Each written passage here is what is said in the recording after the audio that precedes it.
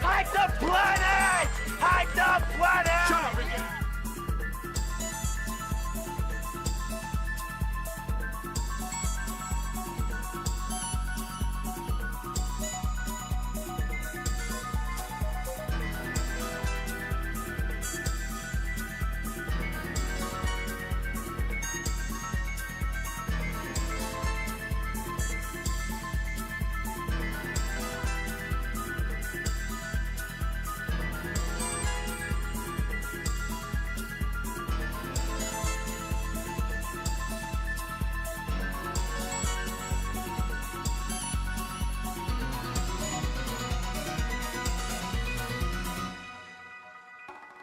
We're in.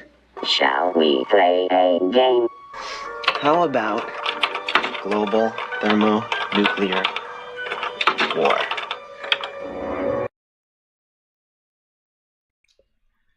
Hey there, HackerFrogs. This is the Shy Hat, and we're doing HackerFrogs after school today.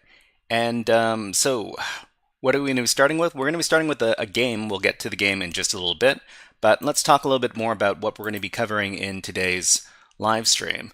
So, we've got a schedule over here, and if you're wondering, we have a Reddit page where you can get the schedule for all of the streams for the week. We do one on Mondays and Wednesdays and Fridays, and today is Friday. TGIF, everybody. And what are we going to be talking about? So the first thing we're going to be doing today is we're going to be playing more Human Resource Machine. This is a game about assembly programming, and by playing the game, we'll understand a little bit more about how these low-level languages are used and what kind of instructions and programs we can make with them. So after that, what we're going to do is we're going to do the Temperance labs, and the Temperance labs over at hackmyvm.eu are a series of labs where you have to get an answer from the server, and you can do so by using programming skills. So in our case, we're going to be using some Python programming skills, and that's what we're going to be doing in the second hour of today's stream. In the third hour of today's stream, we're going to be going over to HackTheBox, and we're going to be doing some stack buffer overflows.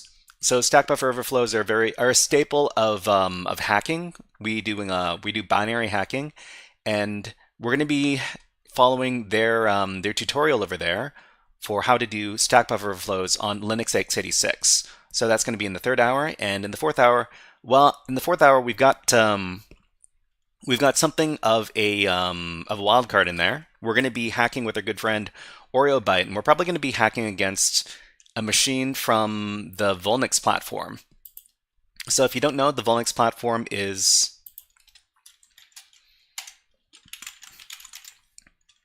a platform where you can download virtual machines and then hack against them.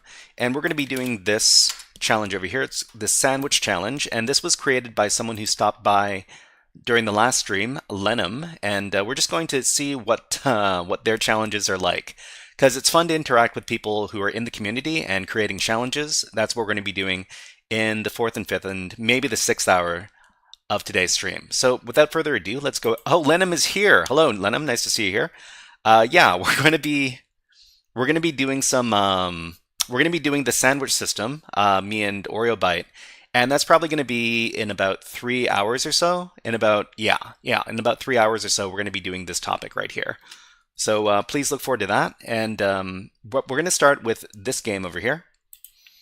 It's called Human Resource Machine. And this game helps us learn about assembly language. I don't think we have the game audio hooked up right now. So I'm just going to hook up the game audio. And Human Resource Machine over here. Okay, so you should be able to hear the game audio now. And let's get started. So, if you weren't here for the last stream, it was probably last week around the same time. This is a game where you play as an office worker, and in your office work, you're using your employee kind of like a low-level language, like an assembly language. So let's go ahead and watch this little cutscene, and then I think we can do the next couple of levels. And that, ladies, is how I saved a bundle on my long-distance telephone service.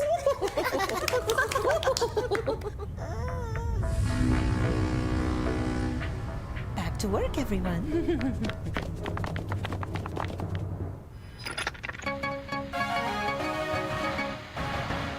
A massive army of machines has surrounded the city. The machines are not moving, and they are not communicating. Local authorities are investigating.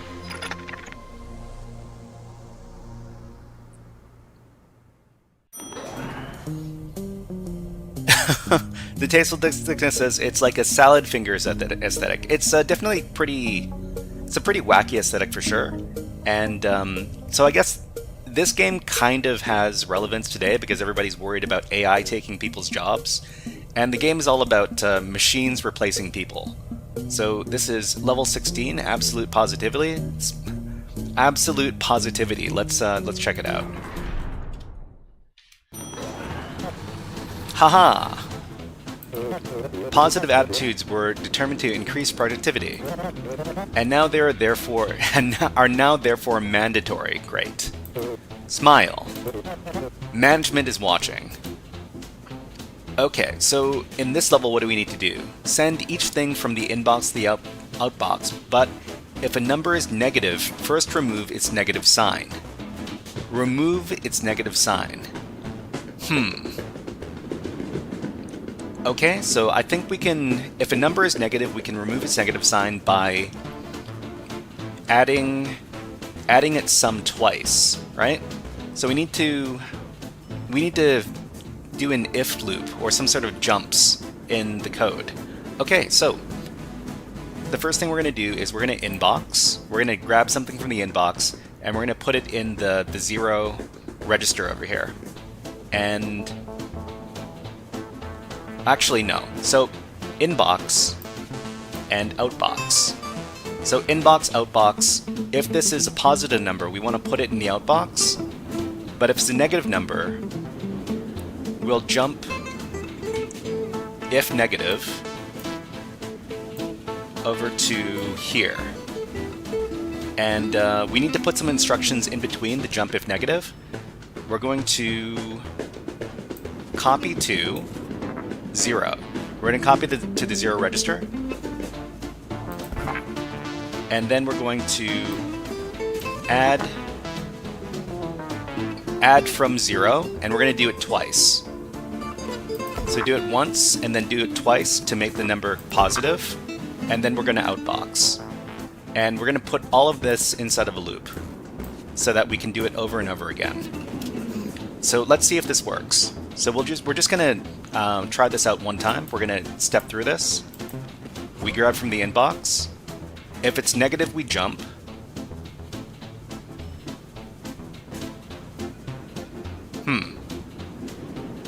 If it's negative, we jump, but it's not negative.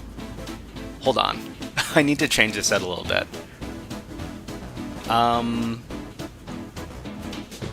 So inbox. If negative, jump to here. But if positive, how do we do this? So if it's positive, we need to... Oh, okay. So I think we can... Maybe we can put the inbox here. And if negative... no, we can't do it like this. Okay, so... So if a number is negative, remove its negative sign, and then put it in the outbox. So... I mean, this should work, but we just need to figure out how to jump if it's positive. So how do we test? So if anybody out there in the chat knows what we should be doing, you can add some suggestions in chat. That's fine. I'm just trying to figure out how do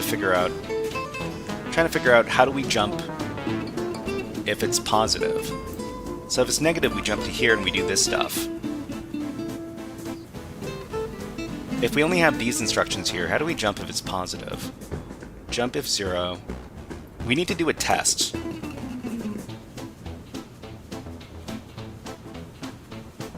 Oh, maybe we can subtract the number from itself first? So this is what we would do. So inbox, and then we copy 2. We copy to register 1. And we copy to register 1, and then we subtract from register 1. Needs to turn negatives into positives, right? Yeah, that's correct. So we're going to copy to register 1, we're going to subtract from register 1, and if it's positive, then it should be 0. So if 0, wait, here. If it's 0, then we jump all the way to the outbox, and we just outbox it. But if it's negative, then well, I mean, that means it's negative by process of elimination. So, okay, let's try a couple of these out. Okay, so we inbox, we copy to 1, and then we subtract from 1. So if it's 0, that means it's positive, which means we jump over to this part and then we outbox. Oh no! Oh no, we can't do that. Hold on. Okay, so if it's 0, then...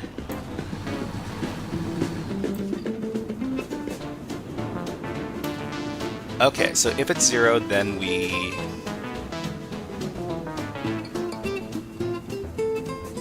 copy to. We copy from. If it's 0, we copy from.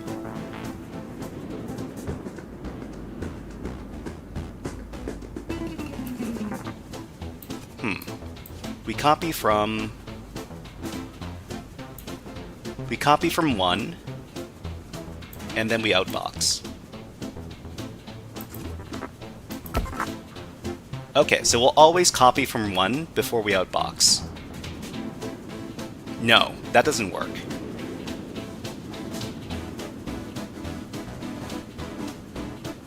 Hold on. So...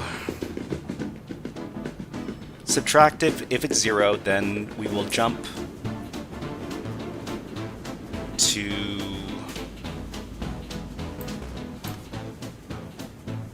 here.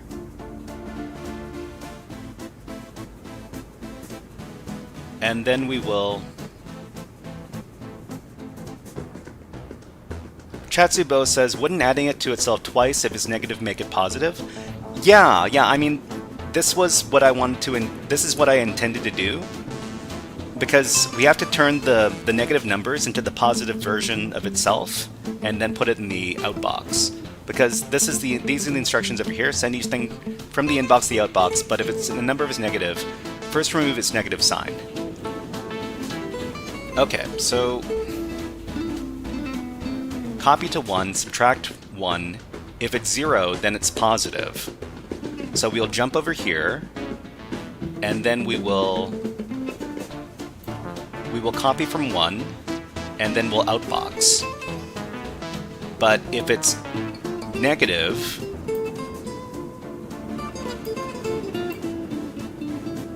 then we'll do this. We'll copy to 0, add 0, add 0, and then we will jump to the outbox. Like this. So it's getting a little bit complicated. But let's see if this works. Okay, so we grab the 2. We copy to 1. We subtract from itself. Oh wait, then it just made it more negative, does it? Okay, so this is 0. If it's 0, then we jump over to the copy from 1, and then we put it in the outbox. And then we jump back up. So the next part is to go back. A nice assembly game. Thank you, thank you. Start inbox, copy to temp, copy from temp, jump positive. Jump positive. There's no jump positive instruction, unfortunately. But I think this should work. So we copy it over here. We subtract it from itself. Oh, you know what? This doesn't work. This test doesn't work. Because the negative subtracted from the negative... Yeah, this isn't going to work. Okay, so I think what we need to do is we need to subtract instead. Adding doesn't work. We need to subtract it, yeah. So we'll get rid of this. We'll put the subtract. So subtract 0. And then we'll subtract... We only need to do this once, I'm pretty sure.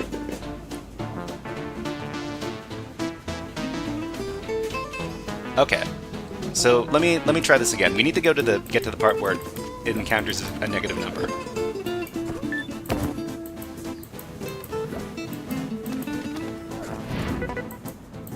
Okay. this is a negative number, so we're going to subtract the negative number from itself. Oh no, we need to do this twice, because that's going to... Yeah, we need to do the subtraction thing twice. Feel it with the no operation. I don't think we can do no operations, but let's stop. Okay, we need to do the subtraction twice. Whoops, not from here. Here. Okay. Add and subtract. Yep, Bright Nikita, hello, nice to see you here. And Mohammed, nice to see you here. Thank you very much. Welcome to the stream. So we're just trying to figure out how to run this program here. Okay. We subtract from itself at 0, which means it's a positive number, which means we jump. We jump, we copy the number again, and then we put it in the outbox. Okay, so for the negative number, we grab it, we copy it here, we subtract it. If this is 0, then we jump over to this part. Oh, wait, that's not going to work. Hold on.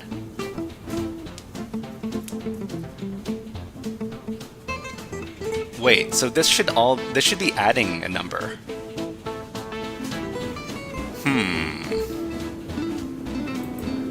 Because this doesn't work. Yeah. Management expected 2, but you outboxed -2. So we're gonna stop and reset. Okay, so III5 says inbox copy to temp copy from temp jump positive. Send negate send outbox jump start. I'm not too sure about this. We need to test that that is going to successfully determine if something's going to be negative. If we subtract something from itself, this works okay for the positive numbers. So the copy to, and then the subtract the number from itself. This works for positive numbers. But somehow it doesn't work for negative numbers. Because we go here, we copy to here, and we subtract -7 from -7. We still get 0. So either way we get 0.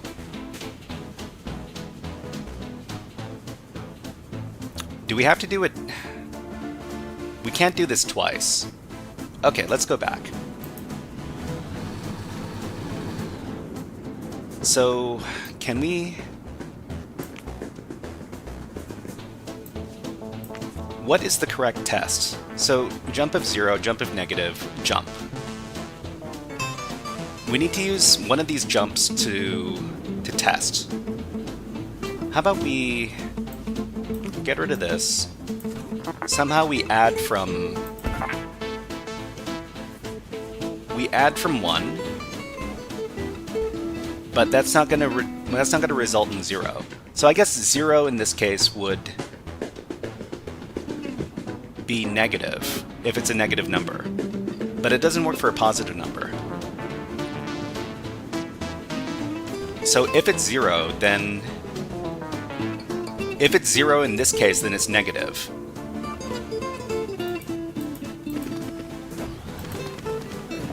Okay. But if it's 0, it would be negative. But it's positive, which means we need to jump.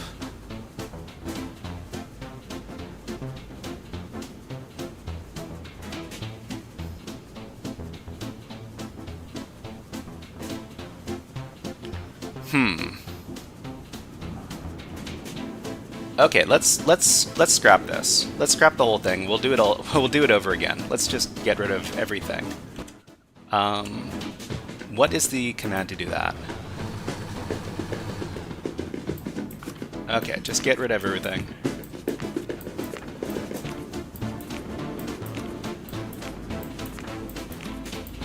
Okay, so we're gonna go to the inbox. We're gonna inbox. And then we need to test if it's, in this case, it needs to work if it's positive. Wouldn't adding the negative, then adding the negative make it positive? add the negative and then add the negative. That makes it positive. So the first thing we need to do is we need to find a way to test if a number is positive or not. And if we subtract a number from itself, wait, copy to, first of all, copy the number to 1, and then we subtract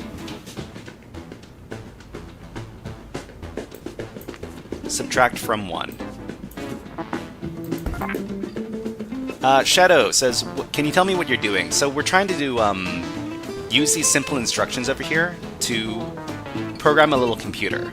And what we need to do is we need to send each thing from the inbox to the outbox, but if the number is negative, we need to remove its negative sign and then put it in the outbox.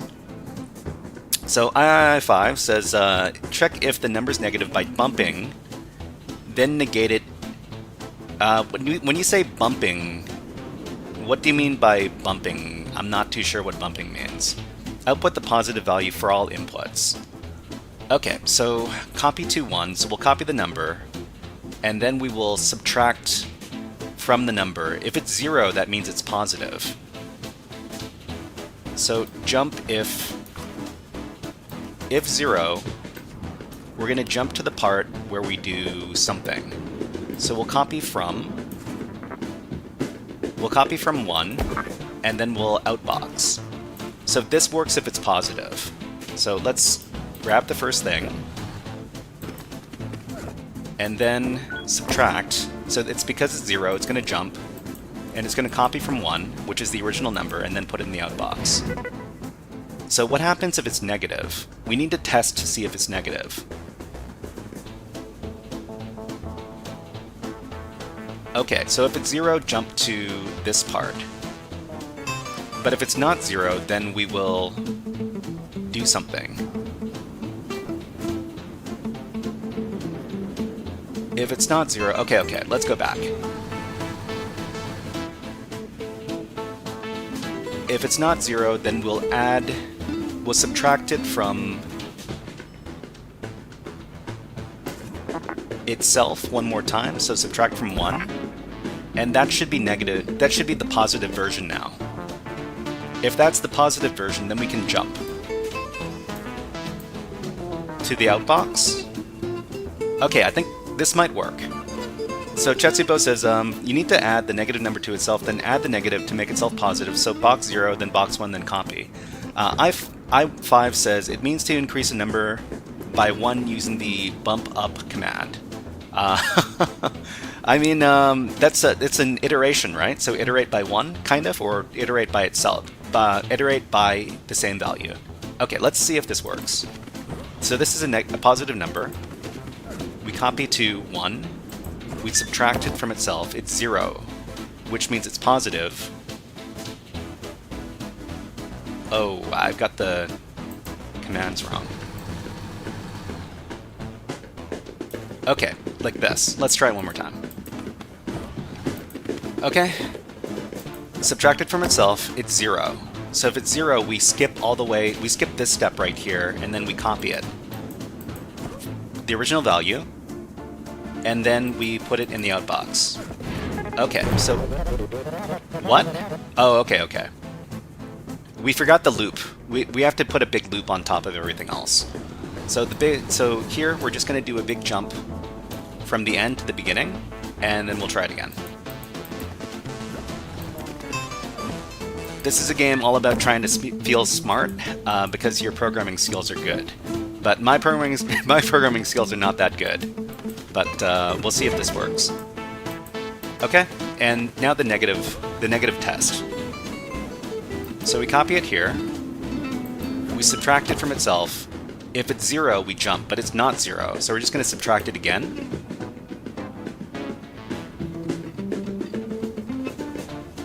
Wait, what happened here?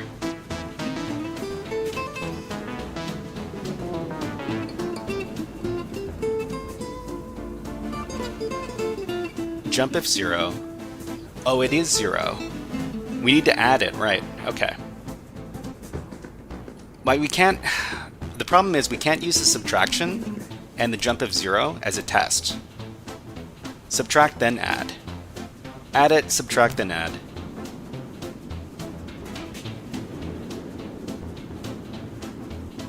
Okay, well, let me... Okay, so subtract, then add from the same thing, I would assume.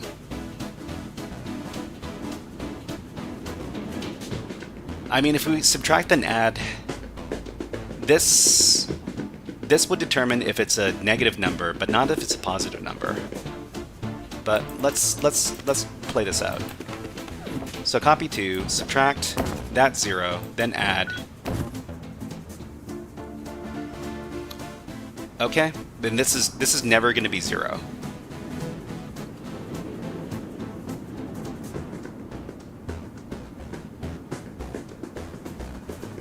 So this is the Hex Shadow says jump before inbox, copy to 0, jump before inbox. Hold on. I'll try shadows, sure. Because my solution isn't working right now. Oh, you know what? We forgot to do? We forgot to put the time on the clock. Okay, first we got about 30 minutes left.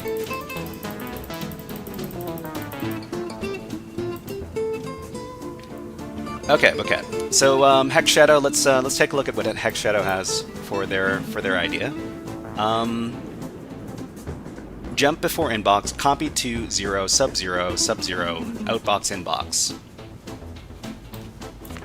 Okay, so jump before inbox.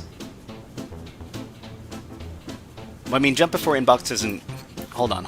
Let me try the other stuff that you're suggesting first. So copy to 0. Sub-0. Subtract from 0. Okay, subtract from 0. Subtract from 0. Outbox. Inbox. And,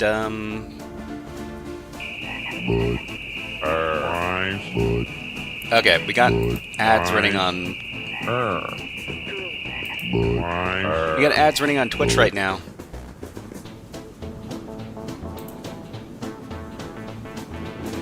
So what we're gonna do is we're gonna put on some birds right now, and we're gonna take a little water break. Okay, so enjoy the birds, and we'll be back in about 50 seconds.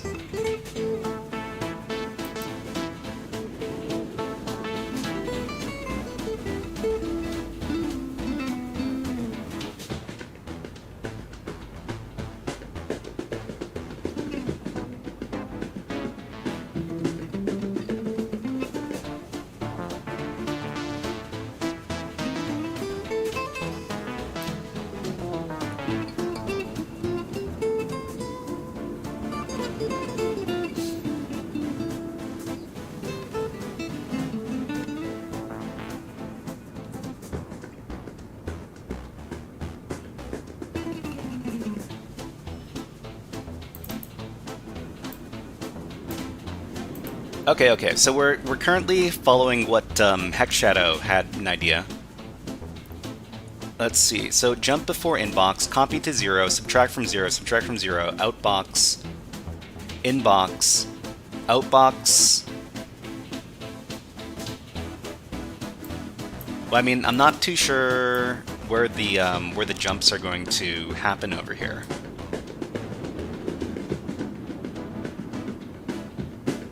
Jump before inbox, outbox, jump before inbox, jump if 0 before copy 2. It's this is kind of hard for me to follow, but let me see if this first thing works here. Okay, so this copy 2, subtract. Okay, so jump. So this will determine if it's negative, right? You have the positive part right. You just need to do the negative.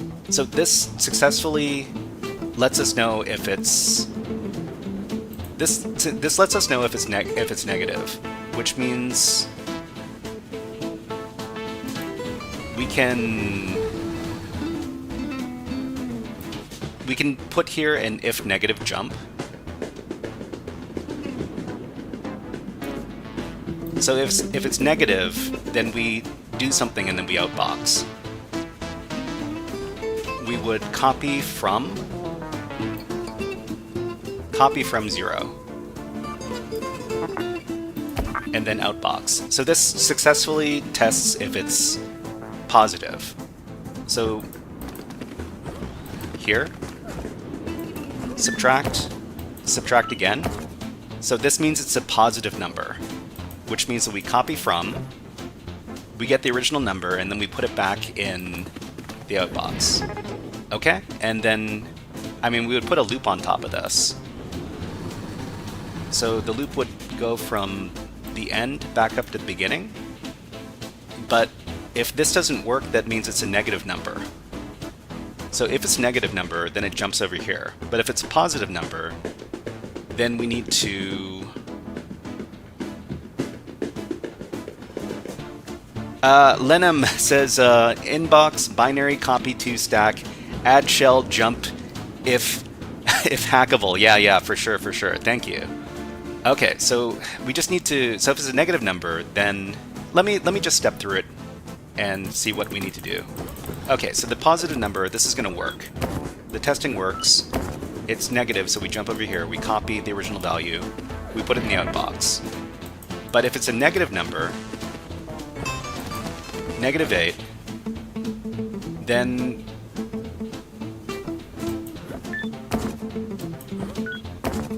this is a positive number. Oh, if it's a positive number, then we just need to outbox. Right? Yeah, if it's a positive number, then we just need to outbox it. Can I tell step by step what I meant in the message? It's tough to translate this stuff in text message form. Peter Rudo, thank you very much for the subscription on YouTube. Okay, so all we need to do now is we just need to put a absolute jump. So if negative, jump here. But if it's positive, we jump straight to here. Okay, I think this will work. Let's give it a shot. Okay, so we copy here, we subtract, and then it's negative. So we jump, copy from to get the original value. We put it in the outbox. Okay, and the next time we do this is a negative number, which means we subtract again, and then it's not negative, so we jump past the part for the copy from 0, and then we go to the outbox. Okay, so this works. I think we can just speed this up.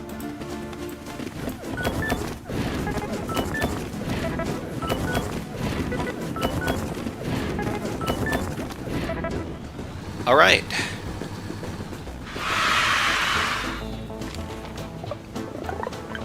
Oh, we used one more command. Well, it's not optimized code, but it works. But thank you very much to Hack Shadow for letting me know about the method for testing if it's positive or not. Thank you. Okay. Let's try doing... Yours was optimized, I guess. Yeah, I mean, I'm not too good at this. I just want the code to work. I guess this is why security flaws happen. That's why it got complicated. So let's try the exclusive lounge over here. And we'll figure out what's going on here. Yes, I've always felt most comfortable with nice, cold, logical decisions. Emotional decisions are for the weak. Okay, for each 2 things in the inbox, send a 0 to the outbox if they have the same sign, both are positive or both are negative. send a 1 to the outbox. If their signs are different, repeat until the inbox is empty. So, okay. So we just need to... How do we determine if these are the same sign? That's the question in this case. So we'll grab from the inbox, we'll copy to 0, and then we'll grab from the inbox, and then we'll copy to... Do we need to copy it again? How do we test if... I guess we'll copy to 1.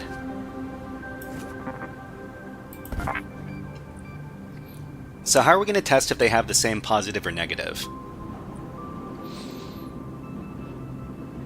Okay, send a 0 to the outbox if they have the same sign, send a 1 to the outbox if their signs are different.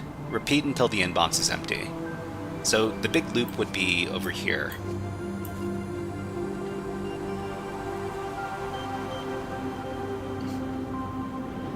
How do we test them against each other, though?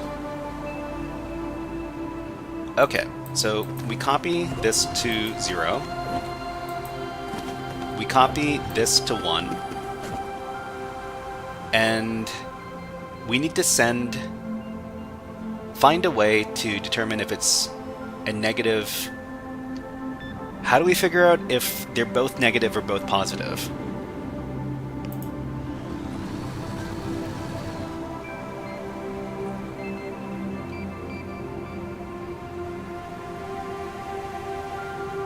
I guess we can ask for some advice over here.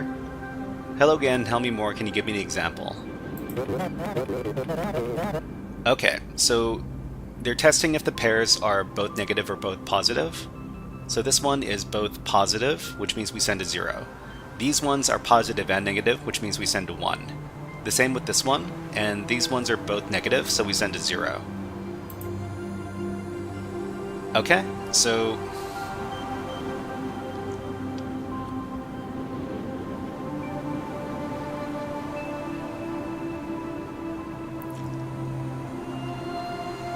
So I guess what we need to do is we'll test the first one first to see if it's a negative or positive.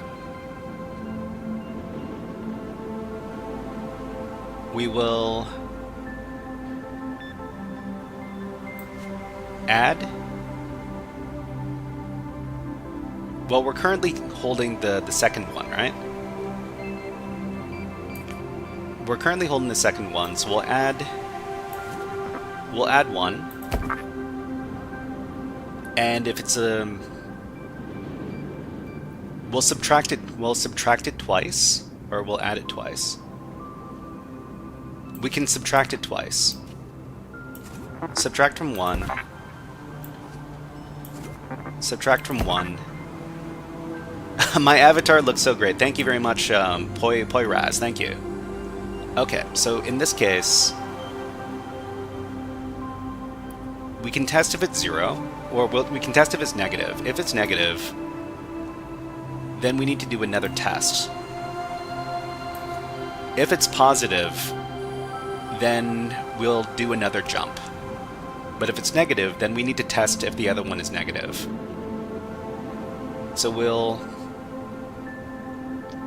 copy from 0, and then we'll do the other test. The other test is the same thing. Sub from 0, and then sub from 0. Oops. And then if it's negative again, then they're both negative.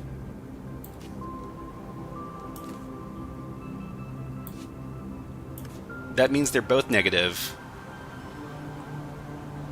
and we can just copy from 0, or just copy from 4, which has 0, and then outbox it. Anyways, otherwise we need to, if negative, jump over here, copy from 4, But if it's positive, then we do the other jump. And the other jump is going to be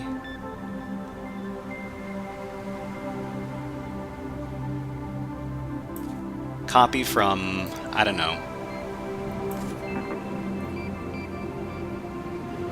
copy from 5, which is the value 1, and then outbox that. This looks very complicated already. Anyways, let's see what happens when we test one of these. Okay, we copy it to 0. Then we grab the 6. We copy it to 1. We subtract from 1. We subtract from 1. If it's negative, that means it's positive, and we copy from 0. We subtract. If negative, then... well, it's not negative, so we do the other jump. We do the other jump, we copy from 5, which is the 1, and then we outbox it. Okay, so that is correct. But I don't think this is going to work if they're both negative. Actually, does it work? Okay, so this one's negative. This one is positive. Okay, and then... so that's negative.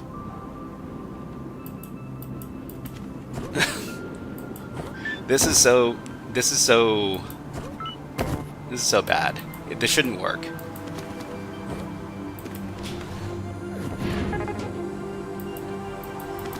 But why is it working?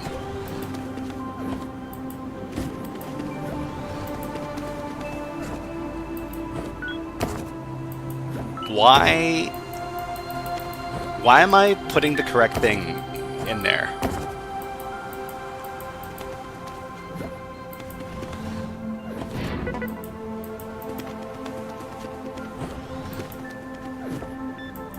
This code shouldn't work.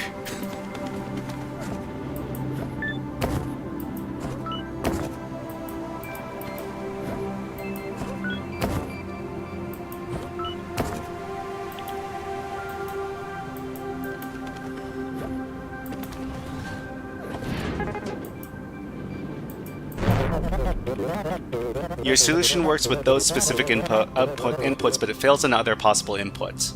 Yes, here, I'll give you some inputs that cause your solution to fail so you can see for yourself. Okay, so, yeah, I mean, we need to figure out what happens if they're both positive or if they're both negative. Okay, so in this case...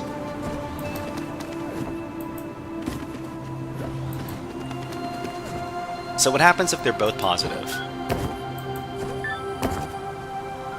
So if it's negative, that means it's positive, and then we copy, and then we subtract.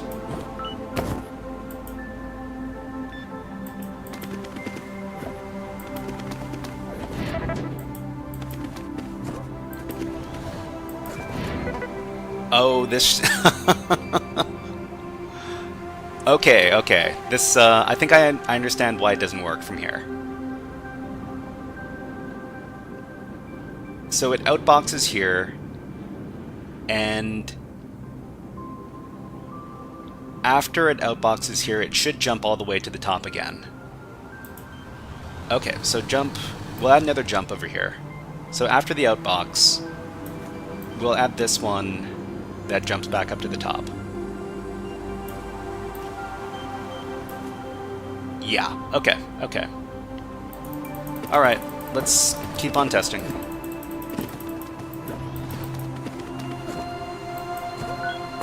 PVVRC, Piverk, I'm not too sure how to pronounce your name. Are you able to do API hacking? Yeah, I mean, I can do some very simple API hacking. I wouldn't say I'm very good at it.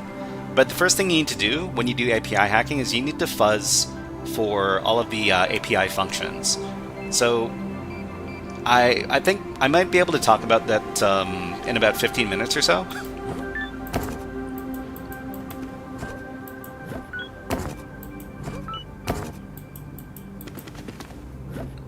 But yeah, I mean, bad output. Okay. So let me illustrate over here. Where are we? Here. So there's actually a course you can take for API hacking. So API hacking course. Let's see. Udemy, Breaking APIs. API Security University over here. So this is a free one. Would you do that for cache? I don't hack random APIs for cache. That's not what I do. But if you want to learn about API hacking training, this one's pretty good. It's also a free resource. I don't hack what people ask me to hack. That can lead to some very bad things. Okay, so stop and reset. So what happened there?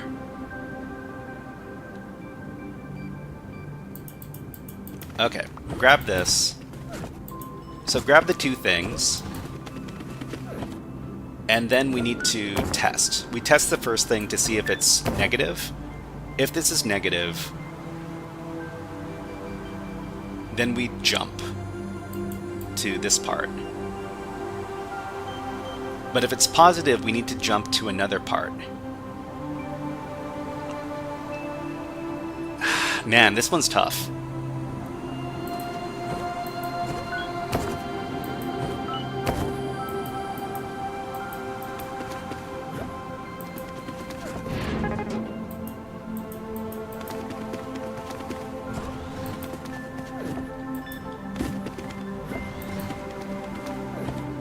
So it works if one of them is not negative and the other one is... Well, if one of them is negative, one of them is positive.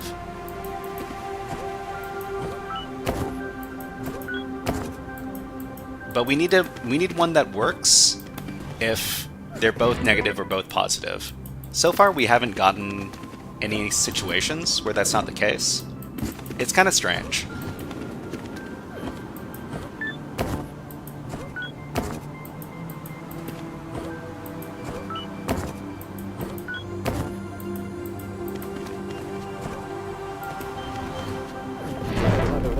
Cobblemaster says you have an extra jump statement in jump if negative. Yeah, I mean, I'm not really understanding the way this program is supposed to be going. I think I'll skip this one and I'll come back to it later. Okay, so how do we get back to the menu? Here we go. Okay, let's take a look at the next cutscene.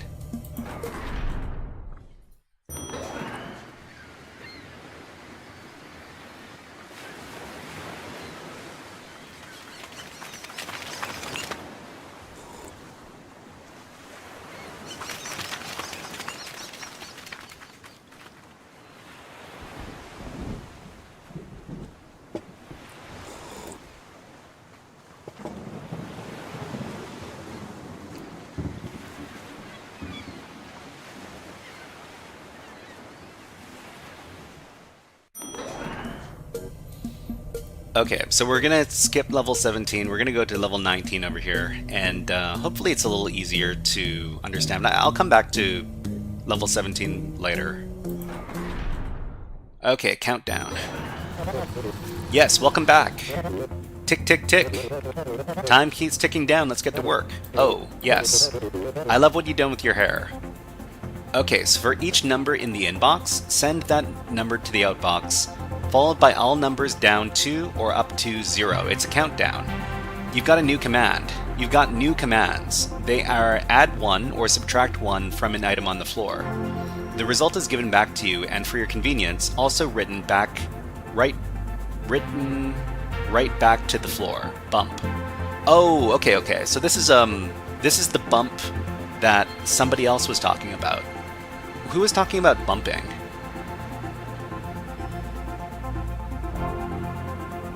Was it Chatsuba or was it somebody else? Oh, it was III5. Thank you. Yeah. Alright, so what do we need to do? We need to inbox. And then we need to send the number to the outbox followed by all the numbers down to or up to 0. It's a countdown. So inbox, and then we need to copy to 0. And then we need to outbox. And then we need to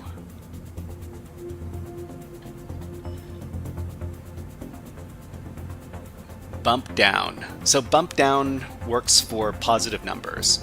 So we'll do the positive number first. So bump from 0, and then we outbox again. And then we jump. Actually, jump if 0. Bump, and then jump if 0 to the last outbox. But if it's not 0, then we bump again. Actually, this is going to be a loop. So bump from 0, if 0, then jump out of the loop. But if it's not 0, then it's going to be an absolute jump. Back up to here, and then we will...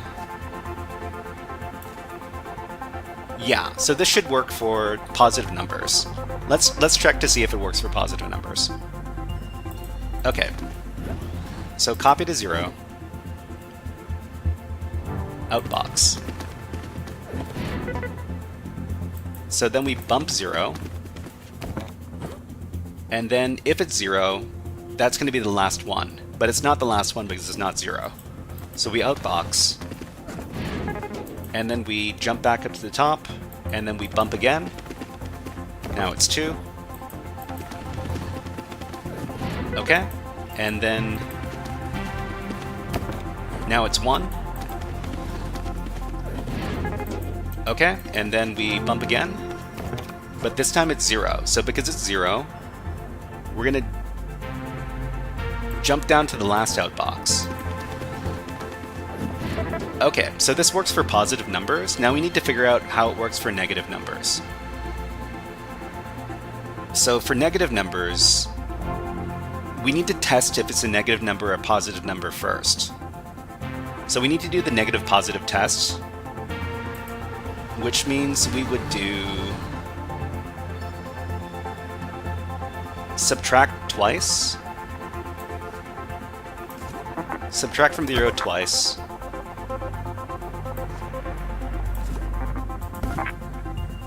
Subtract from 0 twice, and if it's negative, that means it's a positive number. So if negative, then we jump over to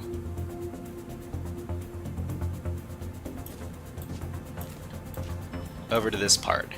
But if it's positive, then we do another loop. And the other loop is going to be... let's see, Quasm plays, what's your name, mister? What's your name, mister? I'm the Shy Hat. I'm the Shy Hat, and I'm the hat that sits on top of the frog that does the hacking stuff. Okay, so if it's negative, then we jump over to this other loop.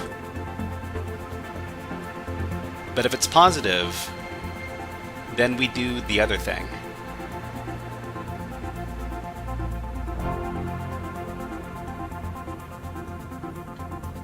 The other thing would be an absolute jump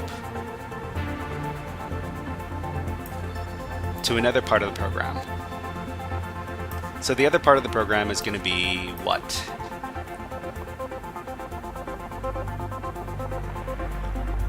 You'll be calling me Shy. Yeah, no, that's not a problem. That's not a problem. So we're going to be copying. If we just outbox that immediately, that's not going to work. So if it's negative, we need to copy to, or copy from. We need to copy from 0 again, and then we need to outbox it, because that means it's going to be the positive version. So if it's negative, then we need to do another jump.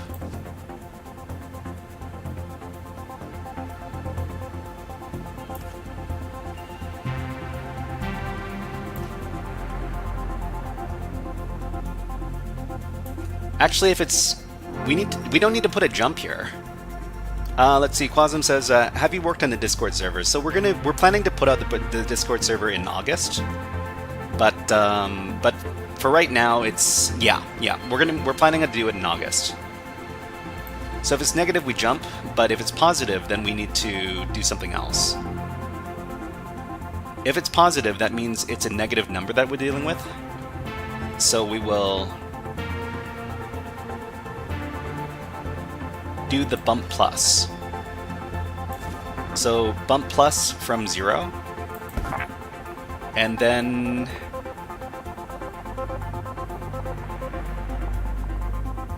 if 0, we'll do the final outbox. And I guess this all needs to be looped up as well.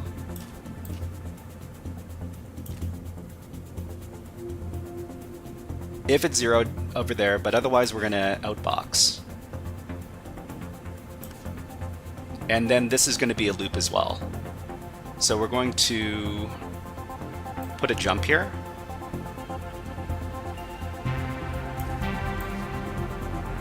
Like this. I hope this works.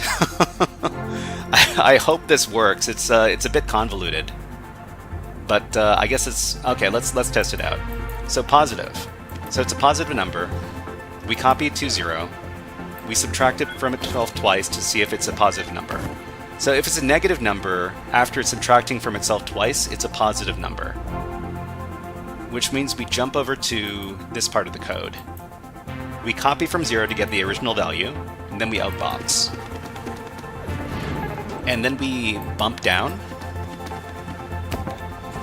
And then if it's not 0, then we jump. If it's 0, then we jump, but it's not in this case.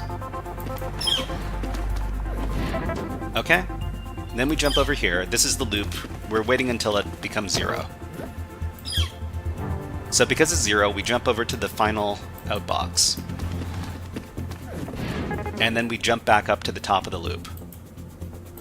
Okay, then we get the next number. The next number is negative. We copy that to here. We subtract from it twice. If it's negative, then we... Well, it's not negative. Oh, you know what? We need to put something else in here. Yeah, we need to outbox the negative number. So we're just going to interrupt this. We're going to copy from 0 to get the original value, and then we're going to outbox that. Okay, let's check it again. All right, we got another ad on Twitch, so we'll put an ad on YouTube. We will put on... Thank you very much, Hack the Planet. Quasim, thank you very much. Let's put on some birds. How about this bird? Okay, so enjoy the birds and the music. We'll be back in about 30 seconds. Just have to have a little water break.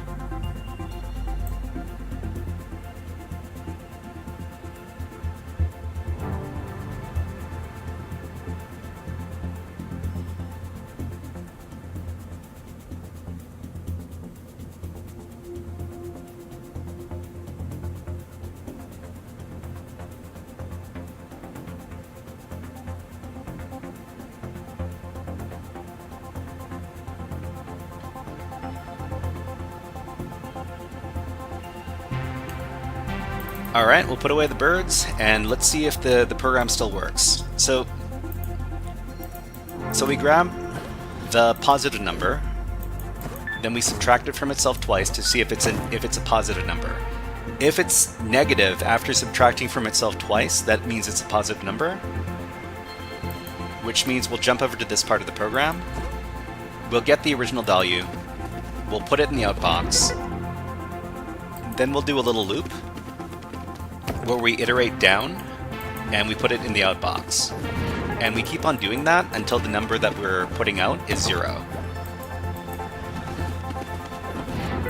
Okay, 3, 2, 1.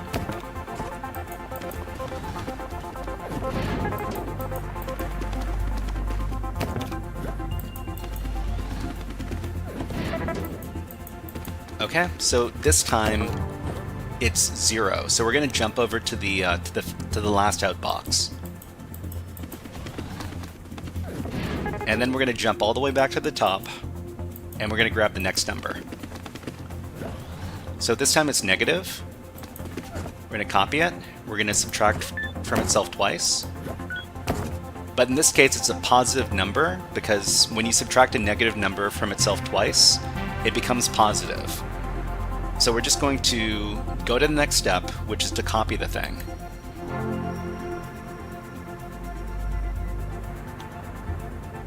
Okay, let's see. Quasm says, make sure you adjust your playlist. If I want to go to the with WebSec stuff, your playlist, you have 1 or 2 videos on WebSec after random Linux videos are shuffled. I need to change my playlist for sure. You're right, Quasm Plays. I'll need to take a look at that later. Thank you very much for bringing that to my attention. Okay, so what are we doing? So we're just testing. So now we put this number in the inbox after copying the original value, and then we bump it. So we bump it up to -3, and then we keep on doing this in a loop until it reaches 0. Okay. So we put this in, and the next time it should be 0. So we do the final outbox. My solution to the one we skipped, not optimized, but it'll work. Oh really? Okay. I'll take a look. Okay, and oh, 0, huh? So let's see. 0, 0, 0. Oh, you know what? Yeah, we need to do another check to see if the number is 0, because this doesn't work if it's 0. So we need to do a check to see if it's 0. Okay.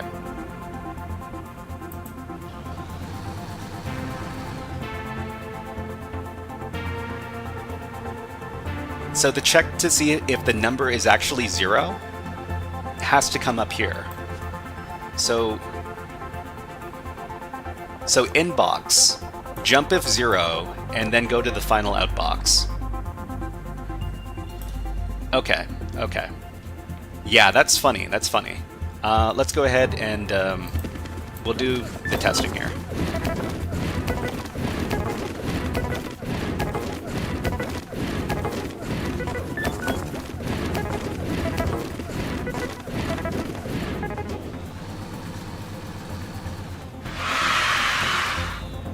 Okay. Oh man. Alright, well this is not optimized at all, but let's go back. Okay, so Hex Shadow says that they have a solution to the level that we skipped. So the level we skipped was Exclusive Lounge over here, number 17. I'll take a look at the link. Hold on. Of course, we do this off screen just in case something bad happens. Ah, okay, okay. You know what? Hex Shadow says the extra 2 jumps will be at the top of the loop. I forgot to add those 2. There's an extra 2 jumps. Oh, the jump to the top of the loop. The extra 2 jump at the top to go to the top of the loop, right? Yeah, for sure. You know what? Okay, we'll give this a try, and she's not connected but present. Okay, let's skip this and let's get rid of the stuff that's already here. I wish there was a button that would just clear this out. Oh, we can clear. Okay, awesome. So Hex Shadow says input, and then copy to 0, and then inbox, and then inbox, and then copy to 1. Copy to 1. And then jump if negative.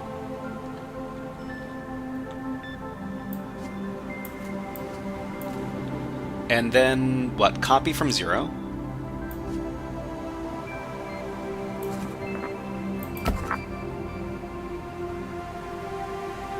Jump if negative again.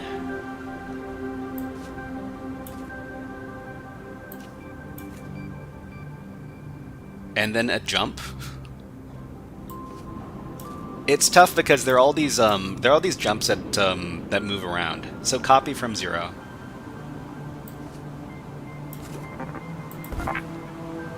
Copies from 0, copy if negative again.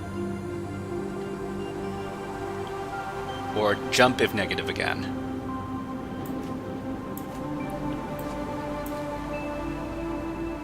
Copy from 4.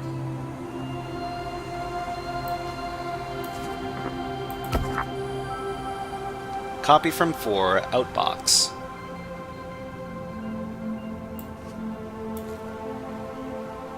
Jump. Copy from 5.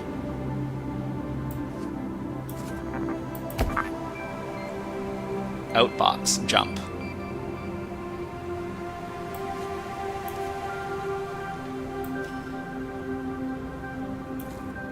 Okay, so this should go up to the top, and we just need to figure out where all these jumps are going. So if everybody is wants to keep track of what I'm looking at right now, it's this right over here, which is what Hex Shadow gave to us. Okay, so where do we put all these jumps? So the first jump, copy of jump if negative, is going to connect to where? It's going to connect to the second copy from 0. And then, this is the tough part, the second copy of negative goes to copy from 4. The third jump is an absolute jump, and it will jump down to copy from 5.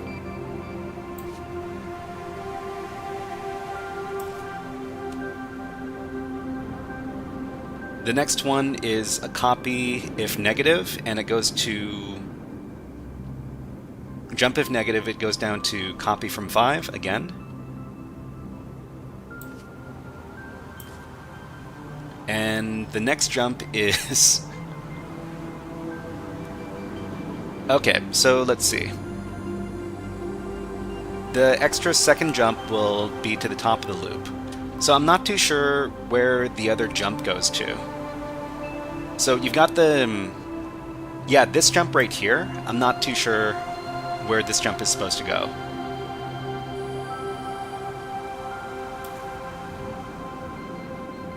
So does this go to... I'm guessing this goes up to the top. Like this. Okay, well, I mean, I'm not sure. We skipped this level, but we'll see if Hex Shadow's... see if Hex Shadow's solution works. Okay, so we put the 2 numbers down. So if the number we're holding is negative, then we jump. And then we copy from 0. And then if that is also negative, we jump, but it's not negative. So we copy from here, which means that they're different, and we put it in the outbox. Huh. I think I need to switch this around. So we need to copy from 5 in this case. So these two need to be switched around. So this needs to be copy from 5, and this needs to be copy from 4.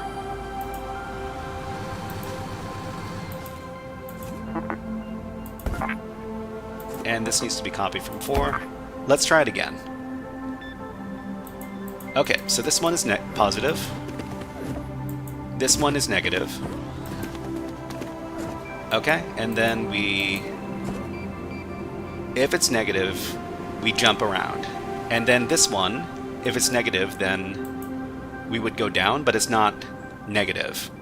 So we copy from 5, and then we put it in the outbox. Okay, then we jump up. Polo Chol. So in this challenge, we need to put two numbers. We need to compare two numbers. And if the numbers are not both negative, well, if one's positive, if both of them are positive or both of them are negative, then we return 0. But if one of them is positive and one of them is negative, then we return 1. And that's the goal for the level. So we grab the two numbers, we put them down. If it's negative, then we copy the other number and we test to see if it's positive or negative. If it's negative, okay, then we copy, put it here, great. Okay, so these next two are both positive, so we should be returning 0. Quasumplay says, how much time in your field and what actually is it like to work on programming stuff or malware or web stuff? I'm not too sure what the question is. How much time are you asking me how much experience, how many years of experience I've had in this field? So I mean, I've been working on cybersecurity stuff for the last 5 years or so. And I'm not too sure what the question is about working on programming stuff or malware stuff or web stuff. When I was working in the field, I was working on web security stuff. I wasn't doing very much programming. I wasn't doing very much of the other specialties in cybersecurity. But yeah. Okay, so the next one is, these are both negative numbers, which means that we should be returning the 0. So if negative, we jump. And then we test if it's negative again. This is also negative, so we jump down and we copy from here. And then we outbox it. And then we jump up to the top.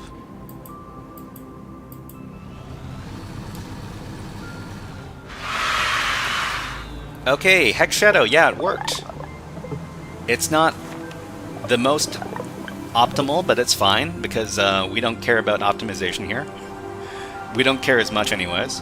Anyways, let's thank you very much, Hex Shadow. Yeah, that was successful. Harkryan says, "Hey Shy, how's your day going?" It's going well. So we're just going to we're finishing up on our game, and our game is Human Resource Machine. It's a game about using assembly instructions to finish little tasks. So okay, we're going to be quitting out of here, and we're going to be moving on to our next topic. So the next topic, thank you very much, Paulo Chol, for subscribing with Twitch Prime. Thank you very much. You are now a HackerFrog. Let's give you a fun video redeem. We haven't done one of these in a while. Hack the planet, everybody. Hack the planet! Hack the planet! Shut up and get it! Okay, let's start playing some music, and then we'll move on to the next topic. Okay, so what are we doing for our next topic? So the next topic is...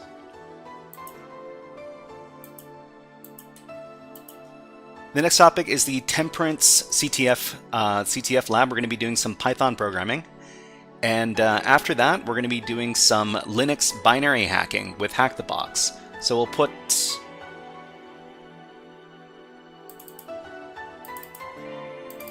put 60 minutes on the clock, and then we will get going. Actually, maybe a little bit less. Okay, let's go ahead and start our exercise. All right, everybody, let's... So we're doing the Temperance CTF labs from hackmyvm.eu. This is another... music is a bit loud. Let me turn that down.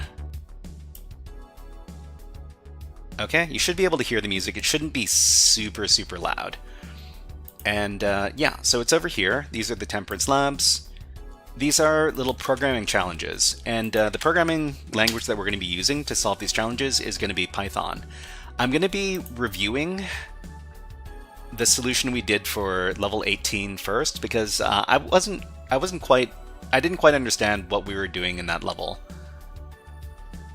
And that kind of frustrates me. But anyways, if you're wondering what code we use to solve that level, this is it over here.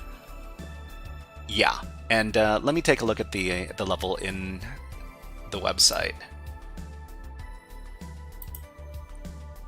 So we're just going to be doing a little review on level 18, and then we'll move on to level 19.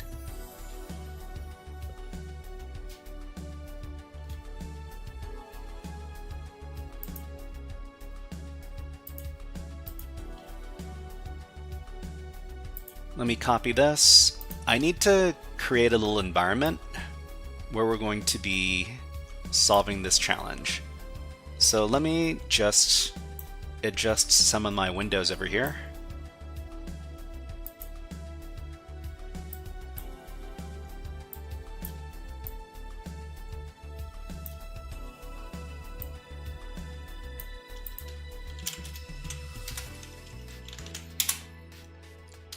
Okay, and all right.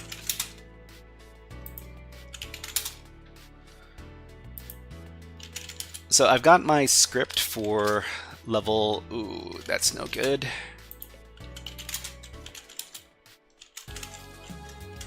For level 18, we're gonna paste this in. And we're going to be reviewing each one of these steps one at a time. We solved this level the last time we did this. Last time we did the challenge, but I'm just going to review how we solved the challenge because I need to reassure myself that I understand what the code is doing. Because when I don't know what the code is doing, I don't feel good. But anyways, let's go ahead and start this guided walkthrough over here. All right, everybody. This is a guided walkthrough for the Temperance CTF labs over at hackmyvm.eu. This is level number 18 from the Temperance labs. And let's take a look at what we need to do in this mission. So in the mission it says, in this mission you will receive a string and you must return the string converted to binary. I remember this one. I can explain whenever you are stuck. I hope I don't get stuck because I've been looking over the code. But thank you very much, Hex Shadow. Yeah. Okay, so what we receive from the server is going to be a string. So it's going to be an alphanumeric string. We need to take each one of these characters here, and we need to decode it into the binary version of its ASCII representation. So the ASCII representation is going to be a decimal number. So in the case of G, it is going to be the first 8 bytes that we send to the server. So 1, 2, 3, 4, 5, 6, 7, 8. And if we copy this and we go to a website like this one over here, we enter the binary number and we convert it. That's going to convert over to 103. So 103 should convert over to the lowercase g, which it does. So in this case, ASCII decimal 103 converts to lowercase g. Quasmplay says, like, what you like to work on, is it programming or malware, dev, or website hunting stuff? What I like to do? I mean, I like all sorts of all aspects of cybersecurity. I'm the weakest at cryptography, so maybe I don't enjoy doing cryptography as much. But I like doing web app hacking. I like doing network hacking. I like doing binary hacking. This is all stuff that I find really fun. Okay, so which means that for each one of these, we need to send the correct binary string over here. So we've got the script that we were using for the last level, and we modified it. So we import the socket module. We got the post and the port. We use the socket module to create an object, and the object is going to be called S. So the S object is going to be the shorthand. We're going to connect to the server using the S object on the host and port, which is temperance.hackmyvm.eu on port 9988. And the first thing we're going to do is we're going to connect to the host to receive the initial message. And we're just going to receive the data with s.receive, and we're going to print that data out. We're going to send level 18 to the server to choose which level we want to access. So we s.send these bytes over here, and the reason why we're sending bytes in this case is because the socket only sends bytes and the socket only receives bytes. Okay, the next thing we do is we receive the challenge from the server. And in this case, we're going to save that as a variable called data2. So s.receive, we save that as data2, we print that out. And then we're going to convert all the bytes that are sent to us to a string. We're going to save that as the string, we're going to decode the data from the bytes into ASCII. And then we're going to print out a message, and we're going to print out exactly what we get. So we're going to workshop this script and just run the script as is to see what we receive from the server over here. So we receive the intro, Temperance, have fun, receiving challenge. Then we receive this string of bytes. So these are bytes, which means we can't really work with them inside of Python because most of the time all of our functions and our methods, they work on strings. So we convert it to a string with this code over here, and then we have a string. Play says, what's your age and can I have your GitHub? So I'm in my mid-40s, and I started at the beginning of my 40s. That's when I started my cybersecurity journey. So my GitHub is over here. I'll just drop that in the link.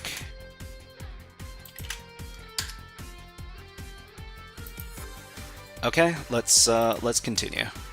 So the next thing we need to do is we need to convert each one of these characters over here into its binary equivalent, and that's going to be the important part of this script.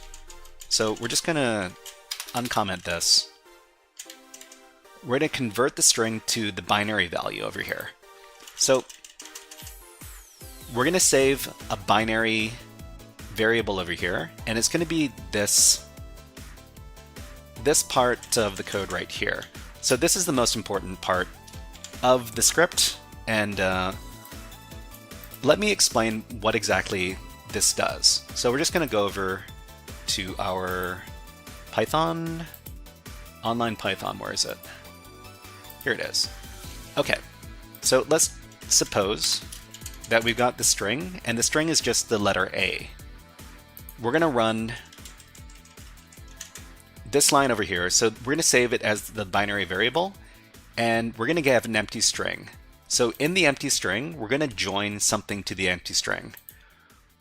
We're going to join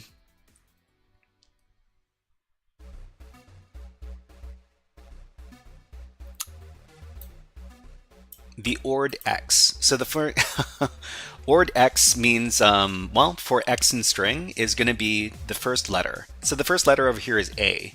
So ord A is going to give us the ASCII, the decimal ASCII code for the letter A. So for the letter A, I think it's 64? Let me look this up. So capital A is, which one is capital A? So capital A, it's going to be 65. So the decimal code for, hold on. The decimal code for the uppercase letter A is 65. And this is what we're going to expect. The letter 65 in binary. So the letter 65 in binary is this one right here. This is what we're expecting.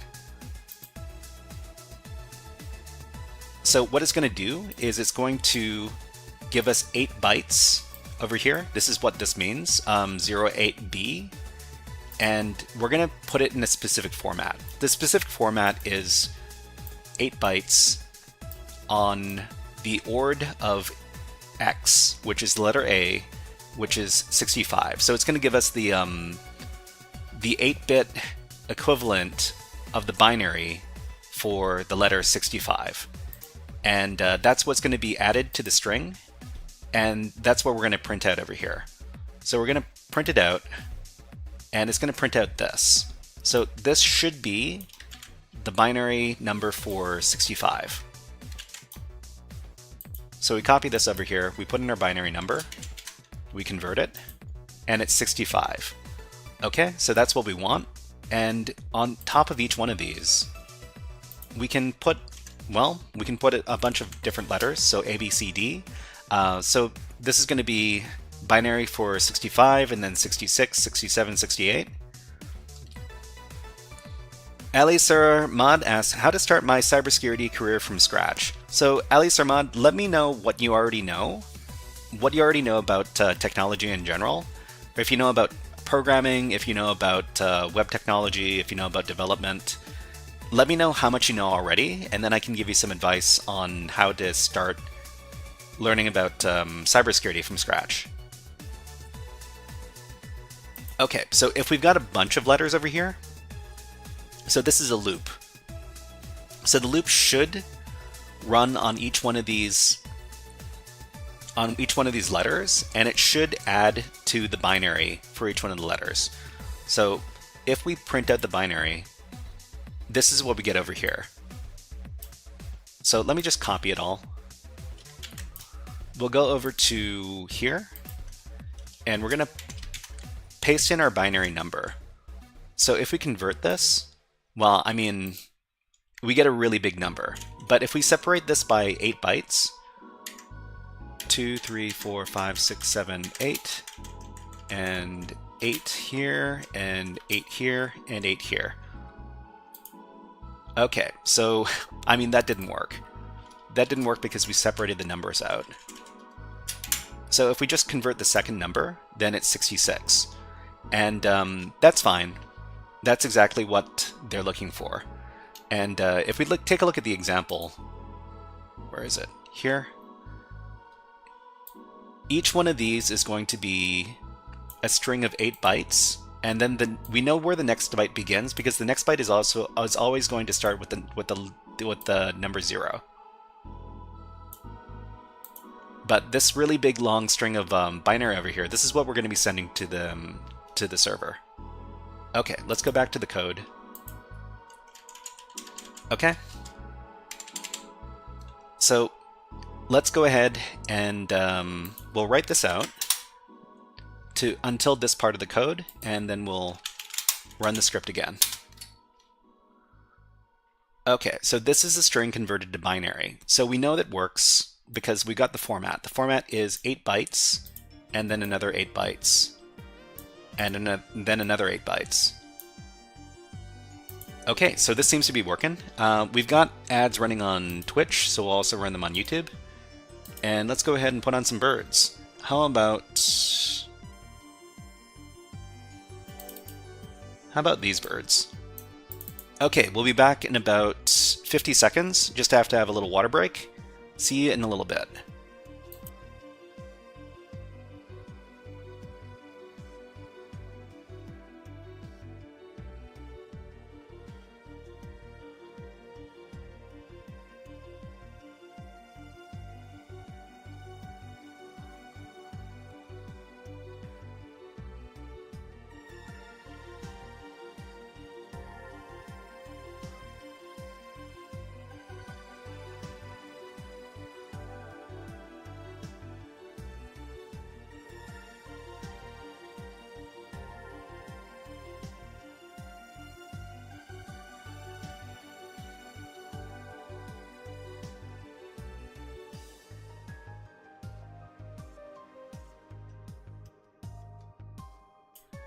Okay, let's put away the birds and let's get back to the hacking.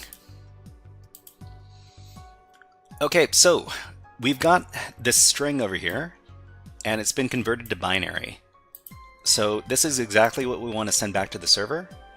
But in this case, we need to convert this string into bytes before we send it back, because we can't send strings over the socket. So we're just going to go here, and we're going to convert the string into bytes with this code over here. Bytes equals binary.encode. Well, we're going to turn the string into bytes from ASCII with this one over here. So the encode method, great.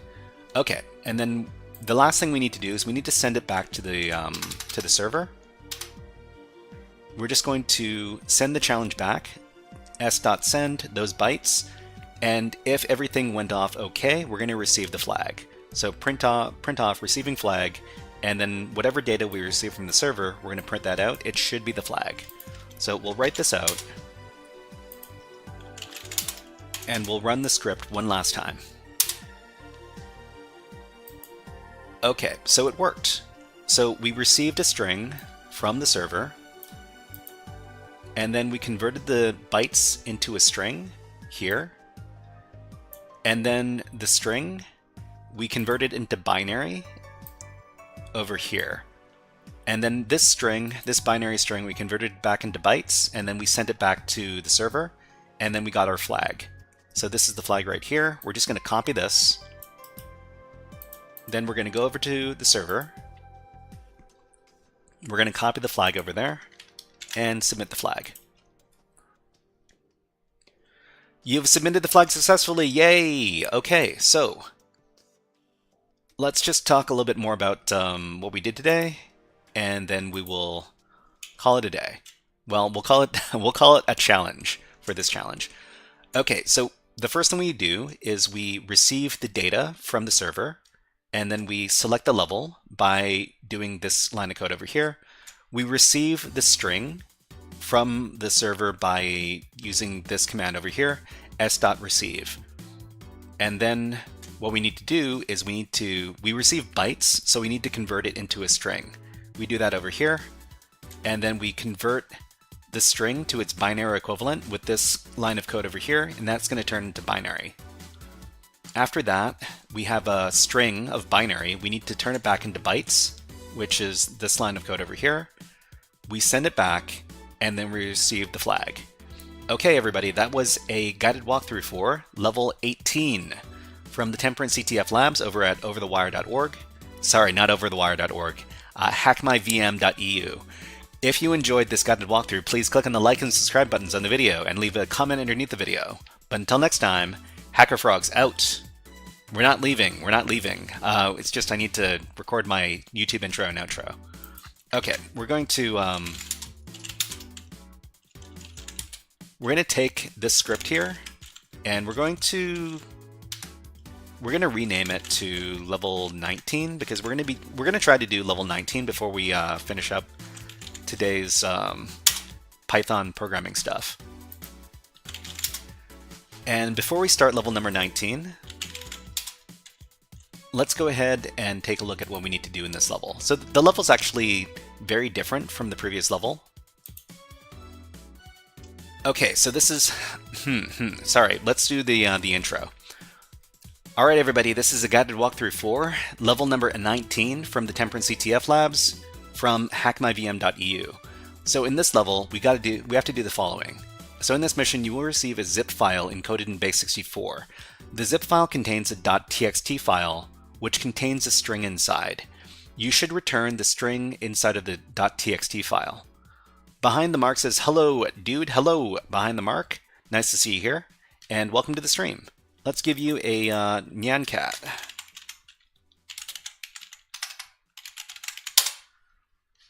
Welcome in.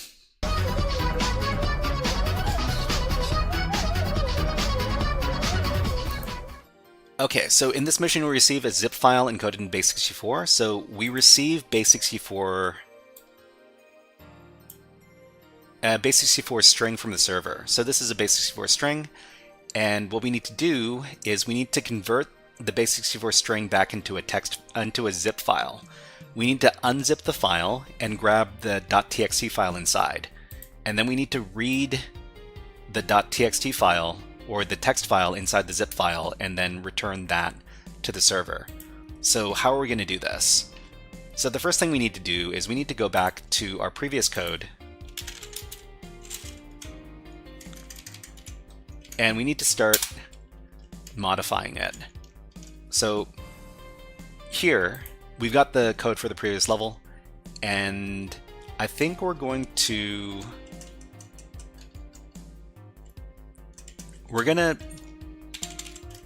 comment out everything after this line of code. So in this case, all we're going to do is we're going to select level 19 to choose the level. Thank you very much, Critic, for following on Twitch. Thank you very much for following. You're now HackerFrog. Hack the planet, my friend.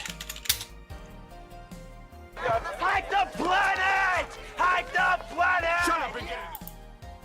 Okay, so we select level number 19 and then we receive the challenge. So we just need to make sure that we can receive the challenge properly, and then from there we'll figure out what we can do. So we're just going to write this out, and then we're going to run the script on this side.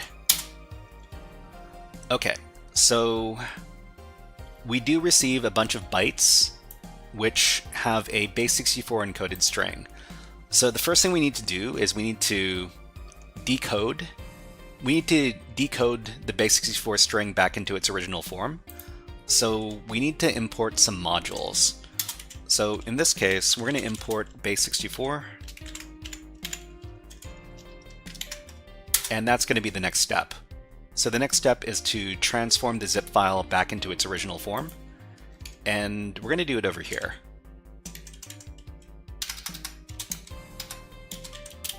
So this step is convert the base64 string back into a zip file. And so I guess we're just going to call this zip file equals base64.b64 decode. Base64 decode on data 2. And I guess we can also print out something, because we always like to print out something to let us know that something is happening inside the program. So this is the original zip file, and then we'll print out zip_file. I don't know if this is going to work or not, but I'm not too sure if this is the correct syntax. This might not be the correct syntax. If it's not, then I need to go and look that up. All right, we're going to write this out, and we're going to run the script one more time. Okay, great. It looks like it worked. So we got the base64 encoded string, and then we convert it back into its original contents. So these are also bytes. And so these are the hex equivalents of these bytes if they're not printable, but if they are printable, then you'll see the printed versions right here. So what do we do from here? From here, I'm not completely sure, but I'm going to do some Googling to find out what we need to do. So over at Google, let's go ahead and ask a question. So using Python, how do we access a file inside of a zip file? Okay, that's the question. So zip file objects, open a zip file. The mode parameter should be R. Working with zip files. Okay, so open file in zip without temporarily extracting it. Working with zip files in Python. Okay, so I think this might be a good article to look at. This article explains how one can perform various operations on zip file using a simple Python program. But what is a zip file? So we know what a zip file is, and it looks like they're from zip file, import zip file. From zip file, import zip file. I guess this is, I'm hoping this is a standard library. If it's not a standard library, then then it's going to be more complicated. TF asks, what OS are you using? So we're using Kali Linux, and Kali Linux is a type of Debian Linux with a bunch of different, so uname A. So this is this is Kali Linux. It's a type of Debian Linux with a bunch of cybersecurity tools installed. So I guess here we're going to import zip file from zip file. Is that what they want us to do? What is your main OS? So I'm using Windows 10 and I'm running Kali Linux as a virtual machine on my Windows 10. So specify the zip file name equals mypythonfiles.zip. Sure. So open the zip file in read mode. So with zip file as zip, print all the contents of the zip file.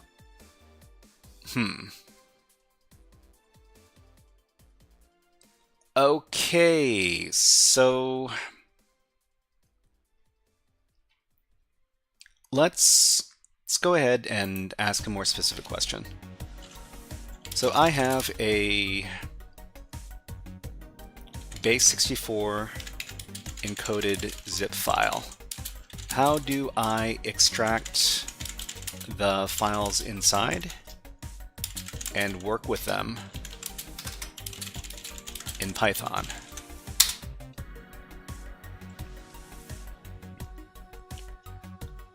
Okay, to extract the files from a base64 encoded zip and work with them in Python, the following steps are required. Decode the base64 string. Looks like the AI is going to help us out from Google. I guess this would be Gemini in this case. So create an in-memory file-like object. So treat the decoded bytes as a file, allowing the zip file module to interact with it. Open the zip archive. Use the zip file module to open the in-memory zip archive, extract, and process the files. So TF says, do you use USB? Do I use things called USB in Kali Linux? So when you say USB, are you talking about the USB drives or the USB like memory sticks? Because I'm not exactly sure what you're asking here. But the Kali Linux that I'm working with right now is a virtual machine.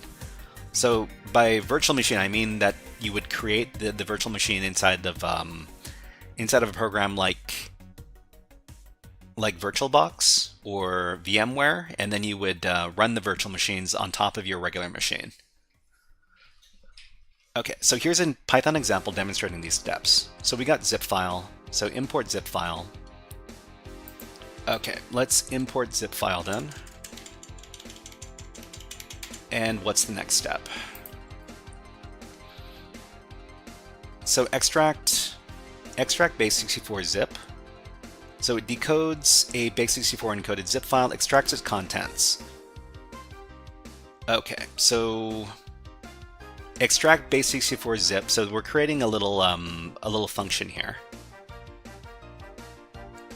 So try decode the base64 encoded string, and then create an in-memory file like object. So I mean, we've already done part of this. Open the zip archive.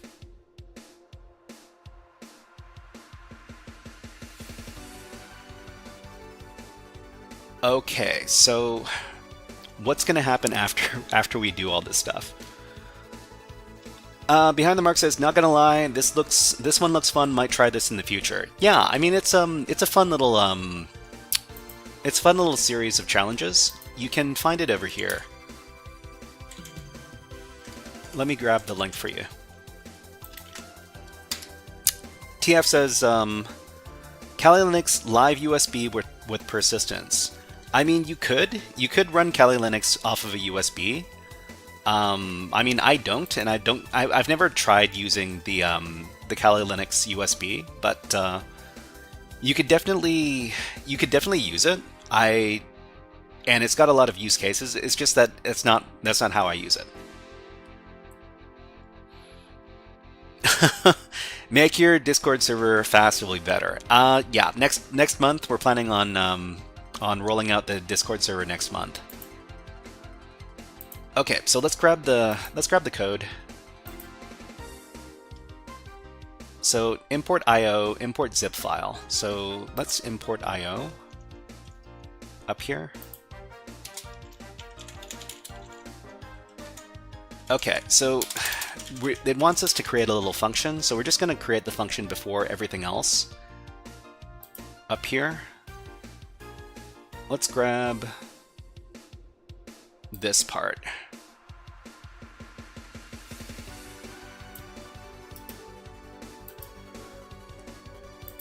Okay, and we'll try to understand what exactly is going on before we run any of this, because if we just run code that we grab from the AI and we blindly use it, then we're not learning. And if we're not learning, we're not having a good time. Okay, so the first thing we need to do is we need to make sure that we're using the same spacing, because if the spacing is off in Python, then it's going to be a very bad time. So this is easier. It's easier than the Gemini code. So I mean, I think we'll just take a look at the Gemini code and see what it's doing over here. Decode zipped bytes. I mean, we decoded zipped bytes. We don't need this step because we've already decoded it.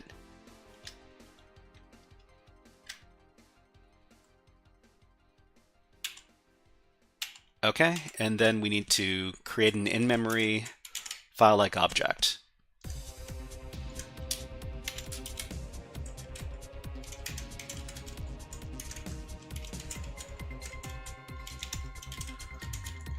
Okay, so IO bytes, IO, decoded zip bytes. So I mean, we're not...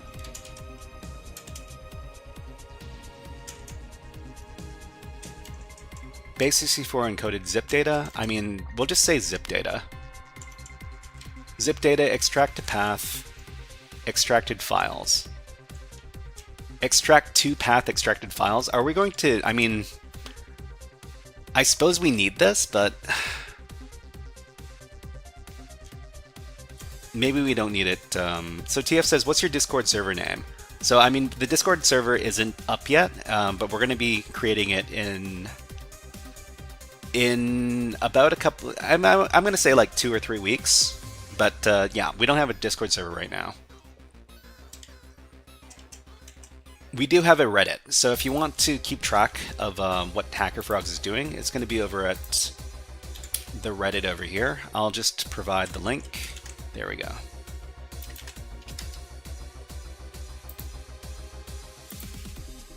Okay, so decoded zip bytes. We're just going to call it zip data.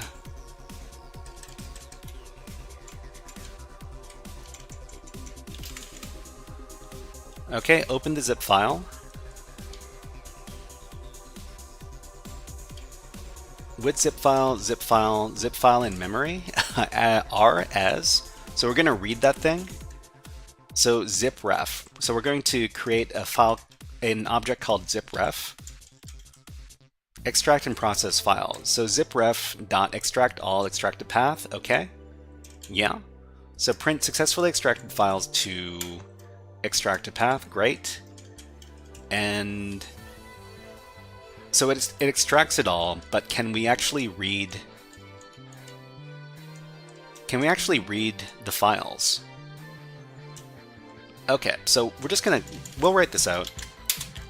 We'll try using the function here, extract base64 zip. And I guess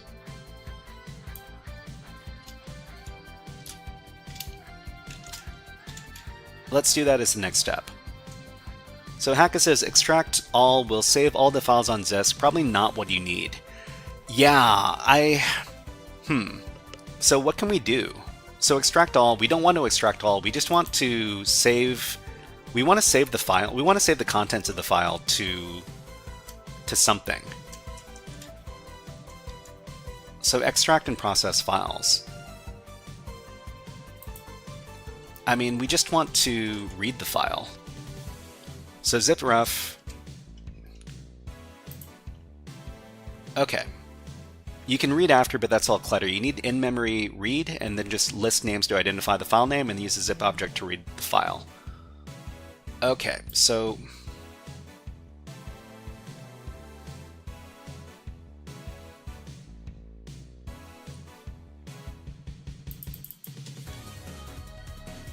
we've got the zip file module. So Python zip file module read file content.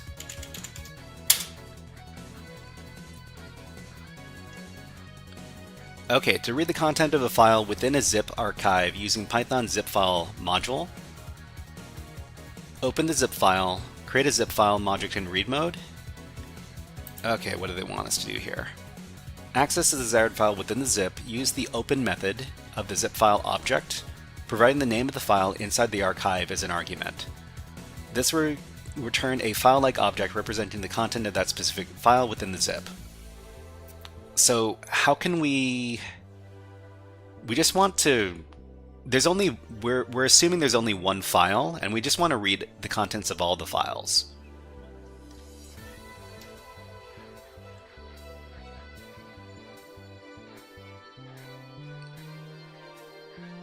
Okay, so read file content.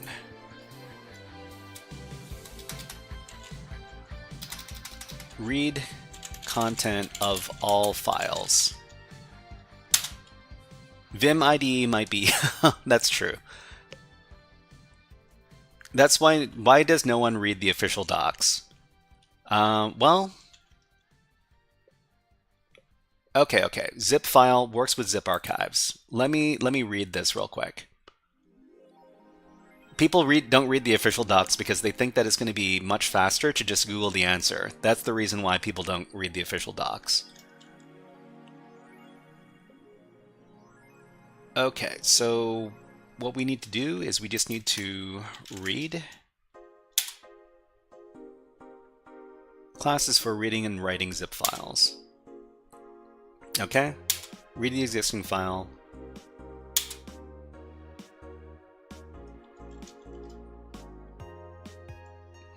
As my file, print the thing.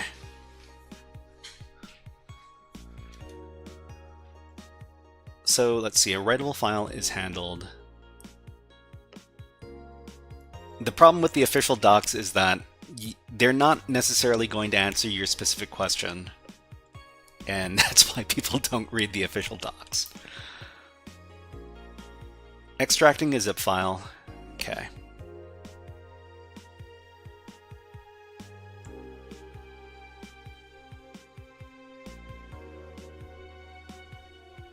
We'll crawl the whole directory and its subdirectories to get a list of all file paths before writing them to a zip file. Okay, so we're just going to search Python zip file read all file contents.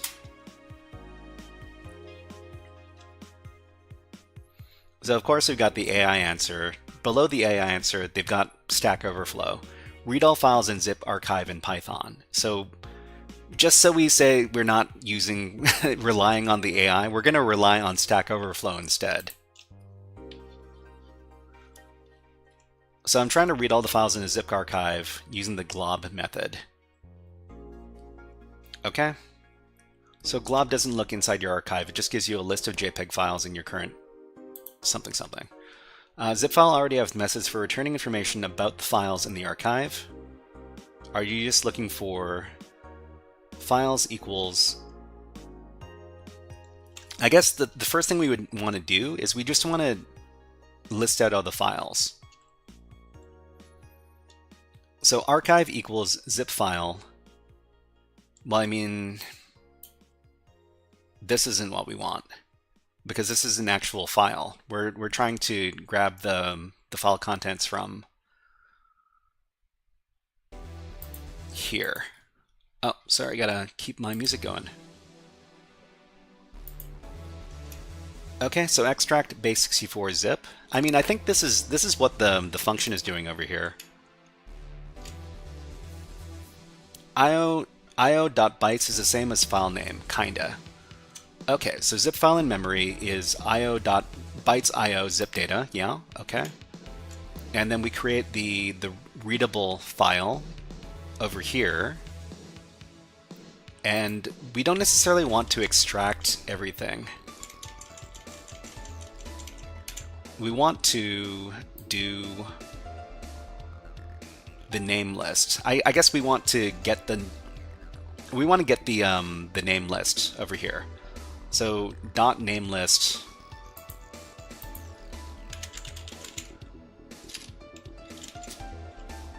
And then we're going to print out a message.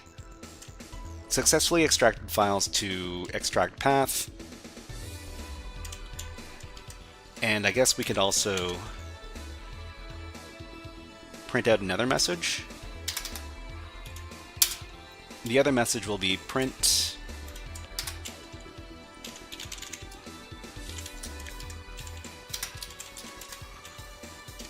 these are the files in the archive. And then print out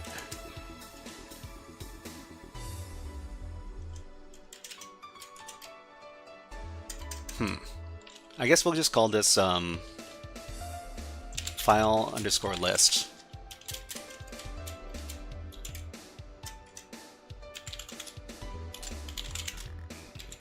Okay, I mean if this is what we're doing right now with the function, then we can just run extract base64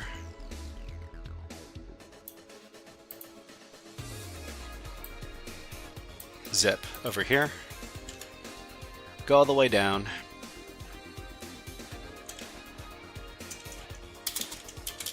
and this step will be called run the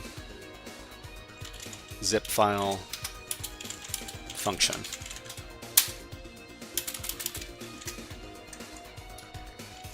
And we'll run the zip file function on zip underscore file. Okay, well, we'll write this out. We'll see if this works. If it doesn't, then we'll go back to debug again. Okay, successfully extracted the files to extracted files. These are the files in the archive, hmv.txt. So if this is always going to be hmv.txt, we can just read the contents from here. And we'll do that inside of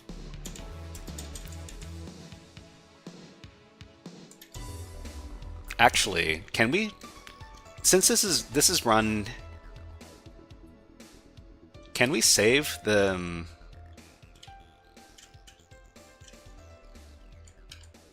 yeah, I think we can save whatever contents are inside there, and we can save it to a variable a little bit later.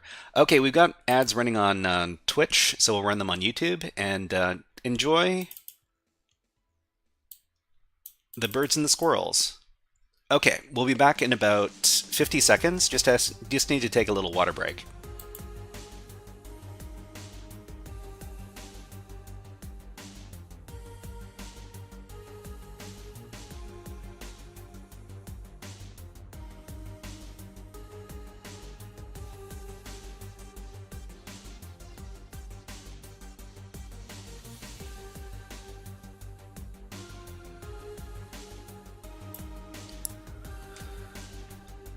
Alright everybody, having a lot of fun solving problems with Python, because Python is the ultimate problem solver? Well, a lot of people disagree, but it is very fast to get something working using a Python script, as opposed to using some sort of compiled language. Quasmplay says, Stack Overflow much better back in 2022, better than AI. I mean, when did ChatGPT come out? It was 2022. I think it was like late 2022. But I can't remember. It wasn't even that long ago. Anyways, let's put the birds away and let's get back to the hacking. Okay. So the next thing we need to do is we need to read the contents of that file. So the file is going to be called hmv.txt. And let's just go back up to the function over here. So this is going to be number 4. Read the contents of the extracted file. Hacka says for file in zip, print f.read. f.read. I mean, I think in this case we already have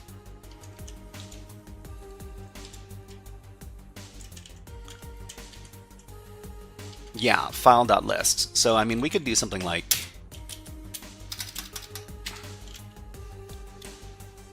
no new lines in Twitch. No new lines in Twitch. Oh, really? Okay. So read the contents of the extract id file. Whoops, it should be on this. Okay. For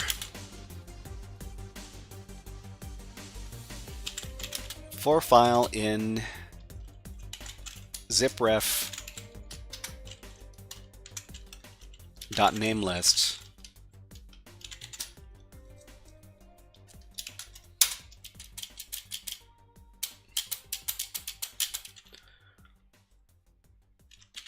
with zip ref .open file as f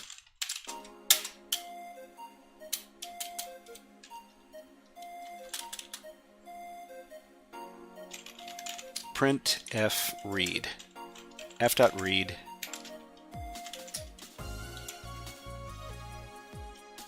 okay, so let's see if this works. For file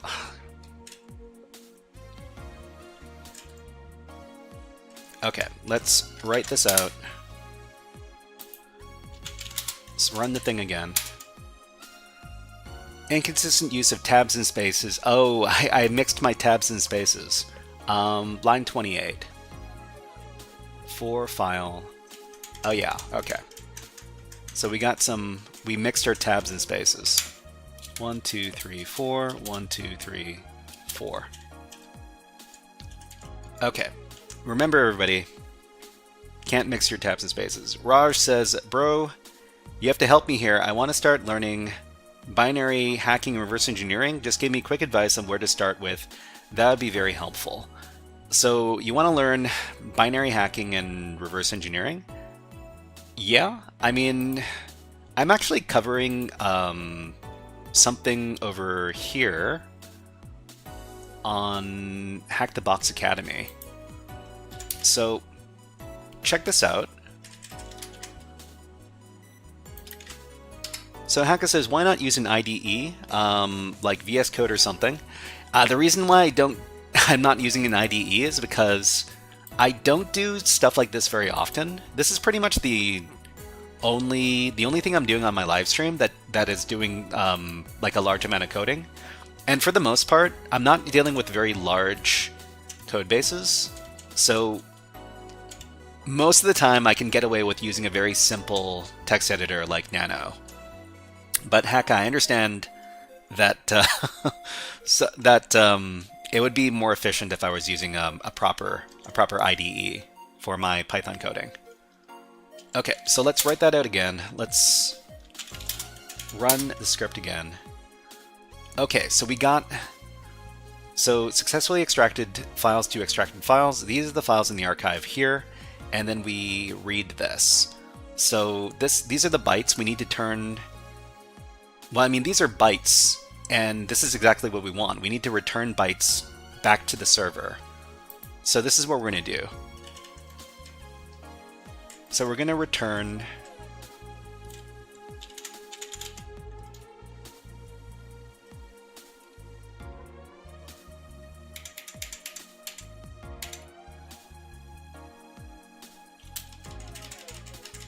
Can we just return this? Return f.read. And if we, I mean, is this going to be okay, or is Python going to not going to appreciate this? Okay, we can try writing this out, and we'll try saving this out to run the function, and then the bytes. So content bytes. Actually, we'll just call these bytes. So bytes equals to, yeah. Bytes equals extract base64 zip file, and we'll see if this works. And I guess we'll print this out as well. So print f. Belmong says, would you need to do that in the string value of whatever type? Well, I mean, we need to send bytes back to the server because we're sending it over the socket. If we convert it to string, then that's just an extra step that we're going to be doing. Okay, so print out, this is the content of the zip file, of the text file. And then print out bytes. Okay, so we'll write this out. Hacka says, however, return will exit the function after reading one file.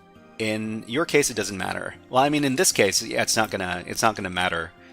If for some reason we had multiple files, then we would need to come to that bridge when we get there. Okay, so successfully extracted the files. These are the contents. These are the files in the archive, just this one. And this is the content of the text file, this right here. So if we got this content here, we can complete the challenge by sending these contents back to the server. So all we need to do is, we'll skip this part where we convert the bytes to a string and convert the string to binary value because we're not doing this. All we need to do is send the challenge back.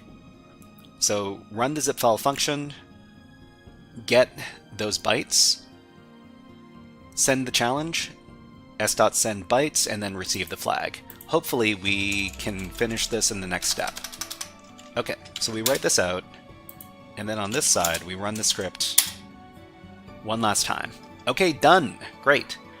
So HMV, zip, and text are here. Great, great, great, great.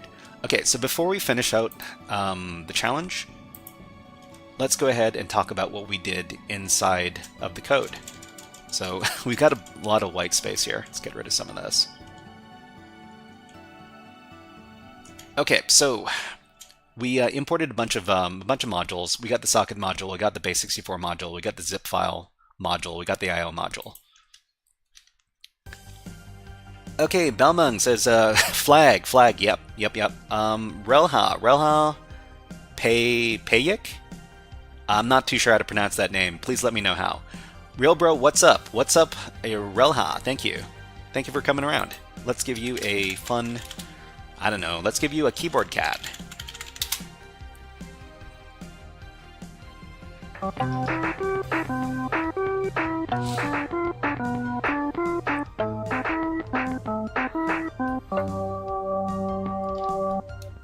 Okay, so, Saya says, I wish I understood what I was looking at. So we're writing some coding scripts to solve some challenges, and let's do the review. Okay, so in this challenge here, you're going to receive a zip file encoded in base64. The zip file contains a text file that contains a string inside. You should return the string inside the text file. So the server is going to send us this base64 encoded string. We need to decode the string back into a zip file, and then open the zip file, and then get the contents of the text file inside. Then we need to send back the contents of the text file to complete the challenge. Stealth Decoder says, use NeoVim, the best editor ever.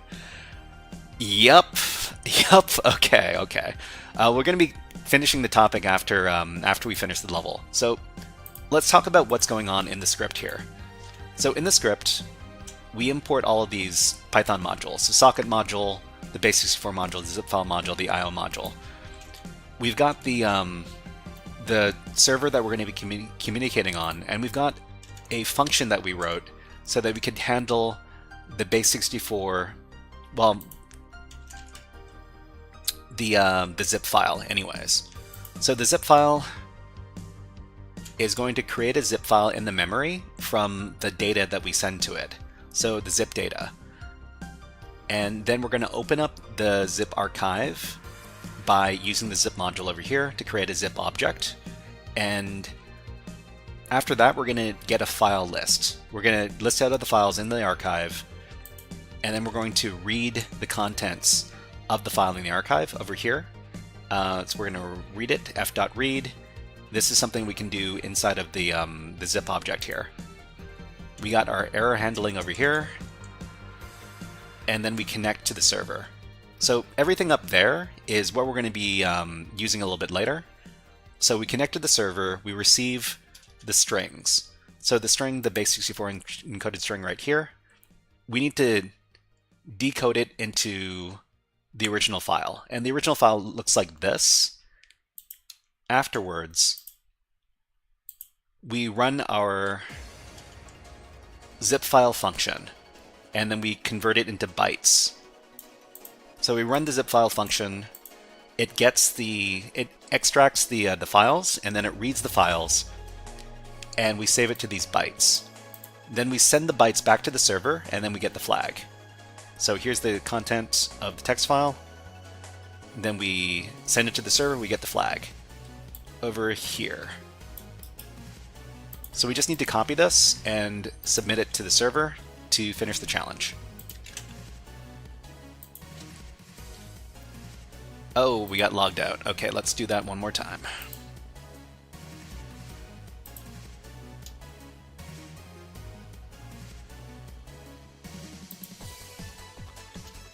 Okay. We submitted the flag successfully. Great. Okay. So everybody, that was a guided walkthrough for level 19 from the Temperance CTF labs over at hackmyvm.eu. If you enjoyed this guided walkthrough, please click on the like and subscribe buttons on the video and leave a comment underneath the video. But until next time, HackerFrogs out. Okay, so we're going to move on to our next part of today's stream. So in the next part of today's stream, let's talk about what we're going to be doing. We're going to be... Well, first of all, before we finish up, we should probably save whatever we wrote in our script to our GitHub repository. Because in cybersecurity, they say if you didn't document something, then it didn't happen.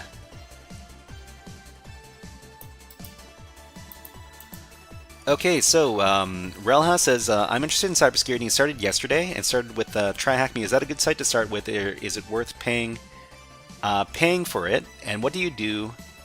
Should I go after certificates? And Slevers asks, Heyo, is Try Hack Me or HackTheBox better? So if you're coming at it from a beginner's perspective, then Try Hack Me is probably going to be the better place to start. I wouldn't, you can use both. You can use both Try Hack Me and HackTheBox, but they're both better in different ways. You can't stick to one platform. You have to use many different platforms to learn about this stuff. Let me point something out. Okay, so we're going to create the new... Actually, it's not a new file. So we actually already have a level 19 up here. And I did this level like quite a while ago, but you know what? I'm just gonna get rid of everything that's already here, and I'll replace it with what we just wrote. Raj asks, where did you pop up? I was going to watch a quick video and fix my sleep. Now I'm stuck here. I'm sorry that you're stuck here. You can, you can bookmark this video and then you can come back to it later. You can leave the video paused and you can come back to it later if you need to go to sleep. It's perfectly fine. I don't want to ruin anybody's sleep schedule. But here, this is what I'm going to illustrate. So HackTheBox. So HackTheBox has an academy where you can learn about stuff. And why am I not signed in? Listen, why am I not signed in here? Okay, I'm signed in. So over at the HackTheBox Academy,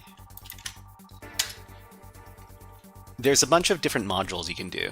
So if you go to all modules inside of HackTheBox Academy, and you go to Tier 0 specifically, there are a few really good modules for beginners.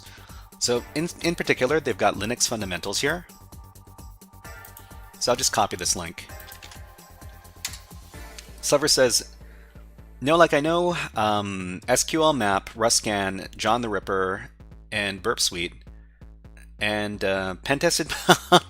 Listen, don't tell me about stuff that you did that may not be legal. But yeah, there's a bunch of good modules over here. Linux fundamentals, file transfers, introduction to networking. This is also really good. Web requests, Windows fundamentals. There's a lot of good stuff here. So please check it out. Yeah, totally legal, of course. Anyways, so there's a lot of good stuff at HackTheBox Academy. There's also a lot of good stuff at Try Hack Me. So if we go over to, I don't know, Try Hack Me, leave the page. You're going to want to go to Learn, and you can actually search for different modules. And when you search for modules, what you want to do is you want to search by, I don't know, search by all, and you can search by free stuff. So subscription type, free only. And there's a lot of good stuff over here. I haven't compiled a list of good Try Hack Me rooms, but this is a good start over here. Just start looking for free stuff. It's legal, and I told them what to fix, and they thanked me. Well, I mean, what did you find? That's a good question. What did you find? Do you have a pro one? I don't have a paid subscription to any of these services right now. I do pay for them occasionally, but usually when I pay, it's I get in and I try to do as much stuff as I can, and then I get out, because I'm not paying month to month for stuff that I'm not necessarily using all the time. Another good thing for beginners is the starter pack. So this is a list of YouTube playlists. So the first two are about IT stuff in general. The third playlist is for networking, which is very important for learning about technical stuff in cybersecurity. And the last one is PwnCTF challenges. So the other website that I recommend for learning about cybersecurity is PwnCTF. So PwnCTF is free, and they have a lot of good resources that you can use over there. And I have a YouTube playlist for PwnCTF that you can use if you want to learn about, if you want to go from absolutely zero to learning about some fun hacker tricks. This is the playlist I recommend over here. Okay, where are we? Where are we, PwnCTF? Here we are. So I got 101 challenges over here. If you're an absolute beginner, try it out and start at the beginning of the playlist. It starts off very, very easy, and it becomes more and more difficult as you go on. If you find the challenges are too easy, you can always skip around inside the playlist.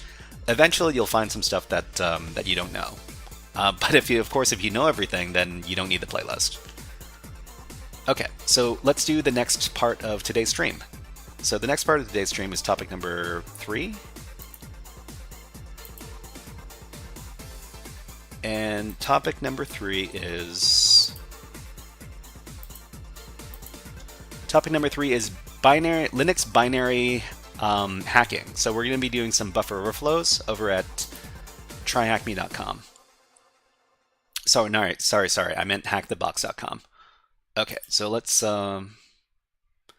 I think what we're going to be doing is we're going to start the Windows hacking portion.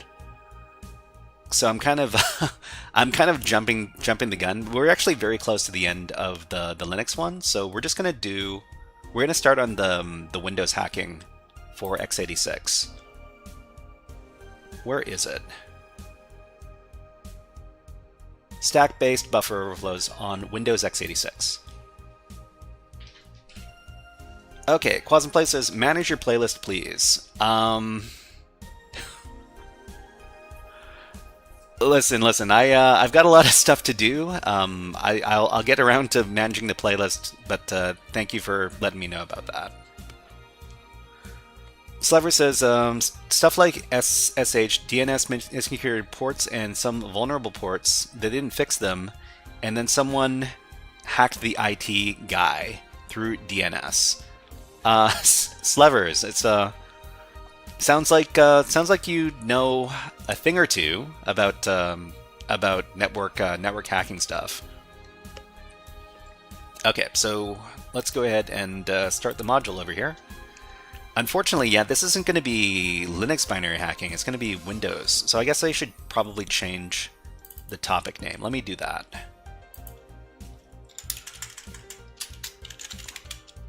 So I hope I'm going to still be able to use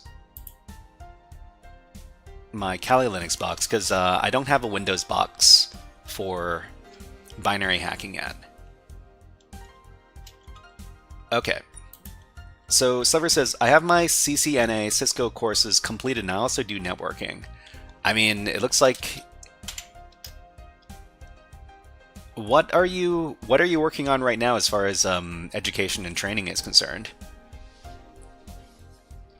Okay, so buffer overflow, we're talking about some binary hacking. Among the most essential skills for any pen tester, well, I mean, most pen testers aren't doing a lot of binary hacking. They're mostly working with Active Directory on Windows, but sure.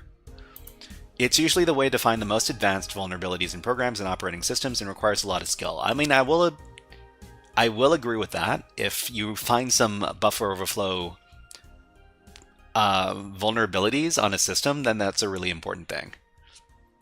Over the years, many protections have been added to the memory. The way memory is handled by the OS kernel and how binaries are compiled to prevent such vulnerabilities. Slever says, I want to be a red teamer. Yeah, I mean, I guess if you want to be a red teamer, the thing you want to learn the most about is how to do Active Directory attacks, because most networks are using some combination of Active Directory, AWS, and Azure. So I actually think that the future of network pen testing is more like cloud pen testing, because a lot of people are using Azure and they're using a lot. I think over time they're going to be using a lot less Active Directory. So Relhaz says, are you working any job right now? Just streaming. So I'm streaming, I'm doing education stuff. I used to do web app pen testing. I decided that I didn't want to do web app pen testing and I wanted to do education stuff. So I'm here and I'm teaching people how to do this stuff right now. So both assembly language and computer architecture are covered in the Intro to Assembly Language module. Okay. So we're going to assume that you know what the assembly language instructions are doing, but most of the time, if there are any assembly instructions, I'll try to explain what they're doing. Okay, so for binary hacking, the primary goal is to subvert the binary's execution in a way that benefits us. Buffer overflows are the most common type of binary hacking, but other types of binary hacking exist, such as format string hacking and heap exploitation. Great. Slever says, in my country, security isn't that good. I could DDoS a lot of networks here, but I'm a good guy and I won't.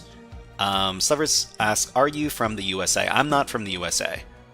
I'm Canadian. So Slever says, I also do pen tests for my pen test for your high school for free. Yeah, I mean, free pen testing, huh? That's kind of a meme, yeah. Okay, so a buffer overflow occurs when a program receives data that is longer than expected, such that it overwrites the entire buffer memory space on the stack. This can overwrite the next instruction pointer, the EIP or the RIP, which causes the program to crash, but it will attempt to execute programs at an invalid memory address. By forcing the program to crash, this is the most basic example of hacking buffer overflows, known as denial of service, DOS attacks. Okay, so another basic attack is to overwrite a value on the stack to change the program's behavior. So basically, what you can do through buffer overflows is you can change the flow of the program execution, and you can even insert your own instructions to be executed as well. Okay, so you did an IT high school. You went to an IT high school, almost completed high school. I mean, I wish I had an IT high school when I was growing up. Okay, so Stack Overflow. So we'll start by demonstrating how the stack works in storing data. So this is kind of similar to the previous module that we were looking at, which was the Linux one. So we're talking about the memory stack. The stack has a last in, first out design, which means that we can pop out the last element pushed onto the stack, and when we push an element onto the stack, it would be located on top of the stack. If we pop anything from the stack, the item located at the top would get popped first. So this table demonstrates how the stack works. We click to push. We click on the push to push a value onto EAX, from EAX onto the stack, and then pop to pop the top value from the stack into EAX. So if we do push. Oh, okay, we need to put something in EAX first. So we put it onto EAX, I don't know, the hacker number. We push that on top. So this is on top of the stack. So this is the stack pointer now, which is the top of the stack. The bottom of the stack is the base pointer over here. And if we pop this off, then that value disappears, and then the stack pointer is going to be one layer lower. Let's see. So Electronics says, I already did pen testing at college in Brazil. It was in the year 2000. The year 2000. Wow, that's the future, huh? Sliver says, I do not know every law about hacking in my country, so I think I will not break any laws. So just be careful and be aware of what laws exist. And international laws exist as well. It's kind of a tricky thing. Electronic says, brute force on FTP. Brute force on FTP? I don't think we're doing that right now. But, oh, sorry, I keep on forgetting to set my time. Okay, we got about 30 minutes left. Okay, we got our timer now, great.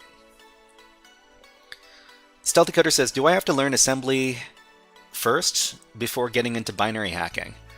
You don't need to know a lot about assembly before getting into binary hacking, but you should understand the basic assembly instructions, and you should be able to take a look at some assembly and understand what is being run by the assembly.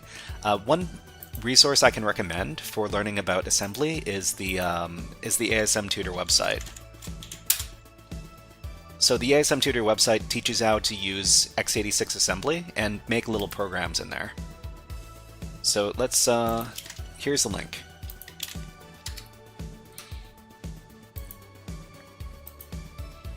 Okay, so the above example correctly receives buffer data such that it never gets overflowed onto the next item. Let's review another example that does not correctly store data on the stack. The following example expects the input from us that is 8 characters long, but what would happen if we sent something longer, say this? So let's just copy this. This is an example of buffer overflow.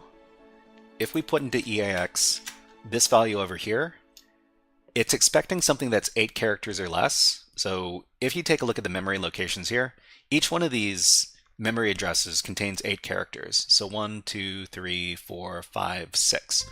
6. 1, 2, 3, 4, 5. That's unexpected. Okay, let's push this onto the stack. Okay, so the thing here is that we didn't push this into one memory location. It actually overflowed. So CS says, I just tried TryHackMe, it was fun. Yeah, I mean TryHackMe's a good. Oh, you know what? I missed the ad break. Hold on, I need to take a little water break. So let's so enjoy the birds. I'll be back in about 30 seconds. Just need to have a little bit of water.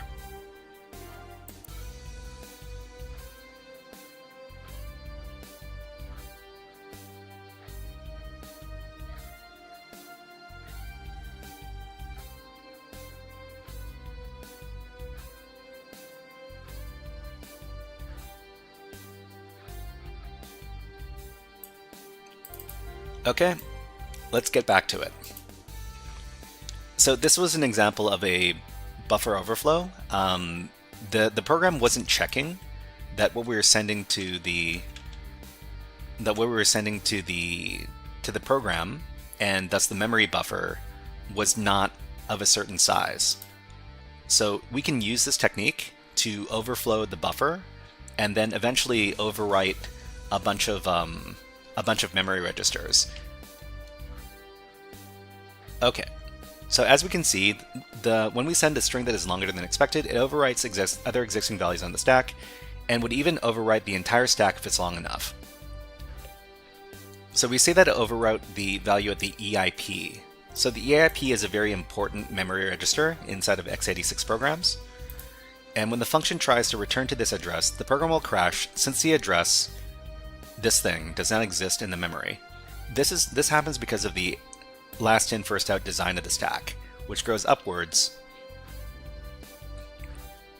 while a long string overflows values downwardly until it eventually overwrites the return address, which is in the IP register, and the bottom of the stack, the EBP, and this was explained in the Intro to Assembly Language module. Okay, great. So whenever a function is called, a new stack frame is created, and the old EIP address gets pushed to the top of the new stack frame, so the program knows where to return once the function is finished.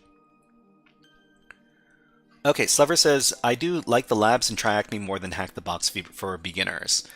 Well, I mean, what type of topics are you looking up right now, Slevers? Is it mostly like network pen testing topics or some other content? Let me know. Because some platforms are better than others depending on what you're looking for. Okay, for example, if our buffer input overwrites the entire stack and returns the return address EIP, and the overwritten EIP will be called when the function returns due to the ret instruction. So if we calculate our input precisely, we can place a valid address at the location where the EIP is stored.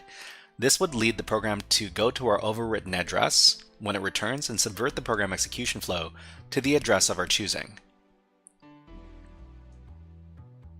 Aqua says hi. Hi Aqua, nice to see you here. Okay, so real world examples, we're just gonna skip these. You can all do this module yourself if you want to, because it's a free module. And if you're wondering which module it is, I'll give you the link. I'm just going to be skipping this for the sake of time. So Stack Overflow protections. So the thing that we're supposed to understand here is that a lot of Stack Overflow and like Stack Buffer Overflow vulnerabilities, they're kind of invalidated because there's a lot more memory protections in place in modern operating systems. So Slever says, pen testing websites on TryHackMe and network pen testing just started on TryHackMe, and I don't know, I find HackTheBox confusing. Okay. Slevers, do you know? Slevers, you have a copy of Kali Linux, right? Are you using a Kali Linux virtual machine right now, or are you using some other type of security testing OS? Okay, so why learn basic Stack Overflow? So the question is, if basic Stack Overflows are no longer common these days, why should we learn them? So we do so because learning them gives us a good understanding of the basics of binary hacking and the fundamentals of hack development. So Behind the Mark says, do you recommend the OST2 courses? OST2 courses. I'm not sure because I don't know what those are. So I mean, if we look up OST2 course, Open Security Training 2, is this what you're talking about? Well, I mean, if they're free, if these are free courses, then why not? Why not? I mean, I've never seen this stuff before. I should probably bookmark this. So I'm gonna go ahead and bookmark these. I haven't seen them before. I can't give a lot of I can't give a lot of insight on this stuff, but I would say that if it's free, then it's good. But if there's a bunch of, if you have to pay for everything, then maybe not so much. Okay, so what do we have going on in chat? Silver says no Kali Linux, WSL right now, because I don't know. I factory reset my laptop because I knew there was a rat in your laptop. Huh. Paranoid about security, and I'm lazy about setting up all that stuff. Yeah, I mean, if you don't have access to like a security version of Linux, I mean, I'm pretty sure you can install Kali Linux on your Windows machine too through Windows Subsystem for Linux. But TryHackMe is a good place to learn because they give you access to the attack box, and the attack box is basically it's very similar to Kali Linux or ParrotOS, and you can use it for about an hour a day if you're using the free version, but you can use it for an unlimited time if you're paying for it. But yeah, it's very good. It's very good, and I do agree. Oh, Kali Linux WSL, yeah. So if you can run Kali Linux WSL, I would say that EchoCTF is a good place to learn. EchoCTF.red. Let me give you the link. So EchoCTF.red is good. If you can get the virtual machines working, then Vulnix is very good, as well as hackmyvm.eu.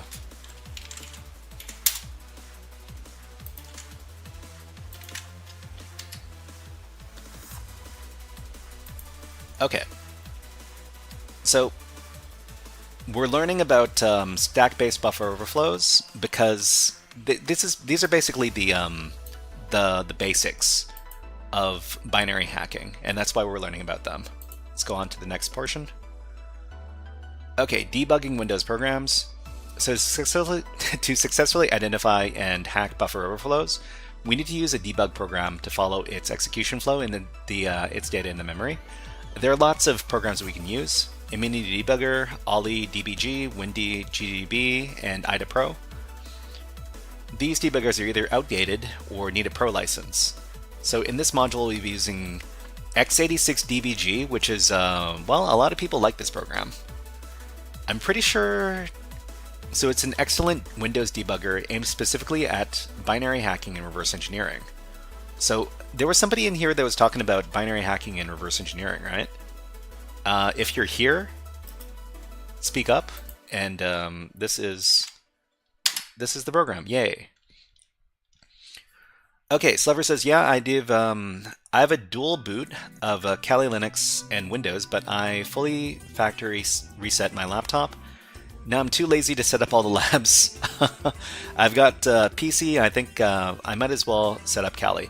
I mean, if you can use like web versions of the attacker machines, like Kali Linux or ParrotOS. You can get one from TryHackMe. Another good place you can go for cybersecurity education is PwnCTF. Actually, wait. The best place to learn about binary hacking and reverse engineering is PwnCollege. So the reason why I forget about PwnCollege is... Okay, so OreoBite says, just know if you have updated your Kali, free RDP isn't the command anymore because it's free RDP 3. Not sure why the one character name change. Yeah, why? Why would you do that? But PwnCollege is the best place to learn about binary hacking and reverse engineering. The reason why I forget about it is because they don't let people live stream the stuff on the website, but it's easily the best website for learning about this stuff. And they also give you an environment to learn in for free. Everything on here is free. You can't even... Tan asks, how did you learn hacking? I learned hacking from a lot of different places. Hold on. I gotta change my music just a second.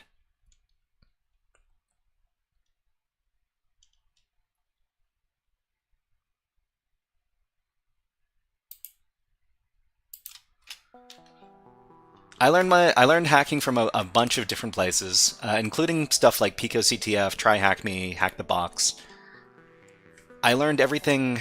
Well, I mean, everything I used, they're mostly free resources, and I highly encourage everybody to use free resources to learn about hacking and cybersecurity, because it's hard to know. It's hard to know which paid resources are good. Let's see. Oribyte says, Pwn College also covers things like SUID, Linux, exec challenges. Most of the stuff there is binary hacking. Yeah. And it's easily one of the best resources for binary stuff and reverse engineering. Tan says, show us. So, I mean, I learned a lot of stuff from PwnCTF. So if you combine stuff like PwnCTF, TryHackMe, HackTheBox, you'll get pretty good training and a pretty good place for all your cybersecurity stuff. The problem is that you don't necessarily know which parts of the website you're supposed to be using, and this is something I'm trying to curate for everybody.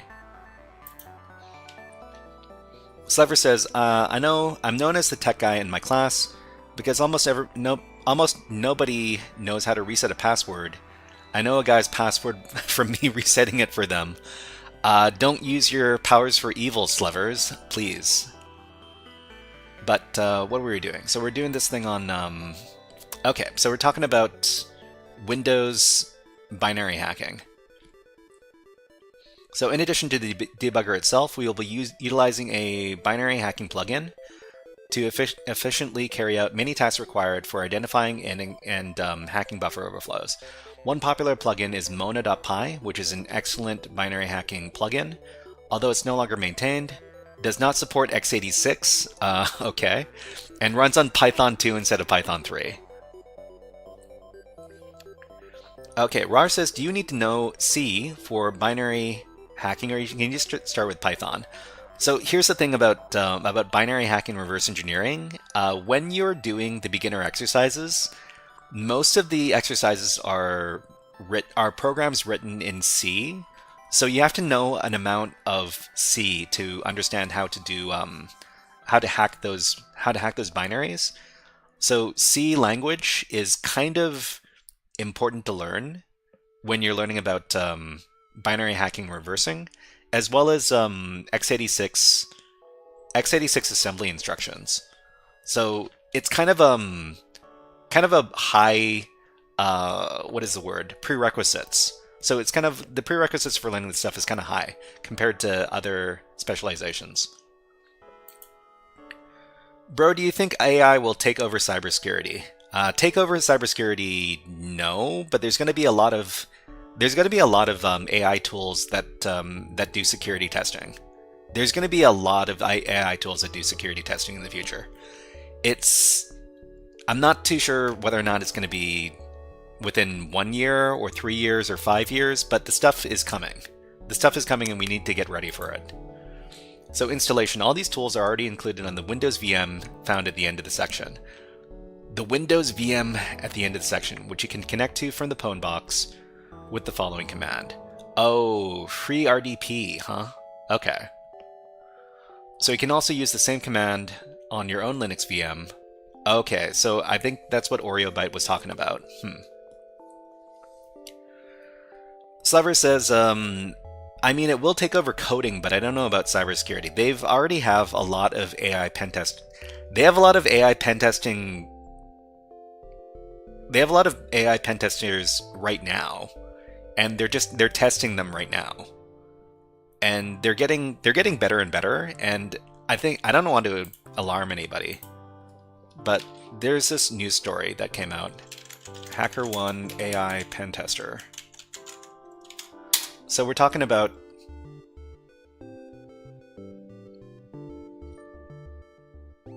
a news story that came out, like it's a couple of so AI bug hunter sets milestone by claiming top spot on HackerOne's leaderboard. Slever says, yeah, but I don't think they will be good as a human. They don't need to be as good as a human. They don't need to be as good as a human. They just have to come within a certain within a certain level of being a human, because these are automated. They never take breaks. They can run 24/7. If I don't want to be a doomer or anything, but this stuff is going to be very, very.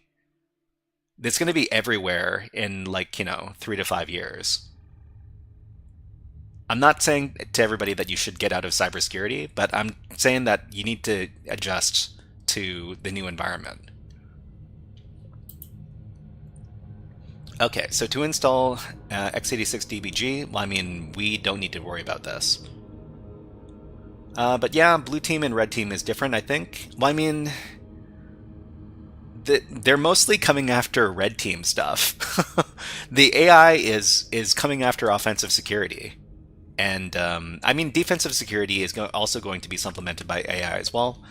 And do you know any programming languages like Python? Yeah, I mean, we were programming in Python just about 45 minutes ago. And yeah, so learning Python is it's a very common first language if you want to learn about cybersecurity stuff. If you want to go into different cybersecurity specializations, you'll learn stuff like, I don't know, C or JavaScript or assembly, or what are some other popular languages? PHP, whatever languages you commonly encounter in your specialization. Okay, so I think we can skip all this, and we need to do here is we need to get used to the Win64 debugger, and let's go ahead and start that up. Okay, so spawn the target system. So Tan, yeah. I didn't want to, be very doomer about AI and cybersecurity, but I think there's going to be a lot of AI stuff in cybersecurity in the next few years. I'm not saying that we should give up. I'm just saying that we need to be prepared. Okay, so we need to free RDP into the box, and then we can start working with that. We're probably not going to get too far because we only have 10 minutes left on this section of the stream. Okay, so RDP into the box. So the first thing we need to do is we need to, well, you know what? I think I'm going to take this time to configure my stuff. Okay, so I've got a bunch of tabs. I'm going to name this one, I don't know, platform access.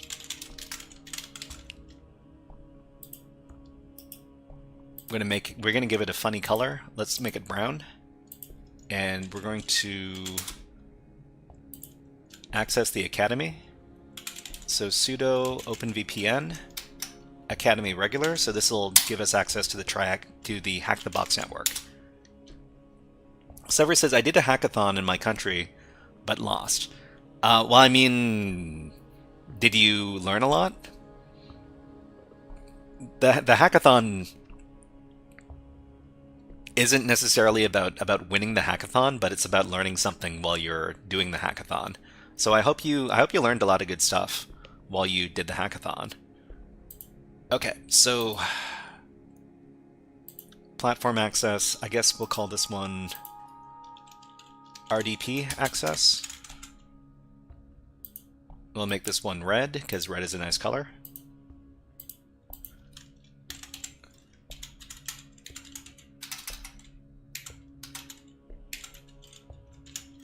Oh, free RDP3, okay. Alright, so we're going to be logging into the box that we just started up here. So RDP into the box with the user HTB student. They don't give you a command, huh?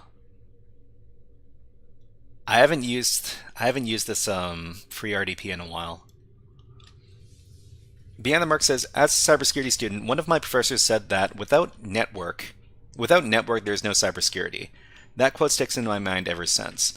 I mean, if you don't know how to access the network, and if you don't know how the computer network works, then you're going to have a very hard time doing hacking against it, for sure, for sure. So, if you want to do technical cybersecurity stuff, it's very important to know about your computer networking. Okay, what's my IP address?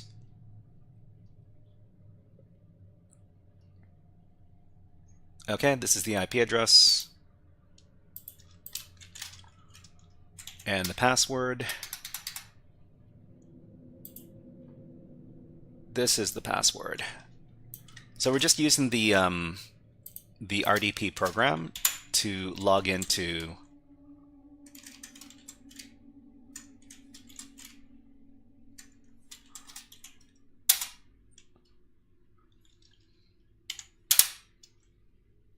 the Windows box on HackTheBox. Okay, well, this is not full screen. Let's see if we can full screen it. No, I don't think we can full screen it. Okay, that's great. Silver says, I also made some cool friends along the way. It lasted for a week. Awesome, awesome, yeah. Well, I mean, one of the best things about doing events is that you get to meet a lot of people who are interested in the same stuff you are. Okay, we can't make this bigger. So you're gonna have to. Well, we're all gonna have to deal with the current screen size. Okay, so what do they want us to do?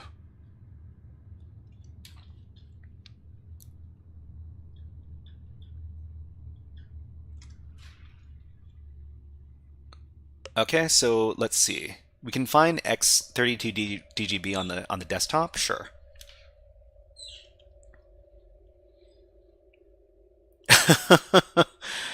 You can make it bigger with dynamic. Shiverin, hello, nice to see you here.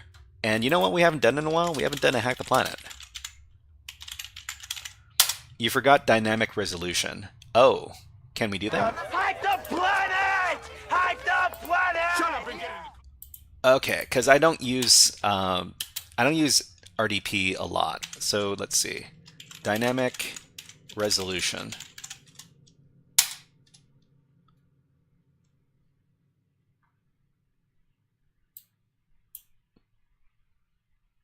Oh, it works. Wow. Thank you very much, OreoBite. Thank you. So, Slevers, if you want to redeem the video stuff, let's see. What's the message? The message is over here. This is a list of stuff that you can redeem, and you do exclamation point redeem and then space and then whatever you want to redeem, just like that. Okay, so we got X32DGB, so we can just open that up.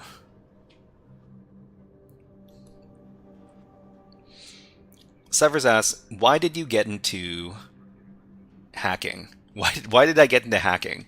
I got into hacking because, well, listen. You shouldn't get into hacking because of the money, but I was looking for a new career to get into, and I did a bunch of research, and it's like, Liz, cybersecurity pays a lot of money. Yes, of course. But after I started learning about cybersecurity, I figured that it was really, really fun, and I really like the concepts inside of cybersecurity. And yeah, the money is what the money is, but I really do like interacting with computers and understanding systems, and the whole hacker mindset. I think it's a really cool thing. So that's why I got into hacking. Okay, let's make this nice and big. And OreoBite, are you still here? Matthew Welty says, I wish I had the knowledge you have, my friend. Yeah, well, I mean, you can know exactly what I know. You just need to study. You need to study. You need to, like, do some training. That's fine. You can probably know everything I know about cybersecurity if you studied full time for a couple of years. Oreobite says, "What's up? I'm losing my mind over here. Why are you losing your mind, Oreobite? And did you download the sandwich machine? Do you have it ready for ready to launch?" Tan says 4K subscribers. Yeah, 4K subscribers. I mean, I've been running my channel for a couple of years. So Matthew Welty says, "I'm 29 years old, though. Am I too late?" I mean, if you've got the spare time to learn about cybersecurity, I got into cybersecurity after I turned 40. So you're 29. You've got 11 more years on me. Sever says, "Yeah, me too. I got into hacking because of my dad. He was also a hacker, but also because he showed me the 90s movie Hackers." Yeah, well, a lot of people got into hacking because of that movie. Okay, so what are we looking at here? I'm sorry if the window is a little bit small. Not much I can do about that. Okay, 32 DGB icon on our desktop. We can double click it to start our debugger. Okay, we start this. To use the dark theme like the above screenshot, well, I mean, we already have dark mode. ERC. To install the ERC plugin, go to the release page. We already have it installed here, though. Silver says, "You sound like a 20-year-old. How old are you now?" I mean, I am in my mid-40s. I'm not going to say exactly how old I am, but I'm in my mid-40s now. I started when I was 40. Okay, thank you for the encouragement. My dad and I are watching your content. Well, thank you very much, Matthew Welty. Okay, so I think I'm pretty sure this plugin is already installed, so we don't need to worry about that. So debugging a program. Whenever we want to debug a program, so Oreobite, let me know if your VM is ready to go, because we can probably start in about 5 or 10 minutes, whenever you're ready. Okay, so whenever we want to debug a program, we run it through X32DBG or run it separately and then attach its process through DBG. Tan says, "I'm 18, am I too late?" Yeah, of course it's too late. 18 is way too late, of course. But no. However old you are, if you want to get into cybersecurity stuff, it really gets you thinking about all the technology we have around us. So even if you don't go into cybersecurity, you'll understand your devices and how the programs work a lot better. It'll make you smarter as far as tech stuff is concerned.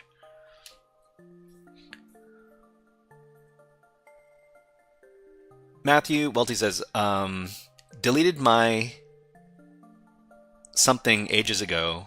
Was too much information given out. My apologies." No worries. Sliver says, I don't know why I'm scared to go get a job as a pen tester. I'm scared to fail. Scared to fail, I mean, that's tough. That's tough. I mean, anytime you go trying to do something, there's a possibility of failure. But, you know, you just need to be good enough. You need to be good enough to do the job. Doing a job in cybersecurity is like doing a job anywhere else. You just need to have the correct skills. Okay, so to open a program, we could select File Attach or press Alt-A. So free CD to MP3 converter, that's the program we want to use. So I guess what we need to do is we need to run the program first. This one.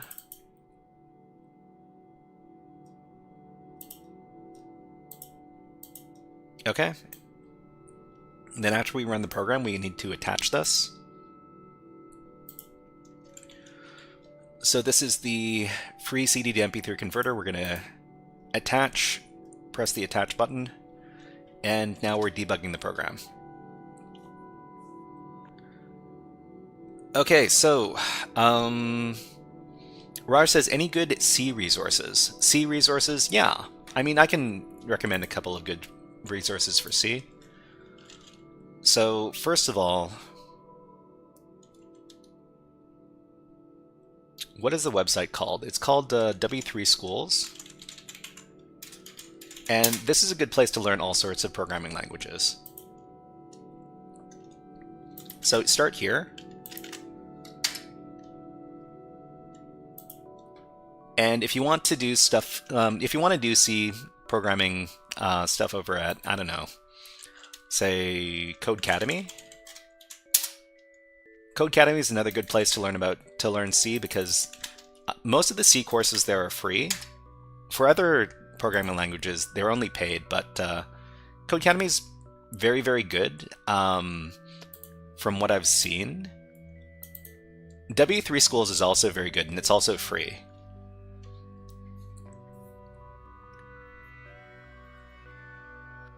Okay, so let's see. Let's catch up with chat. Cyber says, no, I'm like scared that if I get the job, I'll have no idea what to do. Well, I mean, that's where research comes in, Slevers. If you want to learn about, what people actually do when they do pen testing, you can ask me. I mean, I did web app pen testing for about half a year, and if you have any specific questions about what pen testers do, I could probably answer most of those questions. Let's see. Behind the Mark says C is the language of the gods. Let's see. King says, it's so funny hearing how everybody got into hacking cybersecurity. Meanwhile, I got into it because of my love of heist movies and want to legally break into things. I mean, are you talking about physical pen testing there, King, or are you talking about something else? But yeah. OreoBite says, I already don't know what I'm doing.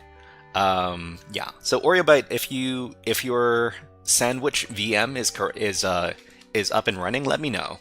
Let me know if it's up and running, okay? All right, so yeah, C resources, we just took a look at that.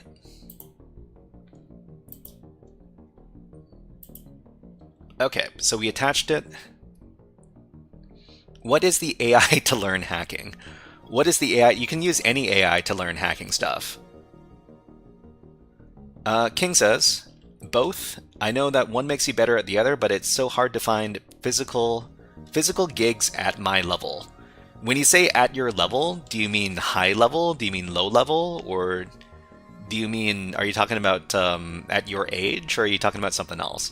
One thing I probably couldn't do as much of in the space of cybersecurity is physical pen testing, which means actually breaking into buildings. Anyways.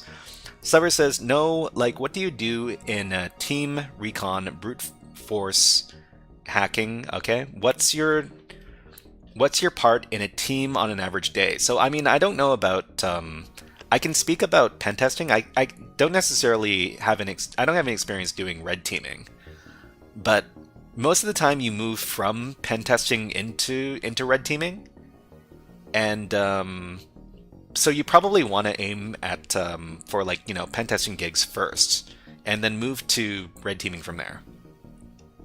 Yeah. That's the link. That's the link, OreoBite. Let me know when you've got that VM ready to go, and then we can switch over to the next topic.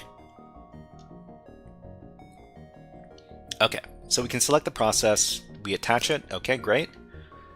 If we wanted to debug a process and was not shown in the attached window, we could try running as the administrator. Then we can have access to all the running processes on our VM. I mean, I think it was all good. Okay, apply what you've learned in this module. When you try to attach the free CD to MP3 converter, what is the name of its process? Serial Curve asks, what are we hacking? We haven't started yet, but we're going to be doing the sandwich machine over at Vulnix.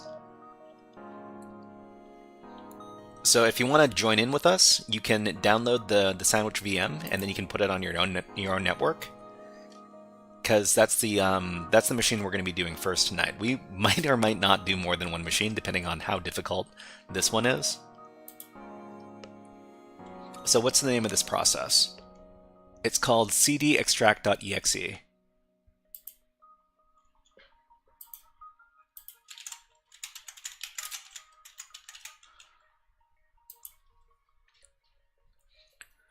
So King says, pretty beginner, I got my CYSA, and I've been studying hacking, and I've been on THM since 2022.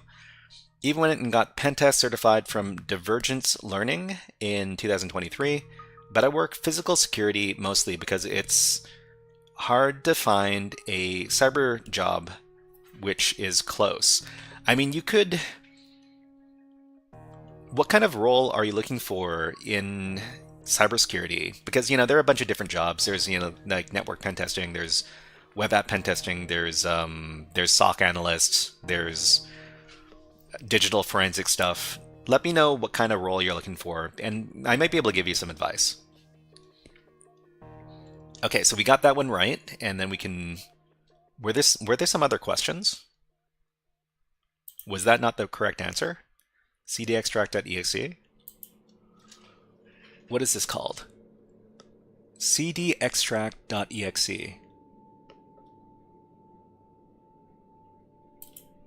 Hold on.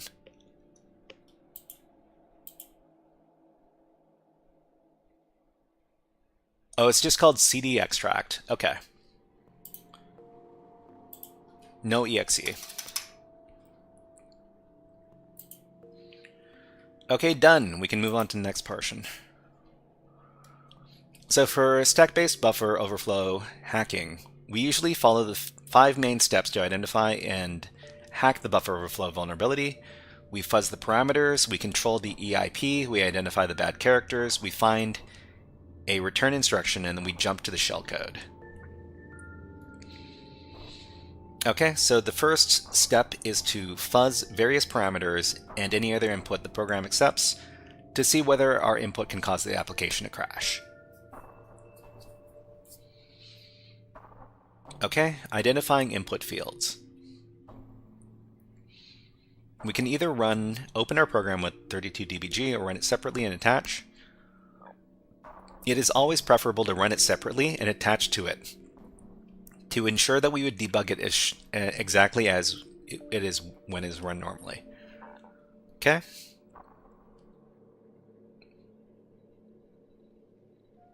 Depending on the program's size, there may be various input fields to fuzz. Examples of potential input fields include text input fields, opened files, program arguments, remote resources. Okay, fuzzing text fields. We go through the program's various menu items, and just as we just mentioned, the license registration fields are always a good candidate for overflows. Okay, so King says, literally any and all areas because the field is so vast, and I know it's crazy, but I do want to learn everything I can, so any advice would be good.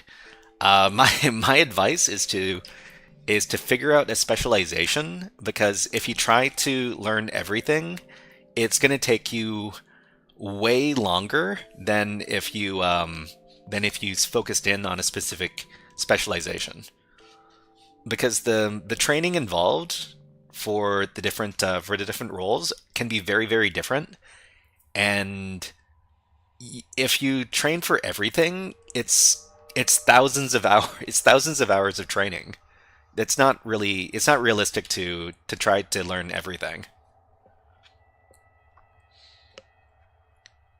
Serial Curve says would like to get into some pen testing. Is that a question? Are you asking me if I would like to get into some pen testing, or are you saying that you want to get into some pen testing? Okay, so let's start by creating a very large payload, like 10,000 characters, and input them onto our field. We can get our text payload with Python as follows. Okay, so we're just gonna...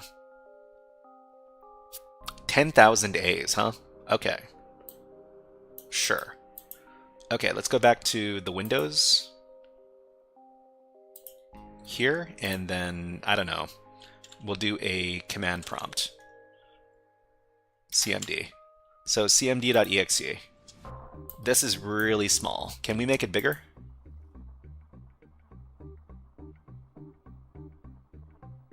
Properties. Let's make the font really big. It's 16, let's make it 28. Yeah, that's much better.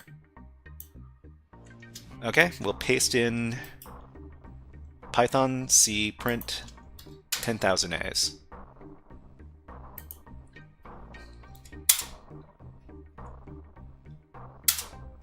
Okay, here's our 10,000 A's. Can we just copy all this? The machine's kind of laggy.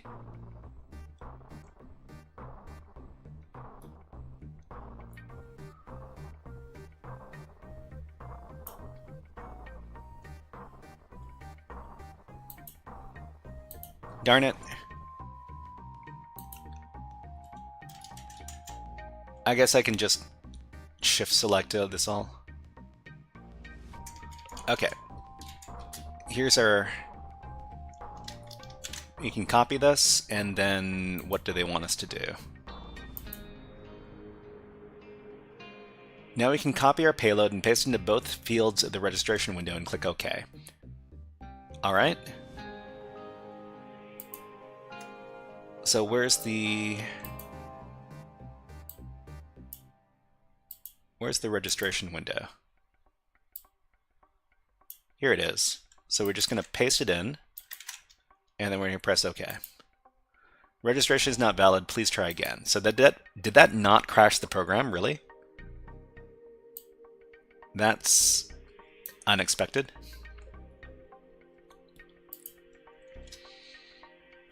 Okay, the program does not crash. Try fuzzing other fields that accept a text input using the above payload to see if any of them cause the program to crash. So fuzzing the open file. Both the program's file menu and clicking on the encode button seem to accept WAV files, which is among okay. Let's try to fuzz the program with the WAV files. Disto says, hey, I started learning about web pen testing around 3 months ago on TryHackMe. So I'm really beginning. I can't seem to really grasp the hacking mindset. Do you have any advice? So you started learning about web pen testing 3 months ago on TryHackMe, okay? Really beginning. So I'd say here. Let me get something for you.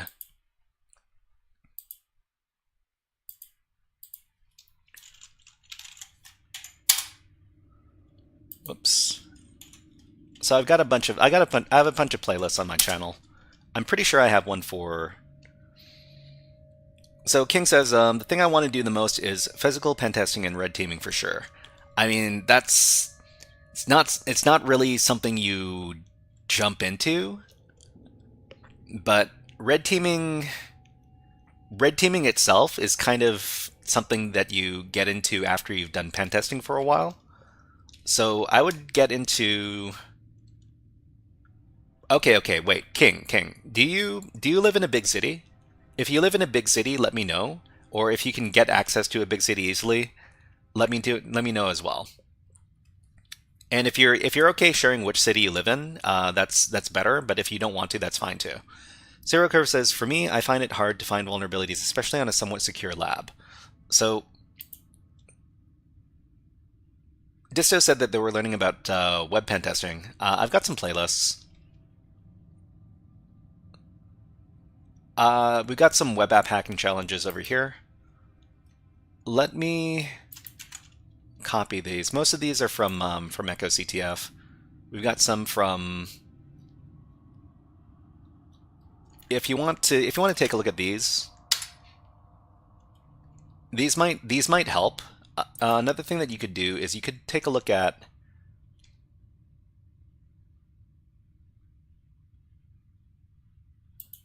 HackTheBox Academy, because HackTheBox Academy actually has some really good stuff for web and stuff like Introduction to Web Applications. This is pretty good, because if you don't understand how the web application is working, then it's hard to know how to hack the darn thing. So what else is there? Web fuzzing, network foundations is also very good because everything on the internet is on a computer network.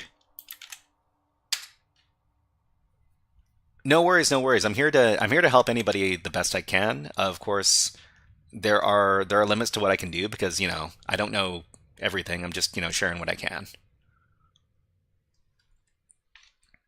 Isn't HackTheBox paid? So the stuff that I'm recommending here, it's not paid. Well, I mean, it's in. These are modules that you can access for free. But not everything on HackTheBox is paid. But there's a lot of stuff on HackTheBox that is paid. There's some free stuff. So King says, I just moved to Dallas. I do have physical pen testing experience in the form of military security forces. It's the cyber side I've been trying to catch up. So Dallas is actually it's got a very big cybersecurity scene. And it's actually very well known. Let me see if I can, let me go into a private window. So Dallas cybersecurity meetup. So yeah, Dallas cybersecurity, DCS. So this is it's pretty well known. I'll get the, let me get the link over here. These people probably meet up you've been to the meetups. Okay, you've been to all the meetups. Well, I mean, this is the thing. If you want to get into cybersecurity, get in good with the local scene. The people in the at these physical meetups, they're going to be able to introduce you to, I don't know, training. They're going to introduce you to jobs. They're going to introduce you to everything cybersecurity related. Your social network, your like in-person social network is basically one of the most important things about cybersecurity if you want to get jobs. Yeah, DEF CON hackers, yeah, DEF CON groups, Dallas hackers for sure. OWASP groups, DEF CON groups, anything else. It's all about knowing people and knowing the right people. Your first job in cybersecurity is you're probably going to get it through some contact in the local scene. Okay, what were we doing here? Oh. Okay. Serial Curve says, what if you're in a remote area? I mean, that's tough. The tough thing is that if you're in a remote area, then you can't rely on a social network to help you get started. And if you want to just be by yourself and do hacking, you can. It's just much harder. It's much harder because you're not going to be able to rely on people to help you out, and you're just going to have to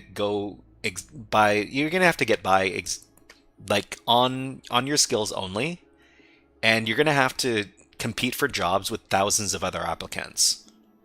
So it's not ideal. Oribite says, I don't know why the box import is stuck at 99%. I mean, you might want to... I'm not too sure.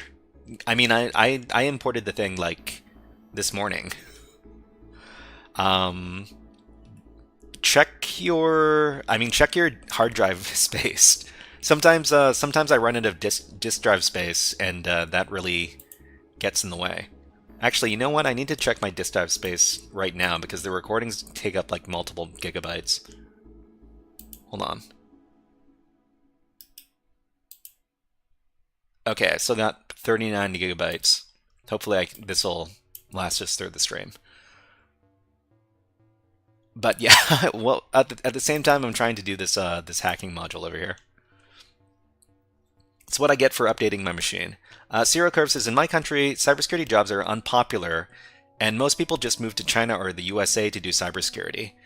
Cybersecurity jobs are unpopular, and most people move to a bigger country to do cybersecurity, huh? Raj says, good night, bro. You helped me and others a lot today. Thank you very much.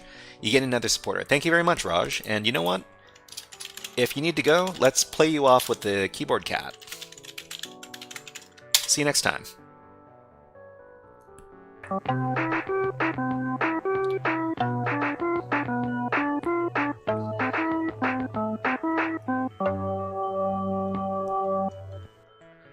Okay, so we're going to create... it looks like we're creating a malicious WAV file with a lot of... file equals open. We're using some Python, huh? Okay.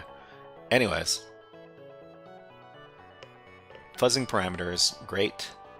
Go over here, and we'll use our command prompt. Ah, geez. It hurts to look at this output. Let's go back down to the bottom. Nope.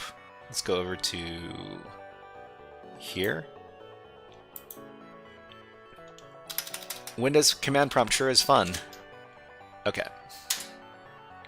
So this should create a file called fuzz.wave. So it's pretty big.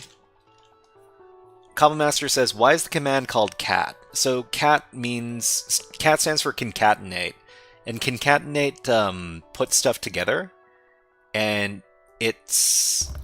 you're putting the contents of the file, and you're putting it together with some other stuff.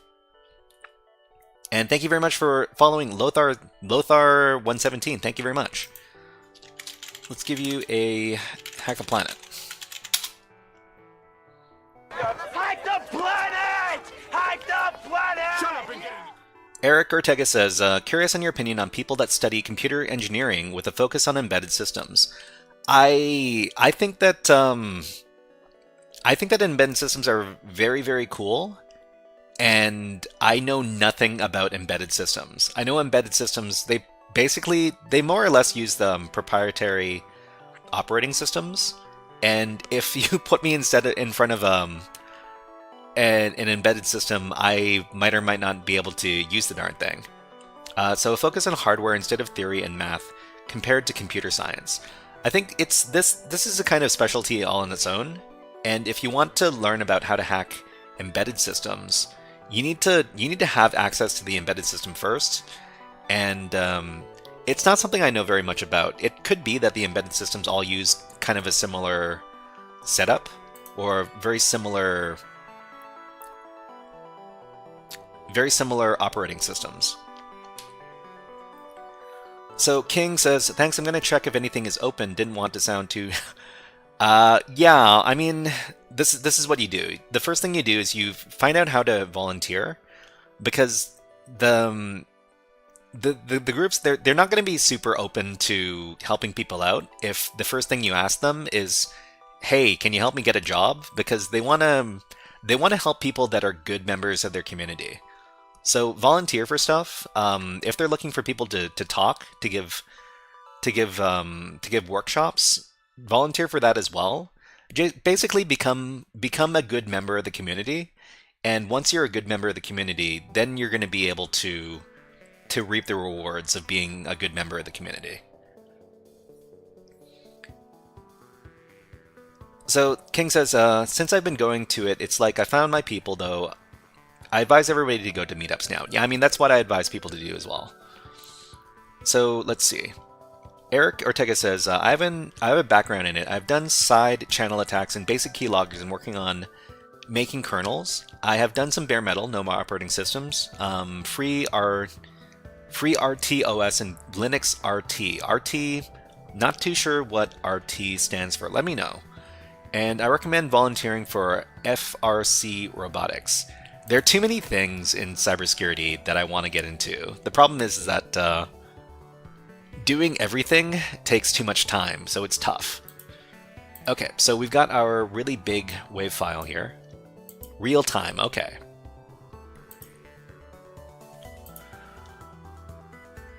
Okay.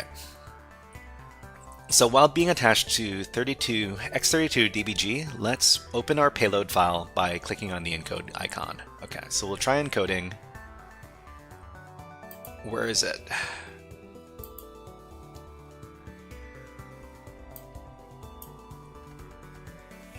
We'll skip this. And then we will encode. We will attach the really big wave file. Where is it?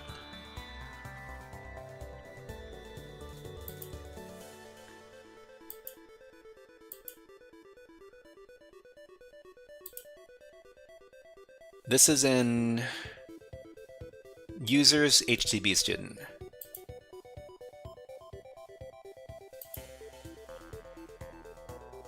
Man, this interface is so laggy and slow.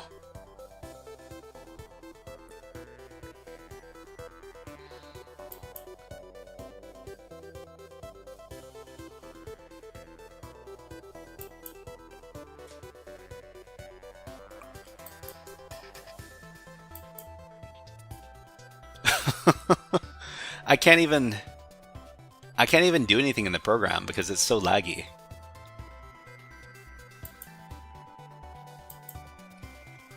All right, I think we're going to stop doing this because I can't interact with the program here. But yeah, we're going to start into our last portion of the stream, and in the last portion of the stream, we're going to be hacking against a specific target on the Vulnix platform. So if you don't know what the Vulnix platform is, it's this one right here, vulnix.com. It's basically a website where you can download virtual machines that you can deploy on your computer network and then do hacking against them.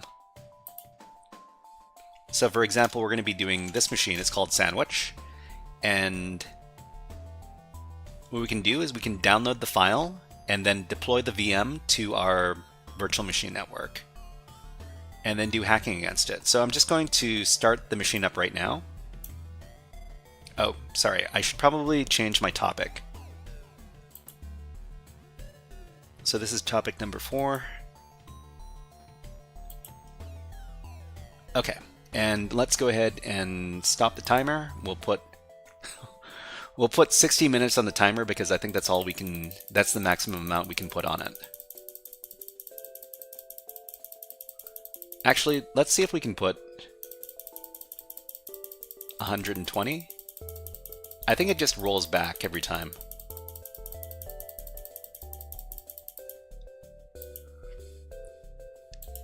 So HackShadow says after deploying it locally, how can you identify its IP? Haven't worked with local deployments before. Yeah, I can show you how to do that. Okay, so I'm just going to deploy the sandwich machine. So the name of the challenge is called Sandwich, and you know, when I say sandwich machine, I mean the virtual machine that's associated with the sandwich challenge. So we got our virtual box machine. It's booting up right now. And the great thing about this machine, not every machine is going to do this. It actually shows you the IP address. So if you take a look right over here, it says the IP address is right here, but we'll also teach you how to locate the machine on your network in case it doesn't tell you what the IP address is. So we're just going to go down. We're going to put this out of the way.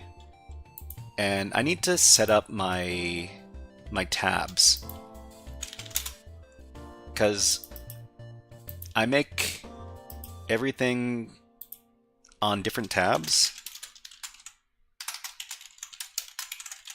just so that everybody sees everything really big and it's easier for everybody to understand what's going on. Okay, so this is going to be Nmap port scanning. Let's make it blue. We'll call this one, I don't know. We'll call this one web app enumeration. So basically for every... It really pays to keep organized when you're doing cybersecurity exercises. Common Master says, why use VirtualBox when you could use VMware? Oh, we got ads running on right now. Okay. Sorry, everybody. There are ads running on Twitch, so we're in them on YouTube. And let's put on some birds. How about these birds who are just hanging out? So we'll be back in about 40 seconds after the ads are over.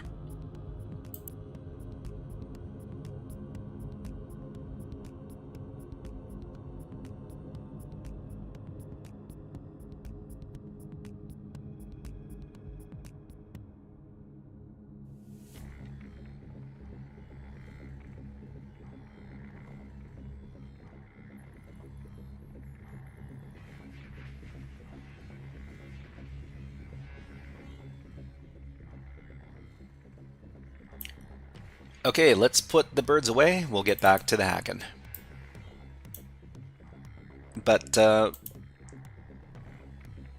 let's see. So Cubmaster asked, why use VirtualBox when you could use VMware? I mean, use whichever one works for you. I'm not gonna defend VirtualBox over VMware. I've always used VirtualBox, and that's kind of why I use it. But yeah, I mean, if you have a better time using VMware, then by all means use it. I'm not the type of person who tells you that you have to use one type of software over another. Let's see, nice looking bird, and yeah, let's go ahead. So we got one for web app enumeration. Maybe we might do some brute force attacks. So let's go ahead and, ooh, I forgot to do it. Okay. Do one for shell access. How about we make this orange? RDP access, we're not going to do RDP access. How about we call this one, I don't know, brute force attacks. And we'll have one for research. Call this one, well, we don't need to be connected to HackTheBox. We'll rename this one research.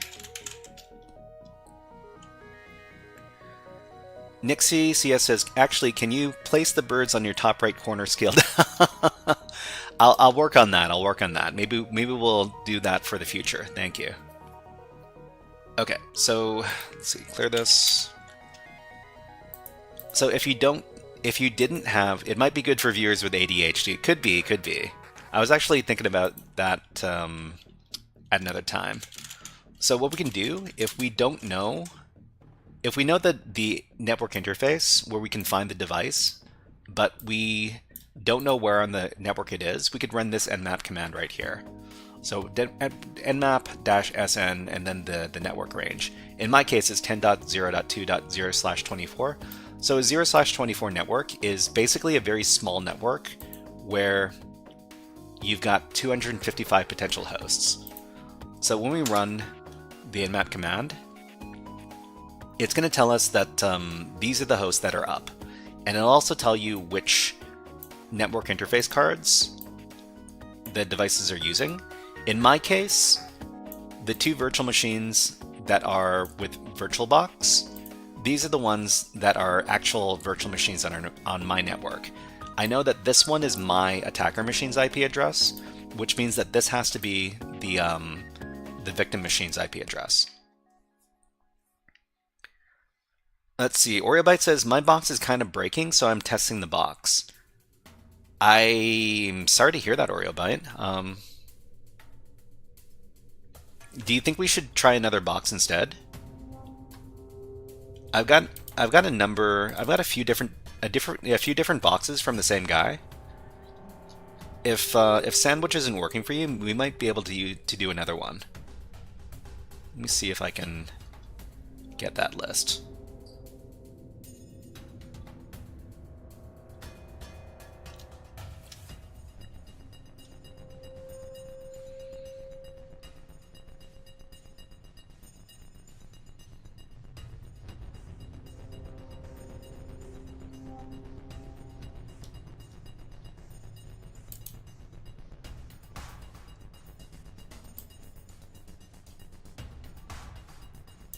Oreobyte says, no, like my host machine seems like the VirtualBox is working. I just have a random artifact on my screen.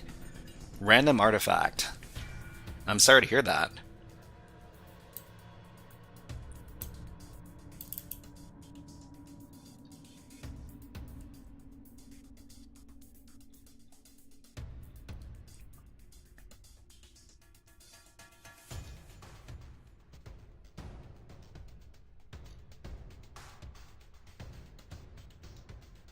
Clax, hello, nice to see you here.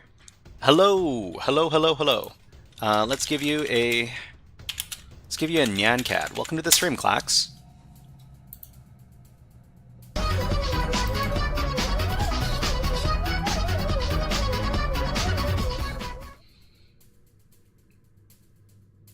Okay, so this is what we're going to do. So we know that this is the box that we need to attack. So we can run an nmap scan to figure out what services and ports are open on the system. So the standard nmap command that I like to use is going to look very similar to this. So we're going to scan the machine very verbosely, which means we're going to get output before the scan is over. We're going to do versioning information and common scripts on whatever services we find. We're going to run it on all the ports, and we're going to run it very fast, but not too fast. So when we run the scan, we're going to find only 2 ports are open, it looks like. Okay. So we got port 22 open. Yeah, it's a port scan. So the tool that we use for the port scan is called Nmap, and it's a very common tool that that network pen testers use. So there's also port 80. So port 22 is SSH, which gives us remote login, and most of the time this software is not directly attackable. So, but we do get a version, and we could search this version to see if it's vulnerable to any known hacks. But in this case, it's probably not. It's probably not vulnerable. So we're just going to skip this. So the next port is port 80, and port 80 is a pretty big gold mine as far as pen testing is concerned, because port 80 it hosts unencrypted web pages, and web pages are a very big attack surface. Well, it really depends on how complex the web page or the web app is. Okay, so we also see here that we've got a domain, and the domain is called sandwich.nix. So what we can do is we can add this to our list of domains on our Linux etc host file. So we can do this command right here, sudo nano etc hosts, and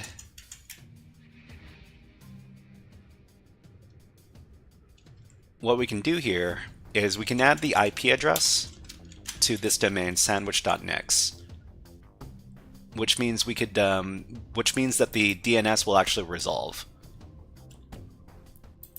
Okay, so what is our IP address again? I can look it up over here. So 10.0.2.110. 10.0.2.110, which means we can now resolve this this domain here, sandwich.nix. Okay, we got OreoByte is ready to collaborate with us. Let's accept. Okay, OreoByte, hello.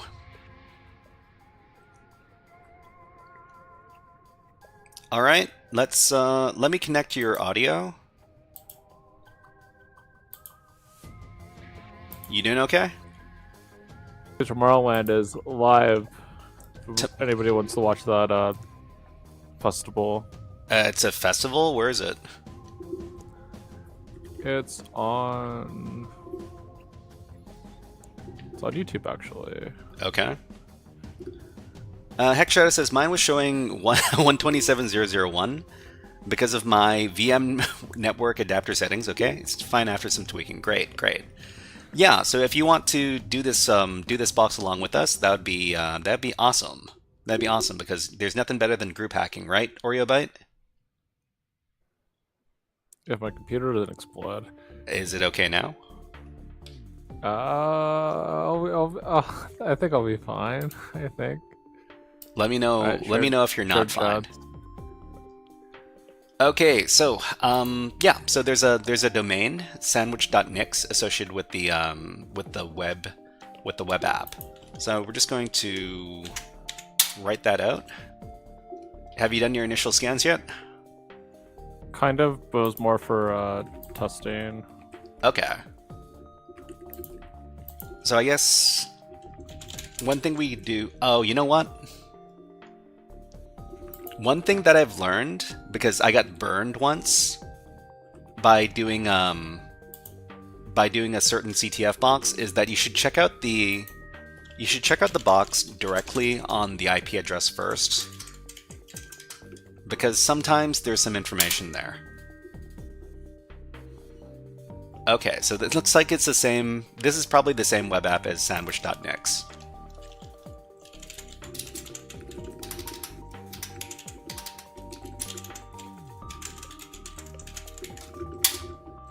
Yeah, so this is the same thing. So we've got a web app where you can create a sandwich. This is... You know, most of the time the web apps aren't this intricate, aren't this detailed.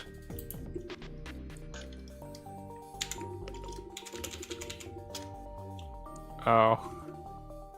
Is it a fun to look at machine? Well, I mean... So far? take a look at it yourself when you can.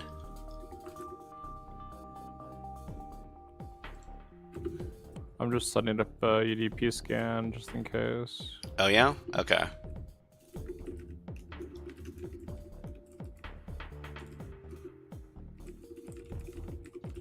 Okay. So just because I'm a little bit paranoid, I'm going to take a look at the website on the direct IP address. Because sometimes there are differences. Don't think that's the case here, but sometimes it pays to be a little bit paranoid about this stuff. And the other thing we can do is we can start doing some directory busting. So sandwich.nix.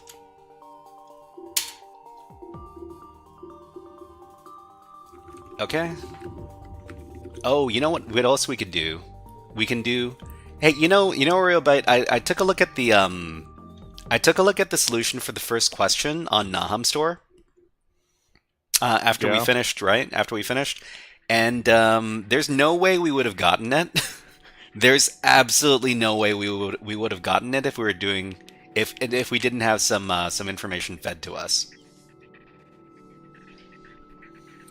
So well, I can't tell if that makes me feel better or not, but I found after playing around for like an additional hour, I finally found SQL injection. Oh yeah, on which part of the app? I mean, you don't need to tell me if you don't want to. So there's also a vendor endpoint on the application. It was the URL parameter, but I've been so focused on something else that I wrote it down, but I forgot where. I know it's in my notes, I just don't remember off the top of my head. We could go back to the machine later. Okay, yeah. So the next thing we could do some Nikto scans. Sometimes Nikto is useful, especially for web apps that use old technologies. There's a config.php file. I don't know if it actually resolves. What? I don't know if it actually resolves or not. We can check. Config.php. No, it doesn't show you anything. So it exists, but it doesn't give you anything.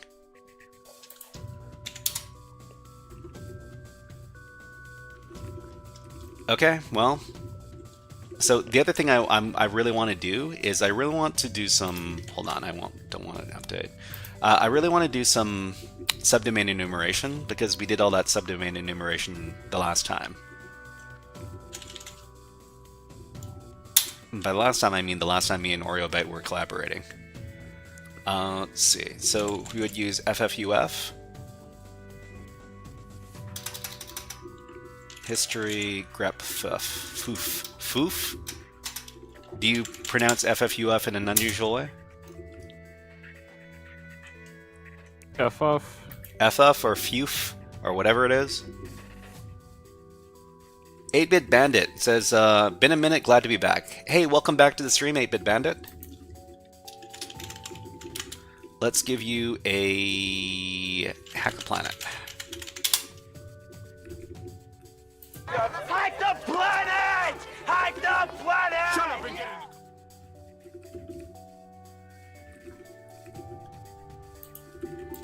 Okay, so... And that's a lot of errors. Thanks, Foxbuster. Still scans ongoing. Well, I mean... Yup, there's going to be a lot of scanning going on.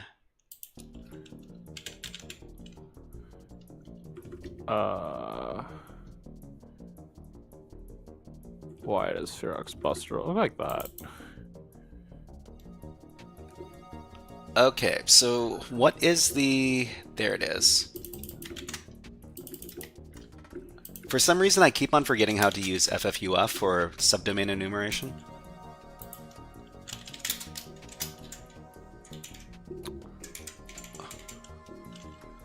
Okay. Seems like it was a webmail page. A what page? Webmail.sandwich. Webmail, really? Webmail. Okay. As long as my computer doesn't explode.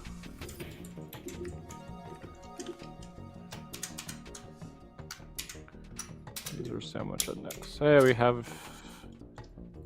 What do you got?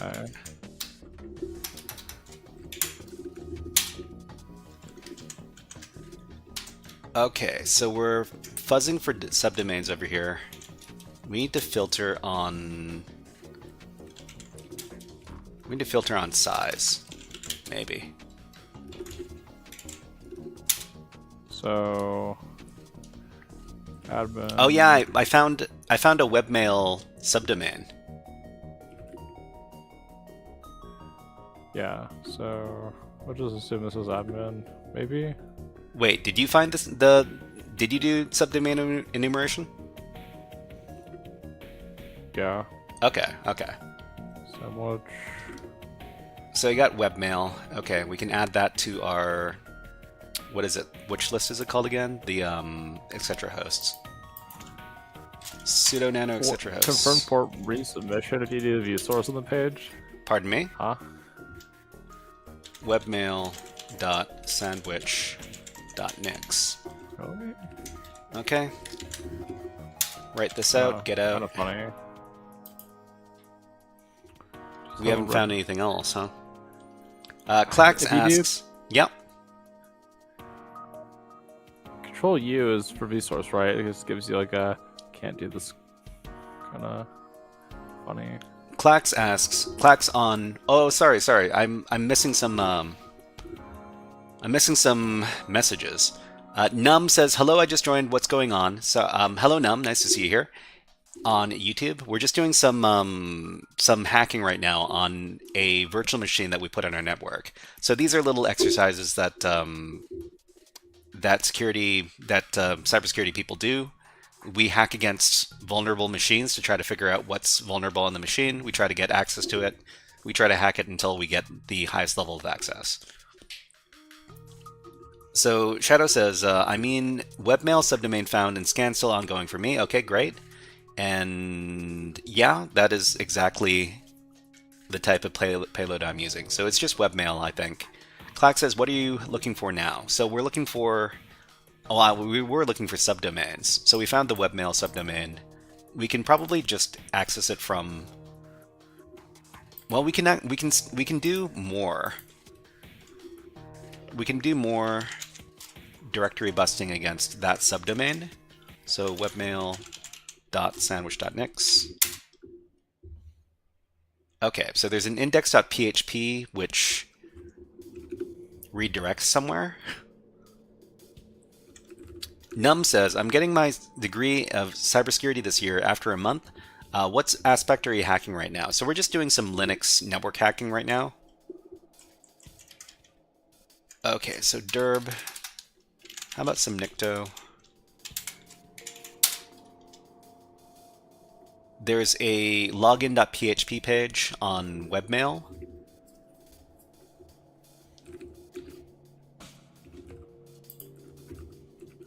Okay, so if we go to http webmail.sandwich.nix,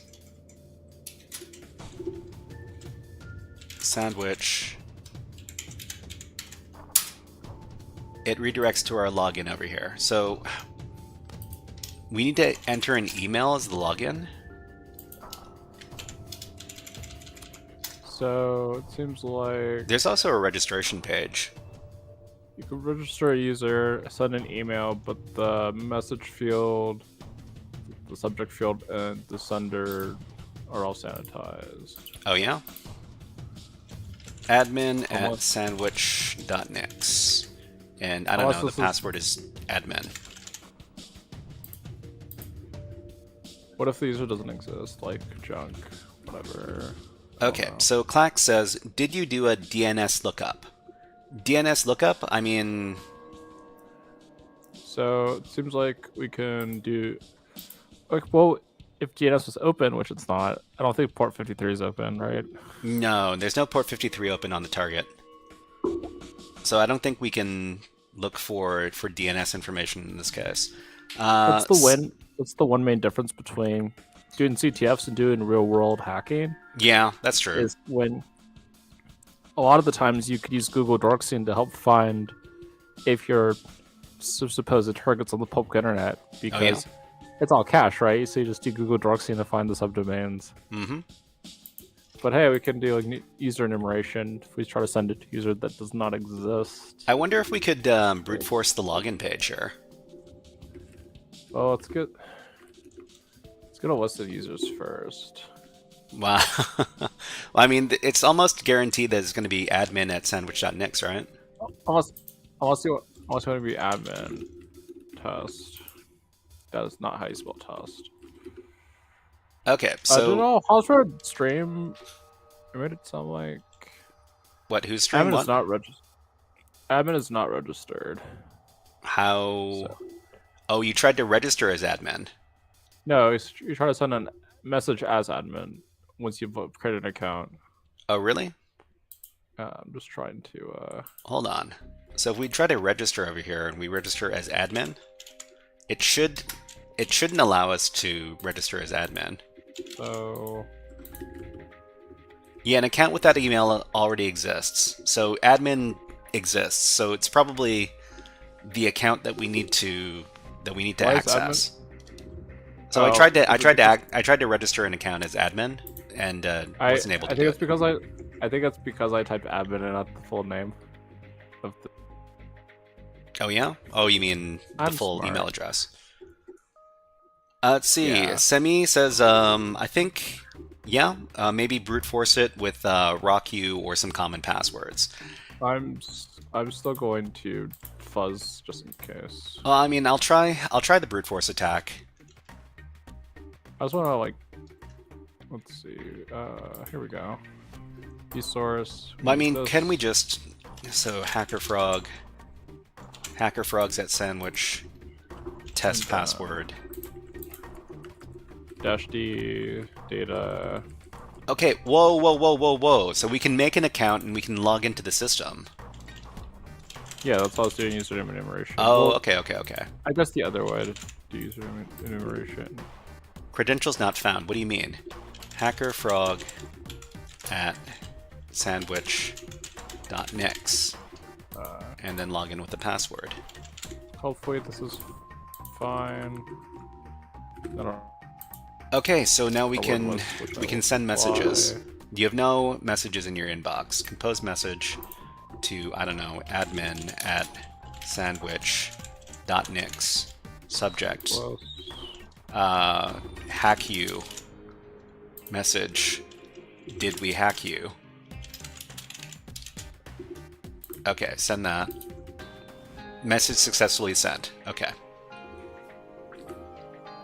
Maybe when registering, you can add an admin tag to the request. So yeah, I mean that's interesting. It is possible that the registration function is vulnerable to something. But I mean that's the thing. There's so many possibilities when we're doing web app hacking, especially if the application is complicated enough. Okay, so let's go back to the brute force attack.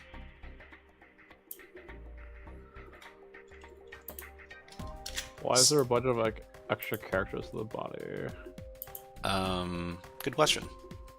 Okay, so we're gonna open up a Burp Suite browser. If admin's gonna see this, maybe that cookie hijacking. I don't know.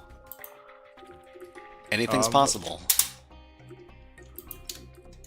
Okay, so we got our email admin. Blindside exploit or attack on a Password test. Login. Okay, this is not working as I thought. HTTP history. We got our post request.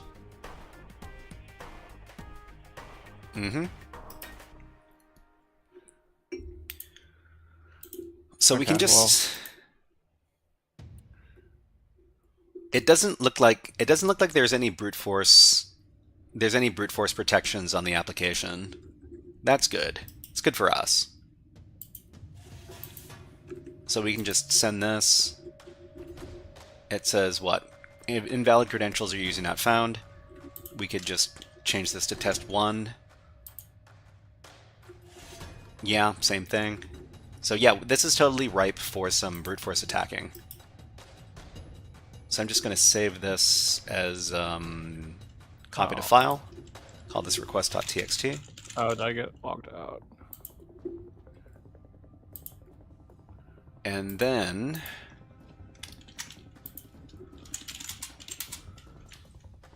we can edit this request and then start doing some brute force attacking with FFUF. If you squish the the webmail, the sandwich logo goes over the username field. Squish. This is on the landing page on the regular domain. On the login field. On the login field. Yeah. Interesting. Which sounds like may have been custom made, which is pretty cool. Well, I mean, the person who recommended this to us was the creator of the box, and it seems like they've developed quite a few boxes. I think they've got like 6 or 7 boxes that they listed that they had credits for. I think that's pretty darn cool.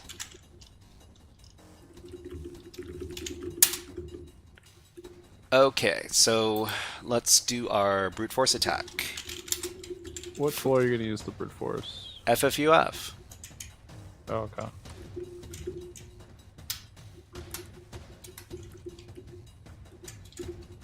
So we need to adjust some of this stuff.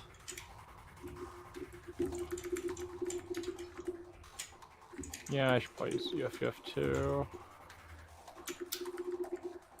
If I don't, my computer's gonna explode. Okay, so request.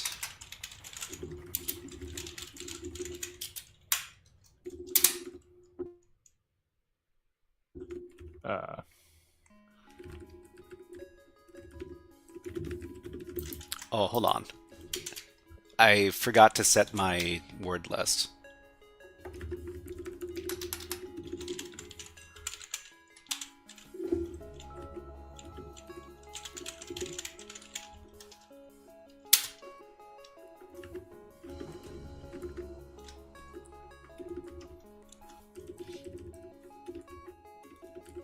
So by default, FFUF doesn't display payloads. Oh, wait. My errors, there's a lot of errors that are being sent over here. Hold on. Is there a list of... There must be a list of common default passwords, right? In some little file. Oh, I've got ads running on Twitch, so I'm going to run them on YouTube. And I'm going to put on the birds. We'll be back in about 60 seconds. But enjoy the birds. We'll see you in a little bit.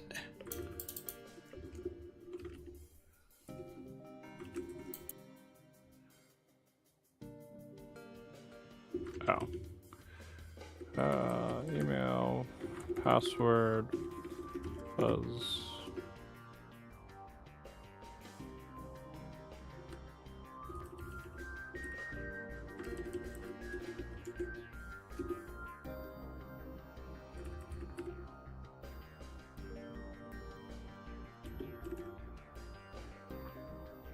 Filter size.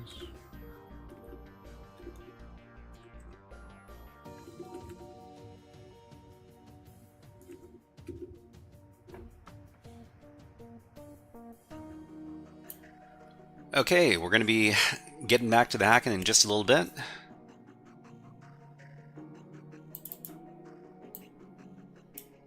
Cyber Dante, nice to see you here. And Semi says seclist has a common passwords list. So yeah, let's locate seclist. Grep for default. You don't think it's like a fast track, like that one box? It could be. Where it was the only word that wasn't in Rocky for some reason, but it was in fast track. The only word that's not, yeah, that's default credentials, default credentials dot default passwords dot txt. Sure, let's do this. I think that FFUF might be a little bit too aggressive as well. I mean, you can change the threads. I changed it to threads to 5. Yeah, T5.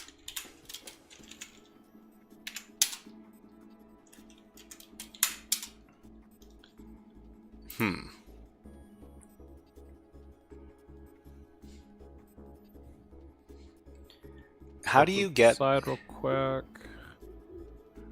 How do you get FFUF to show all of the payloads?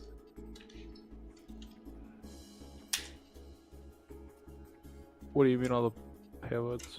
Well, I mean, I'm running my FFUF, and it just runs through, and it doesn't display the responses for the payloads. Are you filtering? Is it match something? Match status all. Are you trying to do a MC all for all status codes? Yeah. What's that switch?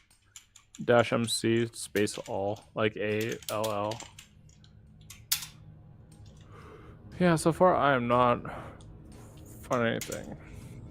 Well,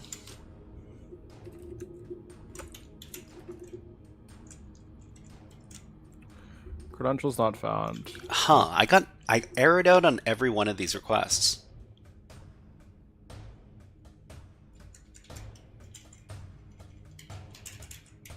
That is very, very strange. Is it because it's a post request? Oh, you know what? That might be part of it, yeah. Hold on. Login.php is a post request. Alright, let me take a look at yeah, it's a post request. I think when we do post requests, we're supposed to do like some additional thing inside of FFUF.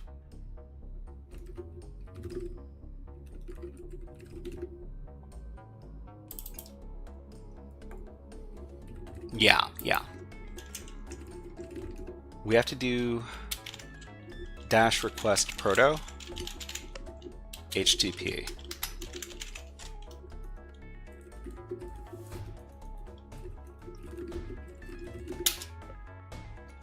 Okay. Whoa. Hold on.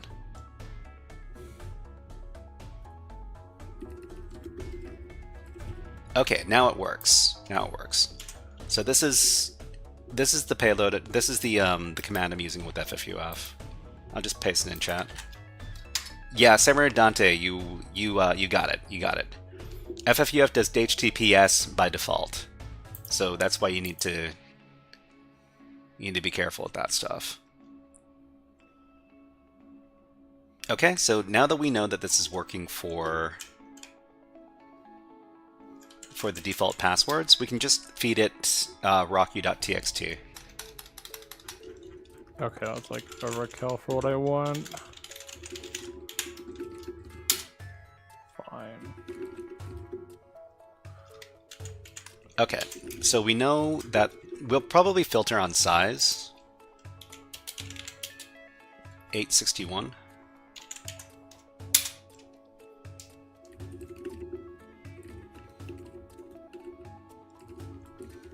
So we're not seeing any errors,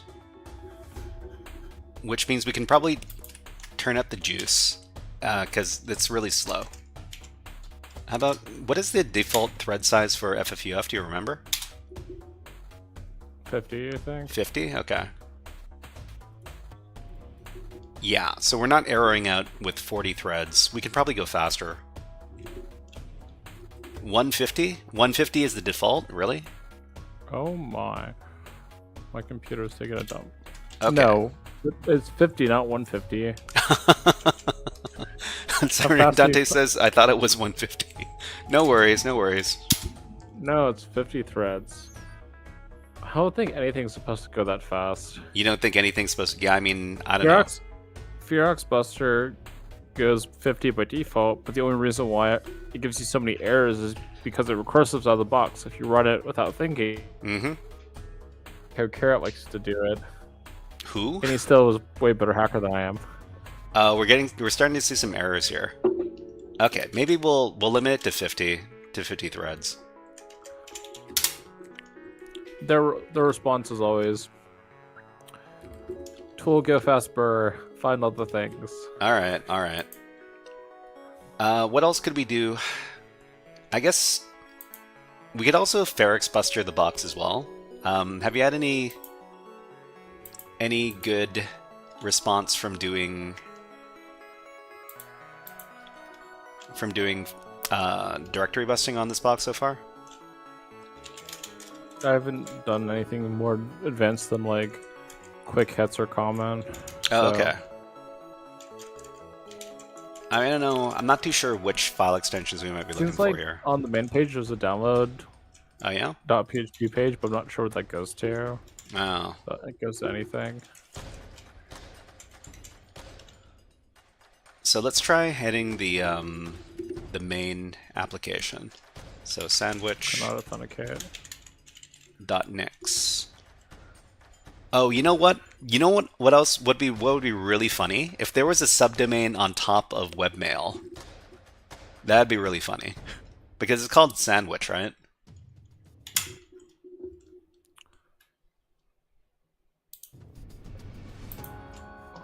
Okay, so anyways, we'll run Ferrex Buster here. Okay, if we create an account on webmail, can we authenticate to grab the demo page? Because you didn't check out the vendor. Did you check out the vendor endpoint on the main sandwich domain? Did I find that email? Okay, so HTTP sandwich vendor. That should redirect to a login page. Okay, so that's also the same. So if we log in with webmail, it's not the same as if we log in on. Are we supposed to break in our email so we can use the forgot password on the first page? I don't know. Server sandwich. Because it's like there's a download.php, but you can only get to that if you're authenticated and create an email on webmail. Oh, doesn't allow us to log on the main page for some reason. Well, I mean, already this seems like a pretty cool box. I mean, there was a custom web app. So, oh, there's a vendor index.html. Okay.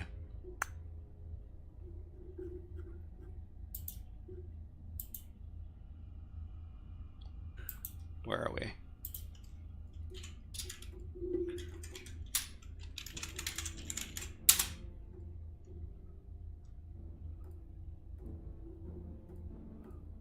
Is the index.html page broken, or is it just straining under the weight of all of my attacks? Because it could be either.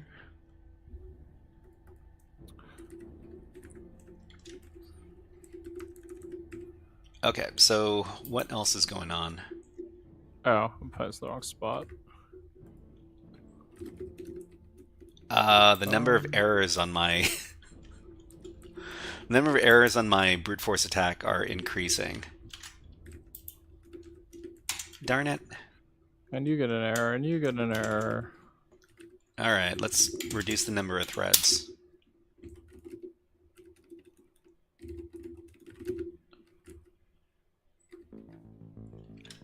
Okay, so let's see. Maybe there's something in the register.php request. Could be, could be. Let's put on some new music.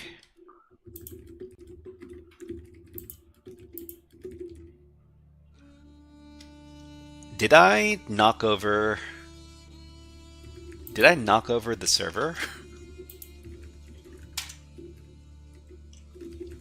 I think I might have knocked over the server.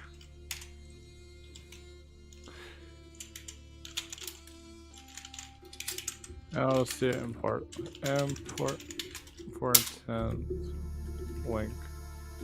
Okay, so this, I mean, this still works.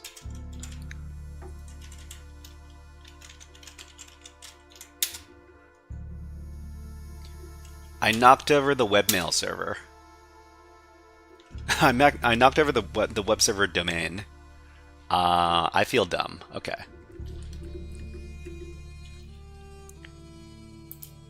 Yeah, so this question becomes... Pakistan Gamer says, my favorite language is assembly language. I would sacrifice my life to learn it. I don't think you need to sacrifice your life to learn assembly language. You can just learn it. If you're going to learn assembly, I'd recommend learning at least one compiler tool, like NASM or Keystone Engine or PwnTools. Yeah. Well, I mean... So, when you've become more advanced, you can compile your own shellcode. Mm-hmm. Just know that... Okay, I think I need to... doesn't work the same as NASM. I screwed up my my webmail subdomain. It's not responding to my requests anymore. So Sami asks, is this TryHackMe or VulnHub? So it's it is Vulnix. So this is the link if you want to take a look. Yeah, it looks like I'm gonna have to restart my machine.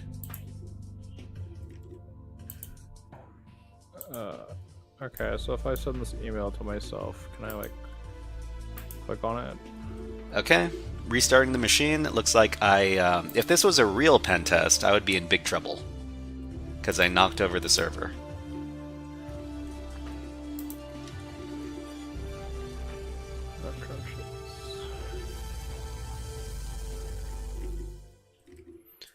Simi, I didn't know about that. I'll check it out. Yeah, I mean, Vulnix, it's great to expand your horizons past the very common pen testing, well, the very common cybersecurity platforms like TryHackMe and HackTheBox, because there's a lot of good stuff out there that's not those two. Okay, the server should be back online now. Wait, why can I not log in anymore? What? Where are you trying to log in? To the email page. You talking about the webmail? Yeah. Well, it might be because of brute force protection. You didn't brute force the thing, did you? I tried to frog you and I'm unsuccessful. Or maybe we just use this to validate the email for the other page. Because I was trying to send a cookie stealing thing and I got nothing back, so oops. Pakistan Gamers asks, is this a pen test you're doing for real? No, I would never do you would never do a pen test on live stream. That is a very, very bad idea. This is definitely a an exercise. That's one of those resume changing experiences you don't do. Resume changing experiences. Yeah, don't let people know that you're hacking on live stream. That's not, well, hacking real companies on live stream. That's not a good thing to do. I think even when the Homstack does live bug bounties on stream, they're very careful. I don't think I've ever caught that. So yeah, the webmail's not working for him anymore. It's weird. Hold on. I need to reset the machine again. They have before. Yeah? I just don't remember the last time they've done it.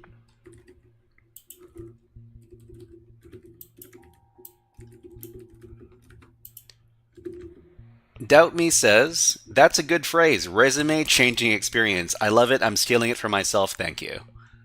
Let's see. Pakistan Gamer says, are you still learning assembly language? I mean, yeah. I can understand the basics of x86 assembly, but I still definitely need a lot more. There's a lot more studying I need to do. Anyways, let's give Doubt Me. Let's give you a Hack the Planet. Welcome to the stream. Hack the planet! Hack the planet! Shut up and get that phrase. It's a pretty good phrase if I do say so myself. Oh, you know what? Yeah, so this request.txt file is not going to work anymore.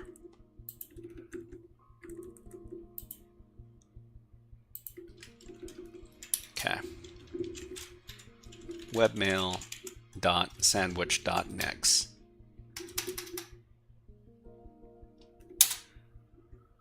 Okay, so we can get to the endpoint again.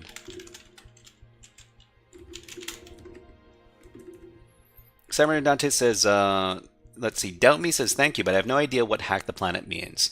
Hack the Planet means all the hacking stuff, apply it to everything.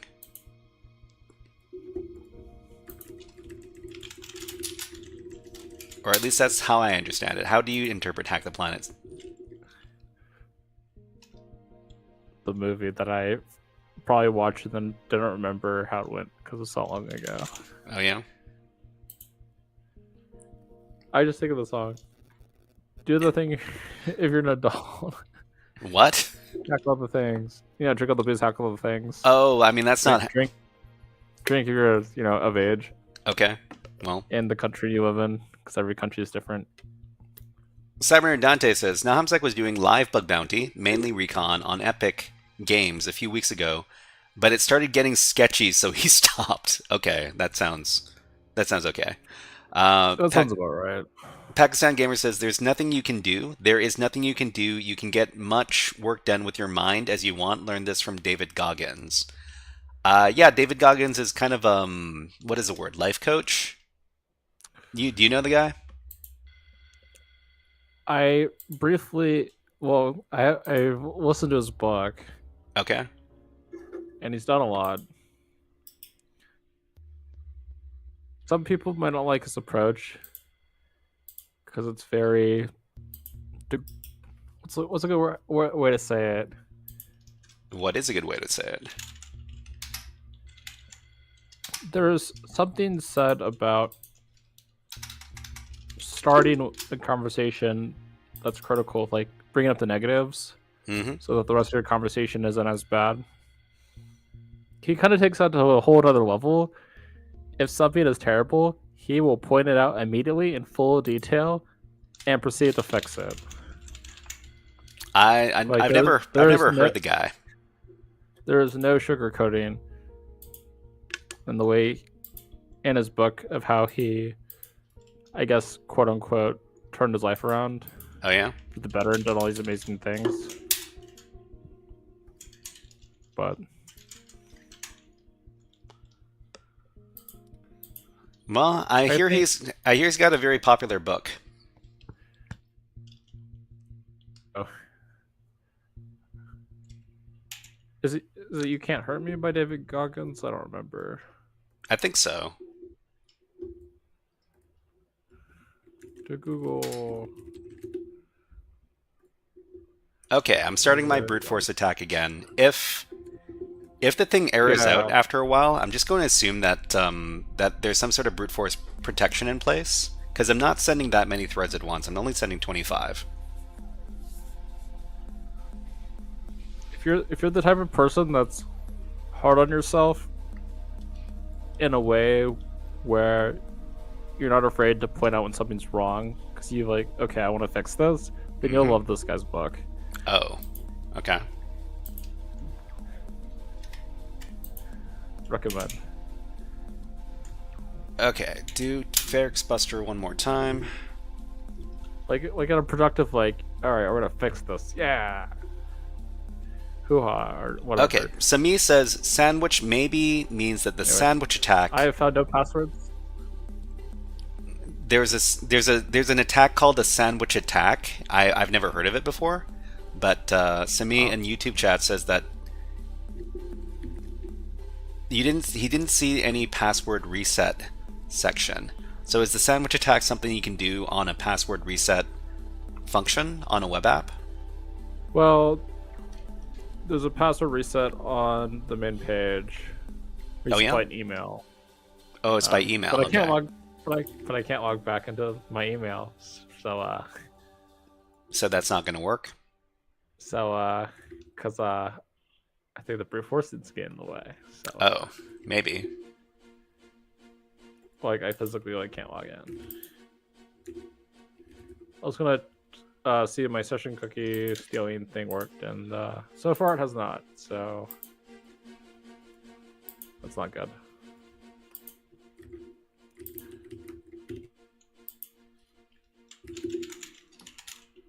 If you've added a cleanup script to this, I'm very, very impressed. Let's stop this fuzz and try to log in. Okay, so Okay, can I just like not log in anymore? Like, what's yeah, there's definitely brute force protections in place, because after you send a certain amount of requests to webmail, it stops responding to you.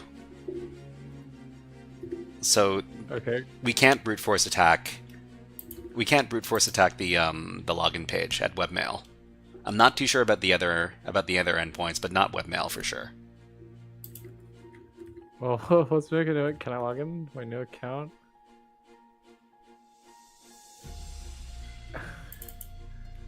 The password is 1 character.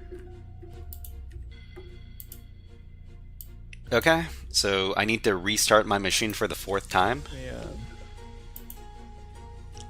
Okay, so Pakistan Gamer says, "Why did I subscribe to you? Let me tell you." Tell me why you subscribed to me.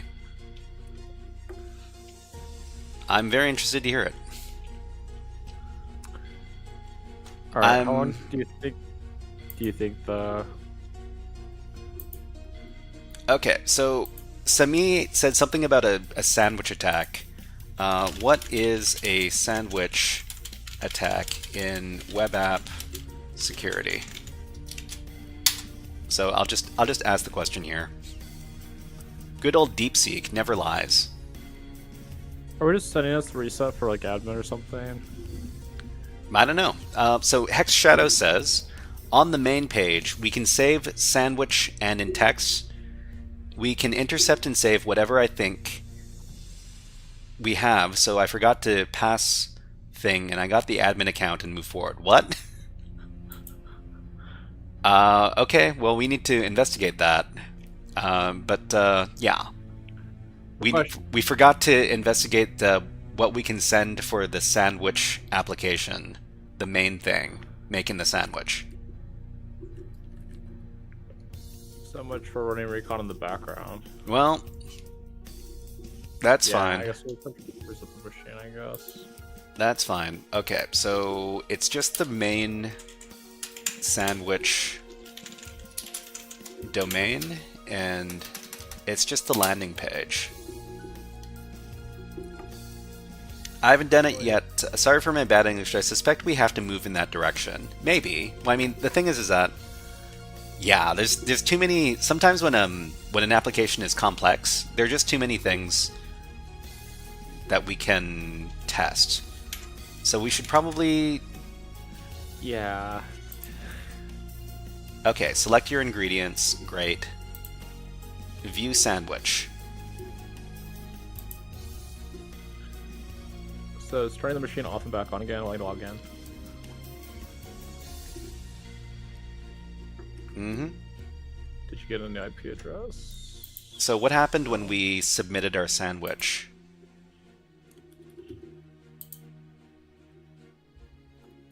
Is this all?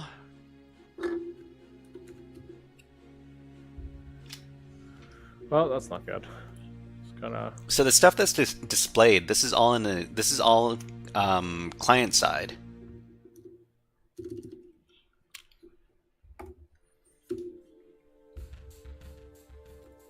Okay. How long Pakistani Gamer says, how long did it take to do what? For the machine to come back. Oh, it doesn't take very long at all.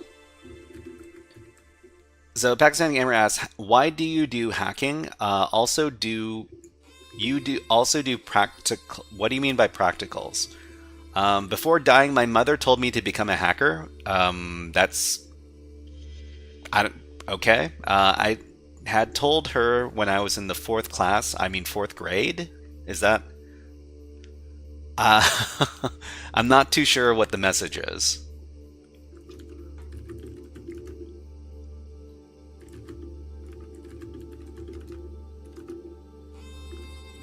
Okay, so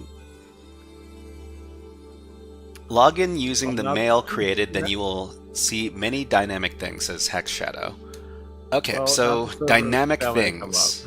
I mean, I guess we need to register for the website. Let's try registration. So email, I don't know. I think I broke it. Yeah, well, I stopped the VM, turned it back on, and the web server's gone. hacker.sandwich.nix. Password, I don't know. How about this one? Register. Slever says it's okay. Slevers, did I see... Sorry for your loss.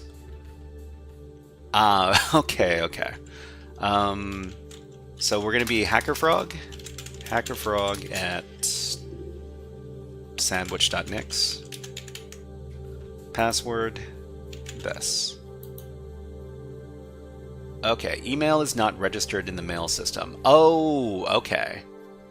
So we need to go to webmail to register our name, right?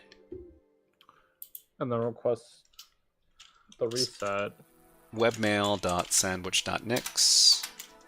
And then just say we're the admin, and then get the admin, and then What, or, really? or reset our password, get a credential, log into the main page, use the download page, get something, I guess. Maybe. Move on. I don't know, my stuff is broken. Okay, then we're now HackerFrog at sandwich.nix. Let's register that.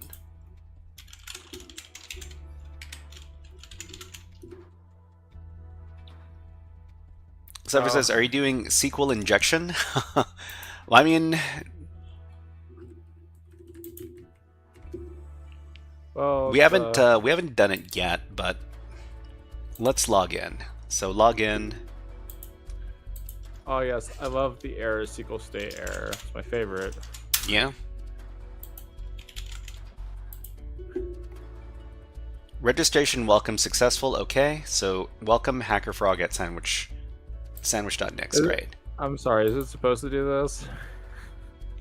Slever says brute force. Maybe. What kind of hack are you doing right now? So we tried doing brute force attacks on this application already. Eventually, after some brute force attacks, it doesn't respond to us anymore, which means we can't do brute force attacks. So we're not going to be doing brute force attacks. This is the error I'm getting. SQL state something, no such file or directory. Where were you doing your injection? I tried to turn the box off, turn it back on again, and that's broken. Okay, so design your sandwich users. Oh, can we show different users? No, I'm having technical difficulties. Registration successful. Welcome. Okay, great. I'm about to import this all over again to my computer and just There's start over. about a section. There is a choose your sandwich section. Alright, I'm just gonna start over.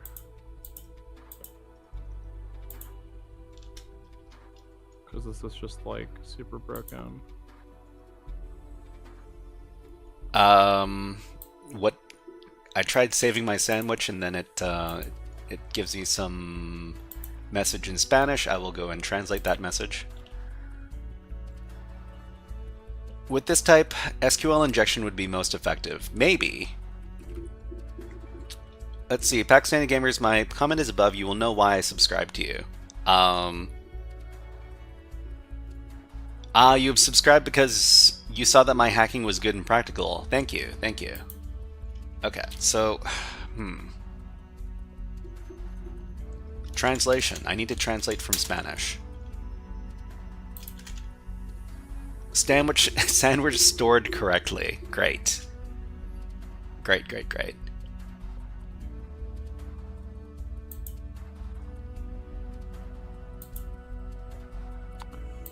Okay, well, it's back to 99%. Gotta let it cook. Okay, so... We made a post request. We made a post request to Gardar .php. Is that might be the word security in Spanish?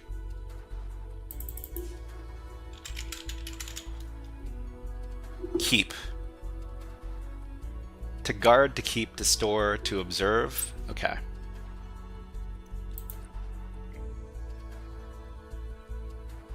So we might be able to do some. I mean, we might be able to do some SQL injection on this endpoint.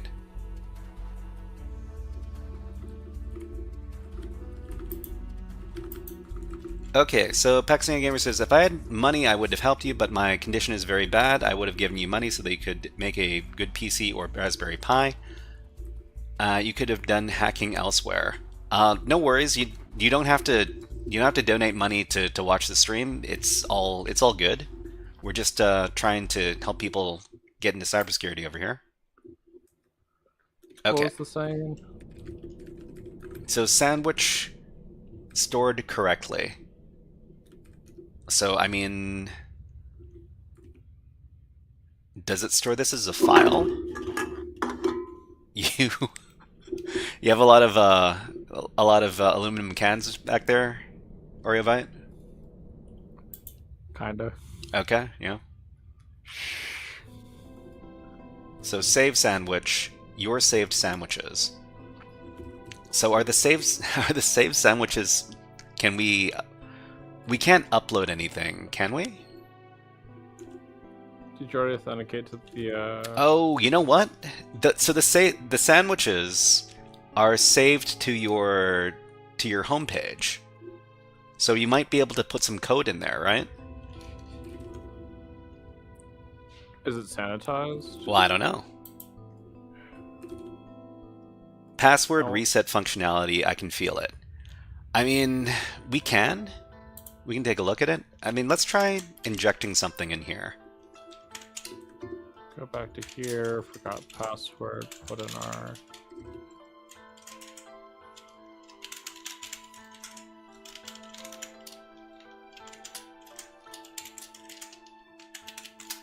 Put in our email, send.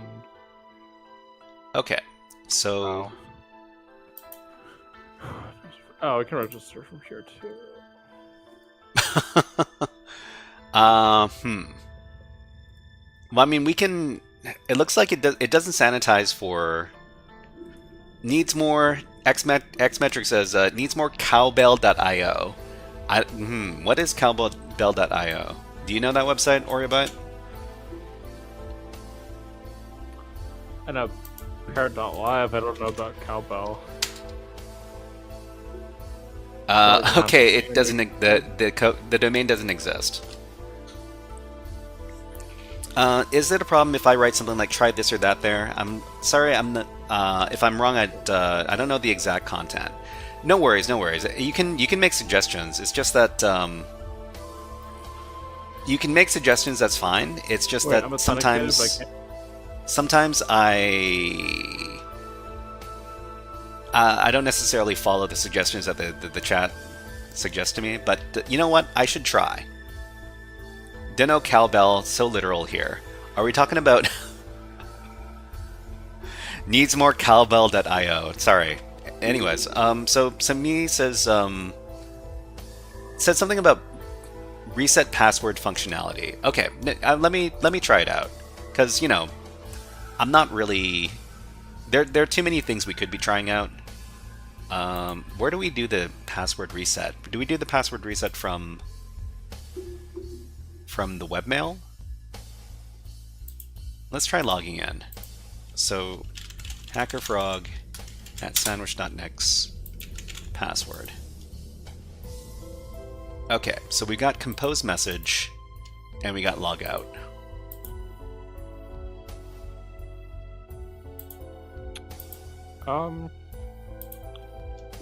So we can, I mean, the compose message and the send message endpoint could also be some sort of injection as well. Sandwich.nix, you have to be logged out first. We need to log out first before we can reset our password. Yeah, okay. Alright, so admin at sandwich.nix We gonna hack you. Is you hacked? Send it. Is there anything special in the JavaScript files? Good question. I haven't taken a look at them yet. Okay, so sandwich.nix over here. We can try logging out, and then we can do the forgot password. So forgot password, we can give our own email, reset the password. Password reset link has been sent to your email. So, okay, so let's see if that was sent. So the post HackerFrog at sandwich.nix reset action equals true. So what happens if we apply this to the admin user?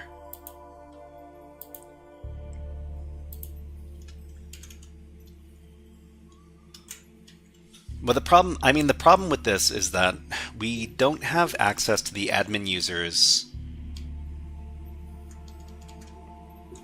email. Reset action equals 1. I mean, we reset our password here. If we go to the webmail,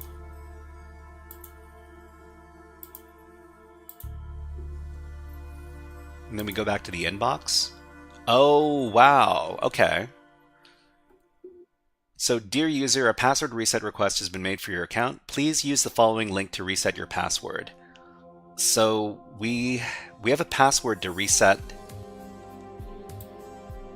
and we've got a token here. Yeah. I mean, depending on the token.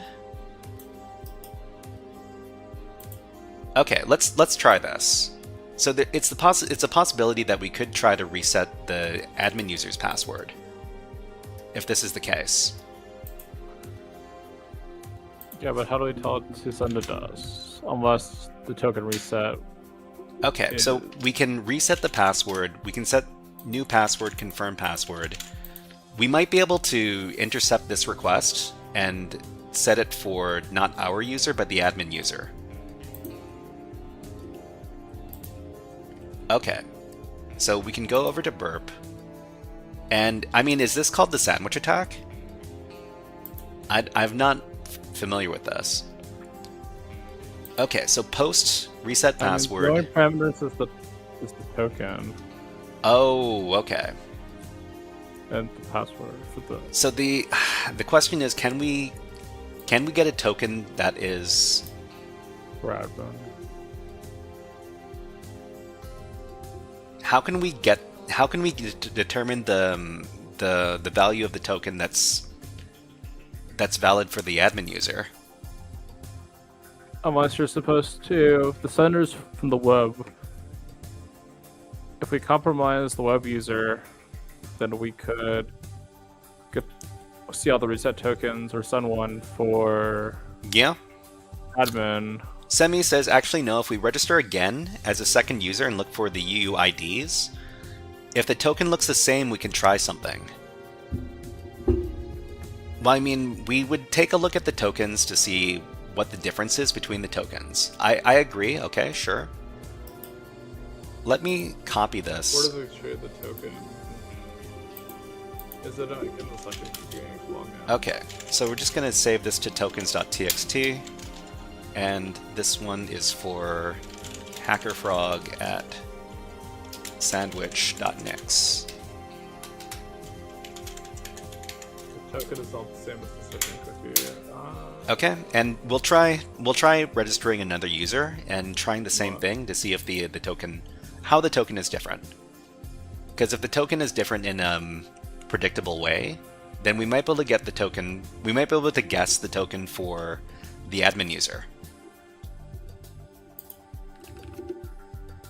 Okay, so let's log out. Let's register a new account. This one will be, I don't know, the Shy Hat.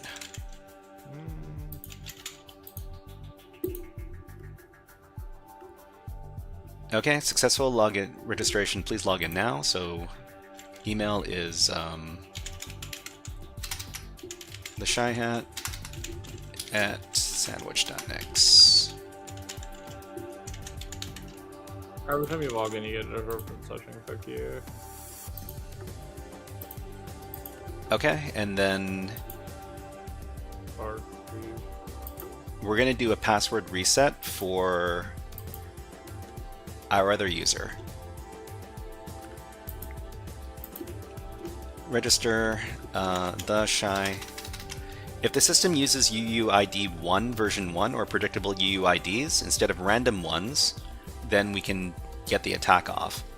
But Ocelot, thank you very much for following on Twitch. Let's give you a fun video redeem. How about a keyboard cat?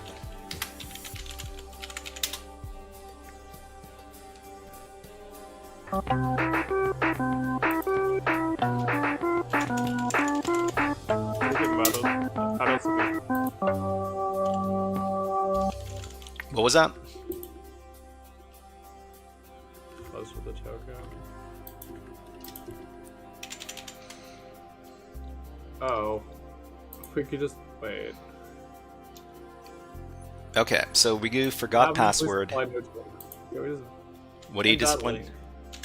Oh, I just gave it a single quote, and it's like you want to reset your password. Thank you very much for following on Twitch, HackTheBox. HackTheBox. Let me know how to pronounce that name. Thank you very much.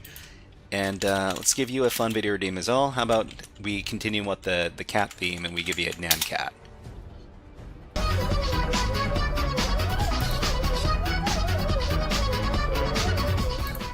Okay, so the Shy Hat at Nix, let's reset. Okay, we got our password request here as well, and we've got a different token.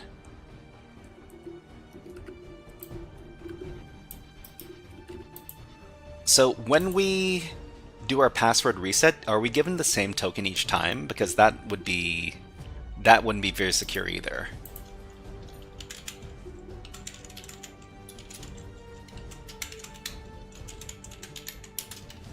I'm not sure, but you can visit the page without Okay, so it looks like most of the token is exactly the same. So the only thing that changes between the tokens is the first section before the first dash. So is this an MD5 hash or something? I am clicking frantically around for no reason.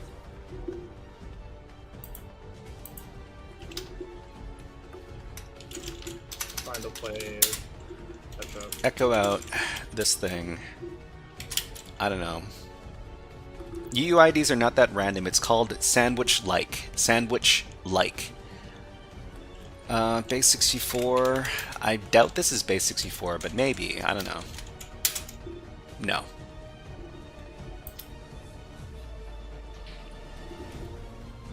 So, the other thing we need to determine is whether or not we're given the same token each time.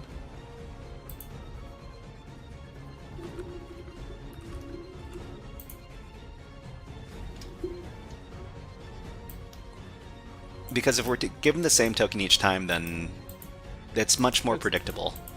It's only the first one? It's only the first part before the dash.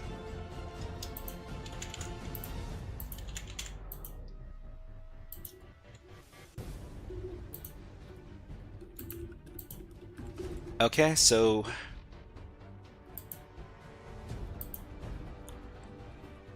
invalid password reset link. Okay, sure. Okay, let's do the forgot password again.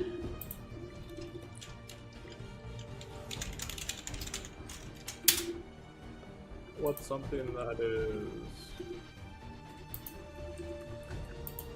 8 characters long? Okay, so the password reset link is more different this time.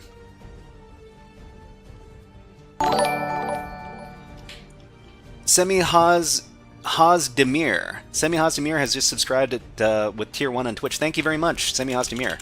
I really appreciate your subscription on Twitch. Let's give you a fun a fun video redeem. How about all the things, drink all the things, hack all the things, and drink all the booze? Drink all the booze and hack all the things. Yeah.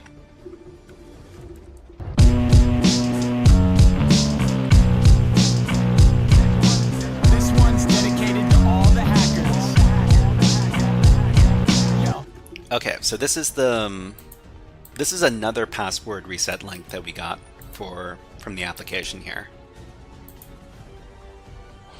Where are we?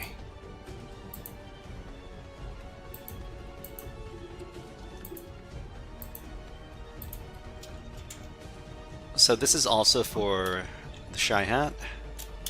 Is it always 8 characters long? Oh, you know what? Wait, is this the same one?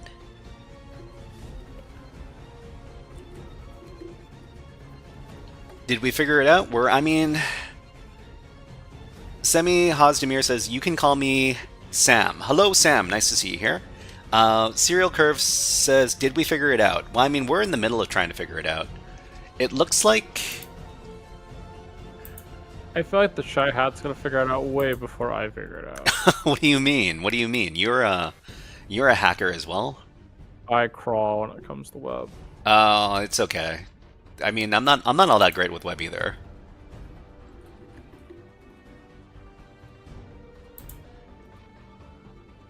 Okay, so wait, these are different tokens. So the Shy Hat sandwich.nix. Why DAA something something. And Sam has given a gifted sub to Extremely Big. Extremely Big, are you out there? If you're out there, thanks Semi Hazdemir for the gifted sub. Thank you very much, Sam. Let's give you, I don't know, let's give you some Devil's Bedroom. Sometimes servers, firewalls, all that stuff. Oh. Not every geek with a Commodore 64 can hack into NASA. These servers have more firewalls than the Devil's Bedroom. Not every geek with a Commodore 64 can hack into NASA. These servers have more firewalls than the Devil's Bedroom. Could you repeat that?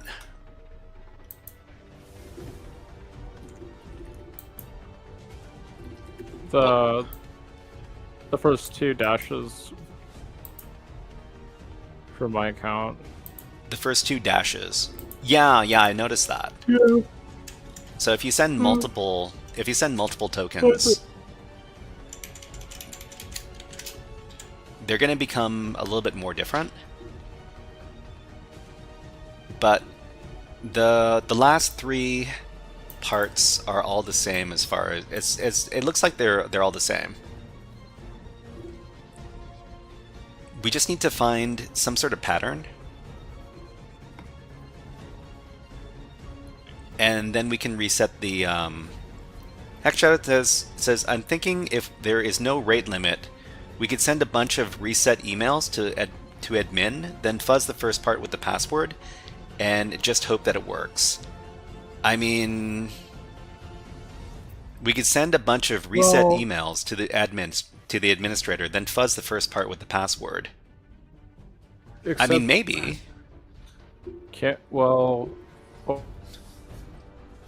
Email password, right? Here's the thing. Here's the thing about the password reset. Do they invalidate one token if you send another password reset request, or are they all valid? Like if you request and use your previous token, does it reset admin? Well, I'm trying to ask, if you send multiple password reset requests, each token that you receive with your email is going to be different tokens.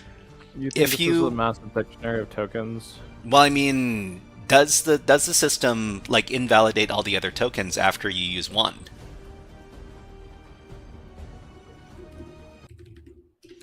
Or does it keep those other password reset tokens valid?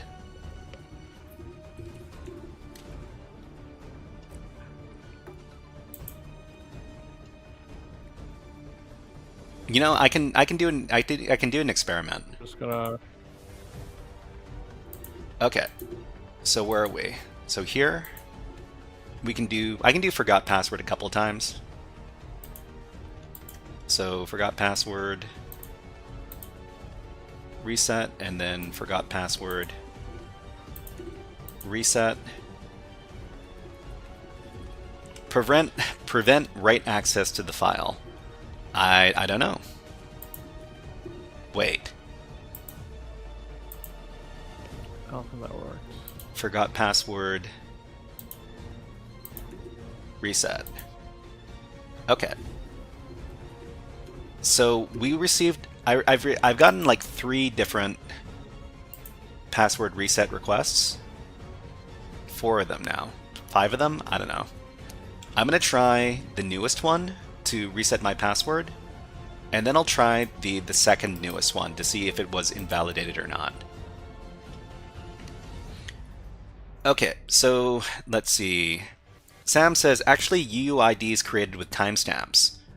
UUID is created with timestamps, really? Oh, UUID version 1. Okay, Archangel says, I don't want to bother you from what you're doing. I need an opinion on a recent project. I wrote a blog about it. Mind checking it out? Yeah, you can paste in the link, but just make sure that you put a space between the first part of the link and the second part of the link. Otherwise, YouTube is not going to let you post it. You can't post poll links, but you can break it up. Hexshadow says, yup, it's invalid. Really?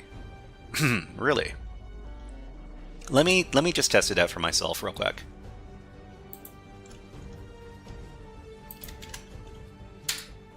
Okay, so we do this one, reset the password, and then let me do another one.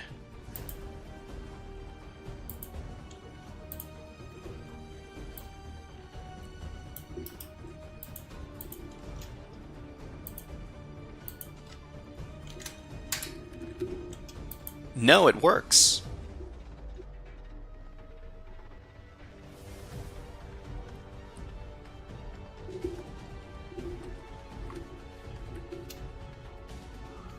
So these 3 tokens form a sandwich around the victim's token, the attacker, the attacker, victim, attacker. Notice how the tokens differ only slightly at the end. Because the UUIDs are time-based, all 3 are very similar. By knowing the tokens before and after the victims, the attacker can guess what the victim's token might be simply by generating more UUIDs from the same time frame until they find one that matches the victim's reset link from AppSec Labs. You didn't submit the form. Did I not submit the form? Test. Invalid token. Okay. So you can, after you submit one token,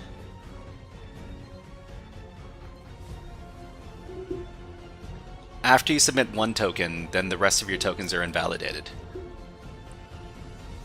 So, okay, because right now your form has a hidden value on that token. Thanks a lot. So let's see.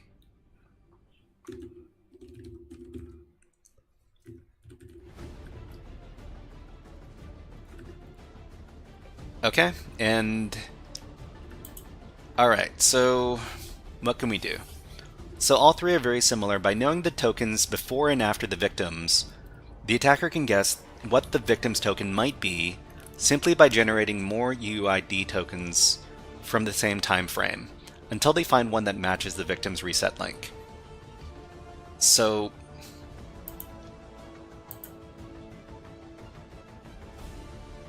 how did we do it?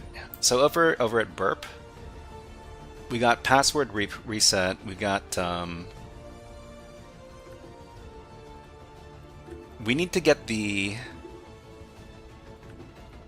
request for password reset over here. So basically you capture the form, reset submission posts, and then automate the token swapping. Raid! Who's getting raided? Is it OreoBite? OreoBite, you're getting raided by Slyborg. I feel like they should be raiding you. That's fine. That's fine. Let's see. Okay, so let's go do the reset password again. So, hi, Cyborg. Welcome in, Raiders. Kind of just spinning my wheels, trying to think of what or how. Let's give a shout out to Slyborg. Slyborg is another great infosec creator, and she often does gaming on the weekends, and she does infosec stuff during the weekdays when she streams. So she's recently been doing a lot of stuff over at Try Hack Me. So if you are interested in learning about that stuff, please check out her stream.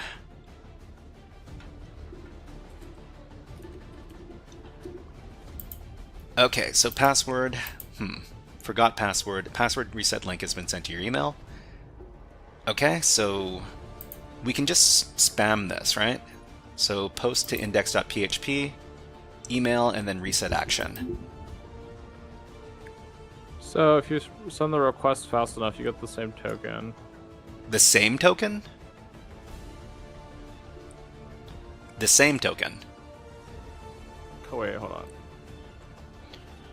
You barely get the same token. It's like very minimal. Okay, let me send this to the repeater.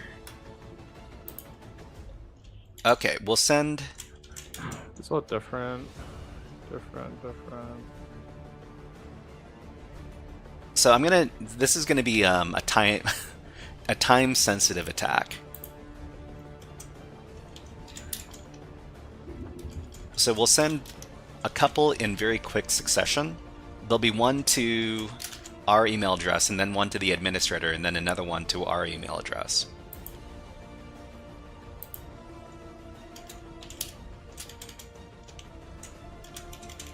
So this one will be to admin. Oh, then I probably should have not. In the order of what time scale? We're gonna try to do it within like a minute of each other. But this is pretty exciting, I think.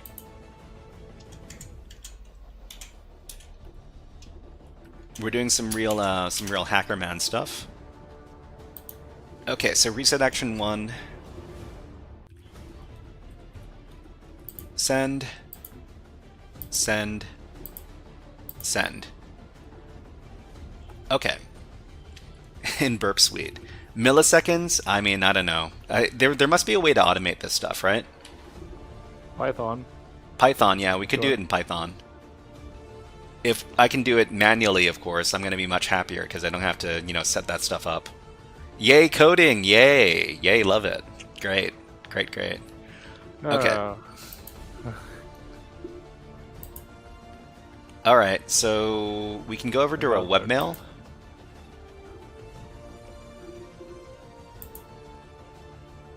Is the last token supposed to be invalid? What do you mean? We're supposed to guess the value of the. Well, so Sam says bash scripting, huh?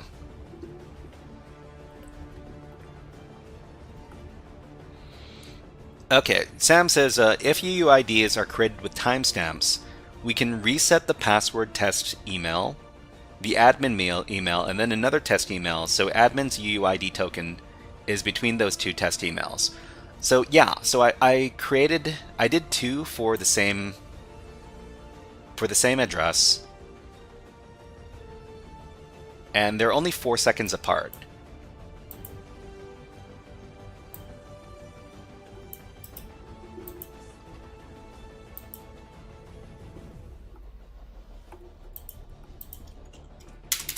Whoops, let's get over here. Okay, so this is 1. And the other one is where? Here. These were sent 4 seconds apart. I mean, 4 seconds is, I don't know if that's too big of a gap.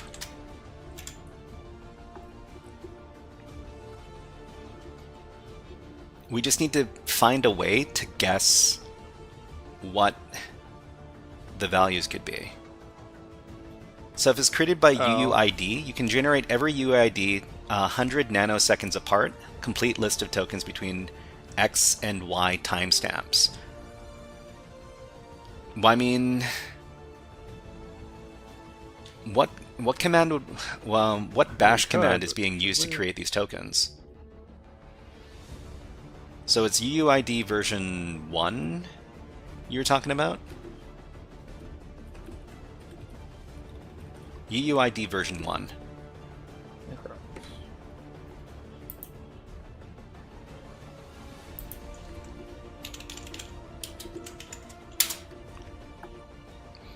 Version 1 online UUID generator tool.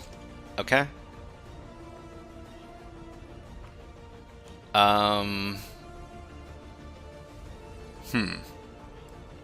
Did the males have using Python? Okay. Using Python is probably the easiest. Yeah. If the token is invalid, if we generate all the tokens, even if it's a valid token, like, how do we know it's timestamp is the not starting gonna timestamp? fail? Because it's a creative token. Guess the right token.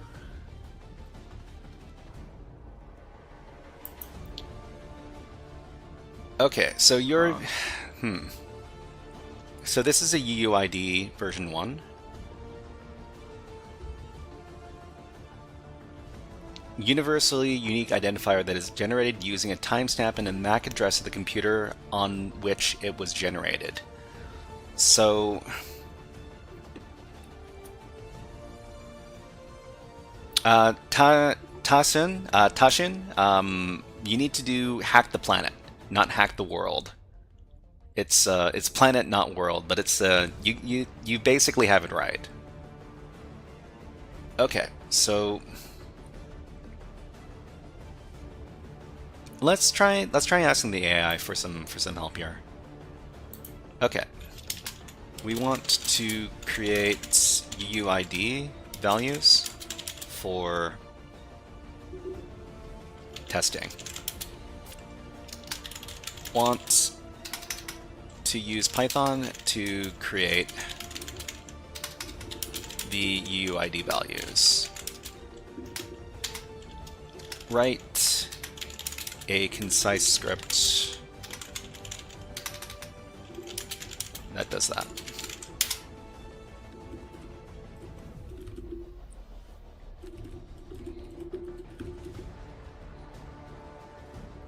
Okay, Claude.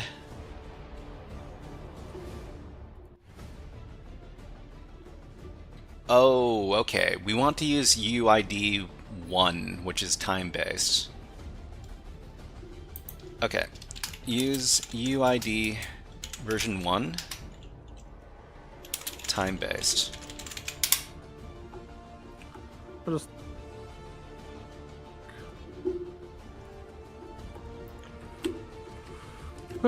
test up high.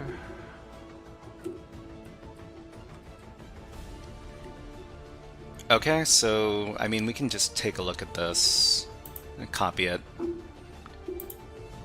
Press the I believe button, you know, because Nyan Cat, yeah. Yeah. Where's the I believe button? The cat. Where's the I believe button? UUID.py. Okay, so import UUID. I don't know if that's a standard library or not. Is it? I don't remember. Yeah, UUID is not a standard library.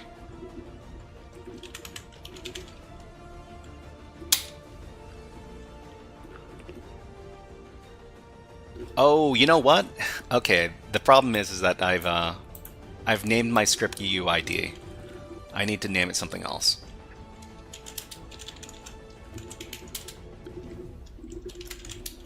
Oh.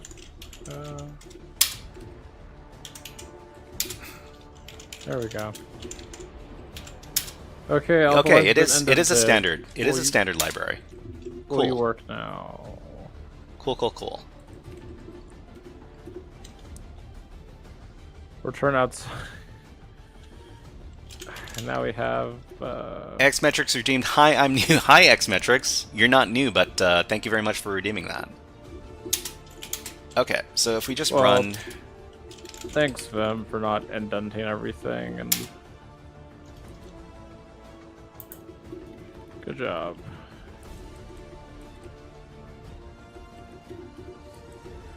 Def. Okay, well, right. I mean, we did get... Come on.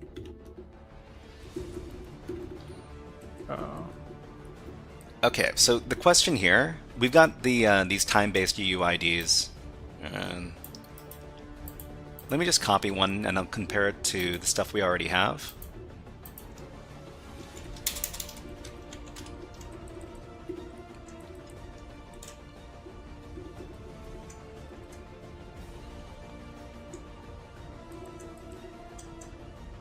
So part of the UUID is associated with your MAC address, the MAC address of the device that's used to create it, right?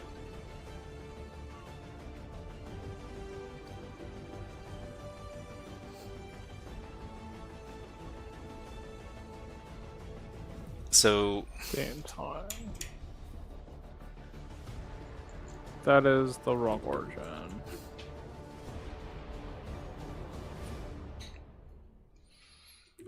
Okay, so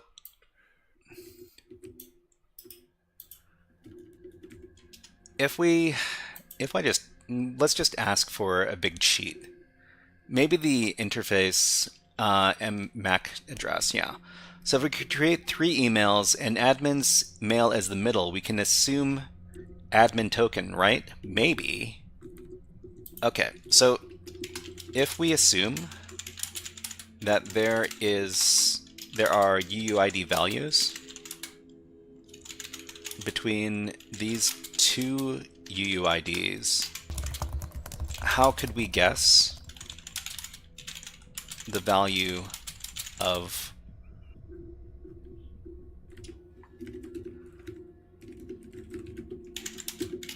between? Okay, and we'll paste in the 2 UUIDs that we created. Okay, with UUID 1, time-based UUIDs, you can estimate values between 2 UUIDs by understanding the structure and interpolating the timestamp portion.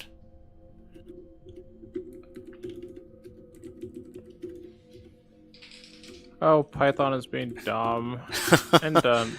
Thank you very much for following DriveFast32. Thank you very much. You're now HackerFrog. Let's give you a... Ooh, that's all caps. That's not gonna work. Why is this... Let's give you a... I don't know. How about we give you a desert frog? It's the cutest frog in the world. Okay.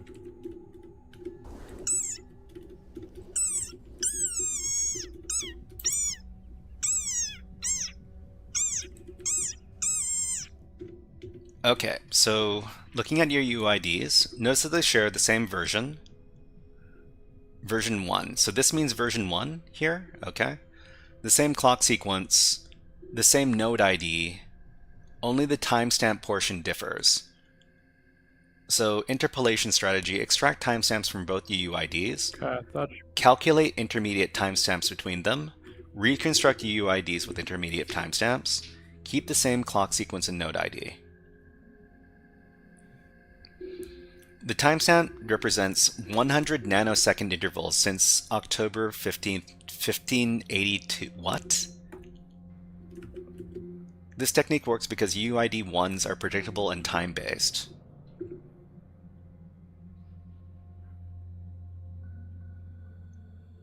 Raise the error line.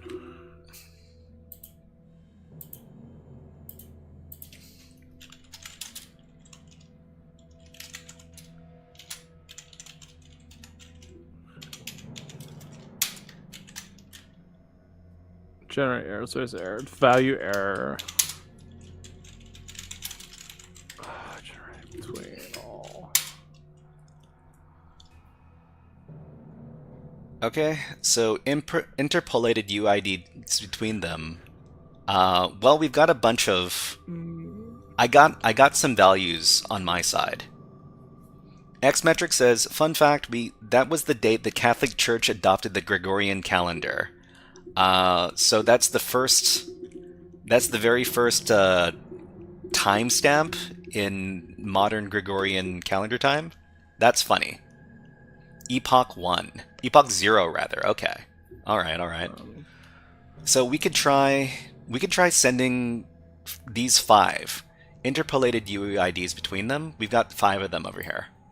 So we could try sending these one by one to try to reset the admin's password and make it something predictable. So we've got our proxy and we got our password resets here with the token.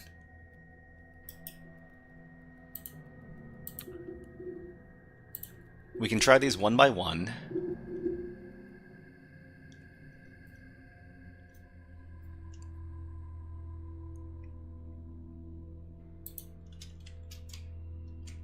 I mean, this is a GET request. We can just do this inside of the... We can just do this inside of the browser.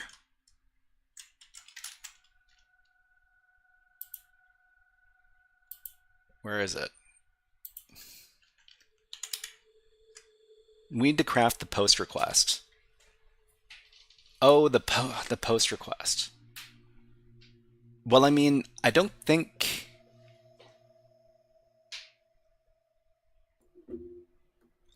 we need to do the post request, because the post request... We've already done the post request. The post request is what creates this email over here. And the token is... We just need to do the GET request with the correct token.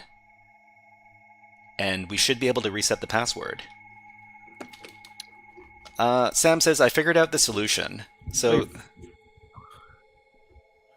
Unfortunately, I have to go. Oh, you gotta go? Yeah, I have to go. Oh, okay. So I'm sorry for the short stream collab.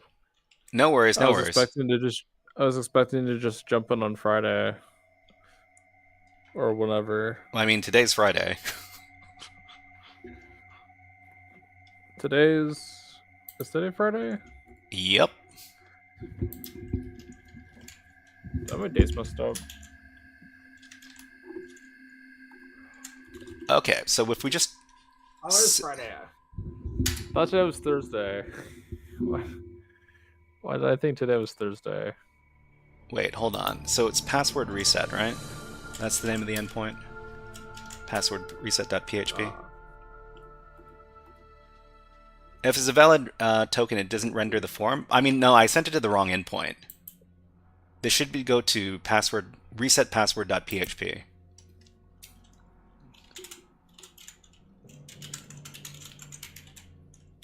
Yeah. Oh. Wait, which one did I send? Man, now I feel bad because I have to go, but I also want to like stay because I wasn't here for so long. Yeah, this is an invalid token. Invalid token password reset link. That's fine. So send reset passwords, 1 mail, 1 admin mail, 2 mail, and create UUIDs between 1 and 2, and then use each token between these tokens, and 1 would be the admin token. Yeah. The tokens have not... They don't have time expiration. Right. Official day is counted first. So the posts... So that post you just posted, you'd automate that packet. Yeah, okay. You're right. So, I mean, we don't necessarily need to automate it because there are not very many of these... There are not very many of the tokens.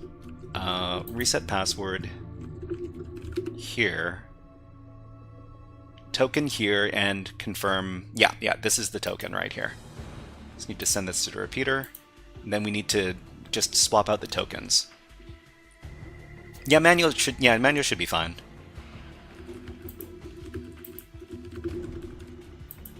Okay, so we got some interpolated tokens. So we'll try each one of these in turn.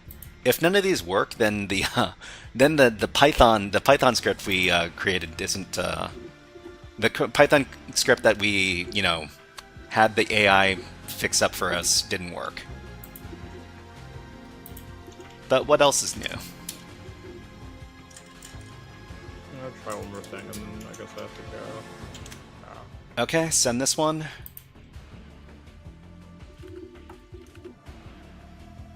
Invalid token. So that was an invalid token. We'll try the second one.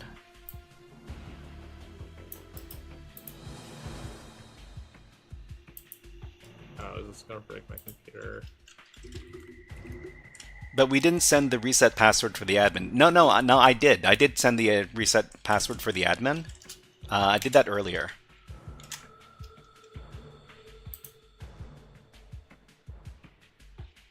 Invalid token. Okay. So the third one. Hey, No worries, no worries. It's fine. Let's try the third one. okay. Let's do that.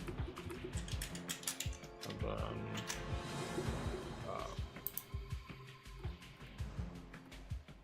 Invalid token. Okay. Let's try the fourth one.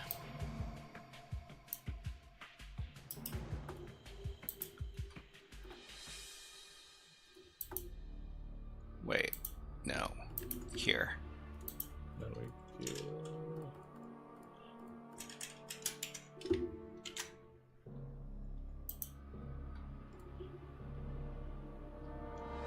Invalid token. Okay, let's try the last one.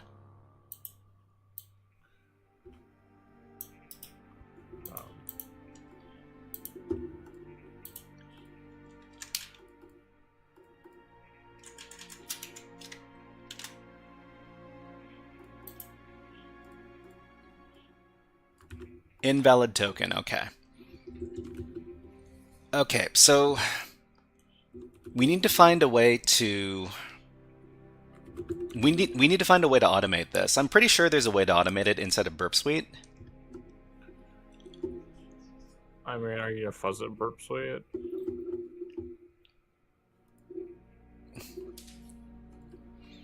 Are you gonna fuzz it in Burp Suite? I don't know if I'm going to be fuzzing it in Burp Suite, but I'm pretty sure I've done like a lab where we needed to send something like one request right after another. Oh. Is it possible to use curl in the place of Burp Suite if you're good enough? I mean, we could use Python. We could use curl.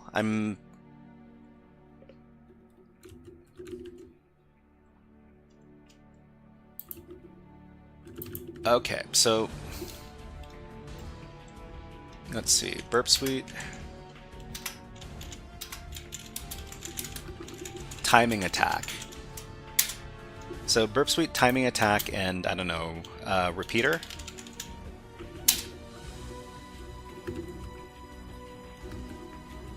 Time-based attacker to use to perform timing attacks over an unreliable network such as the internet. Okay.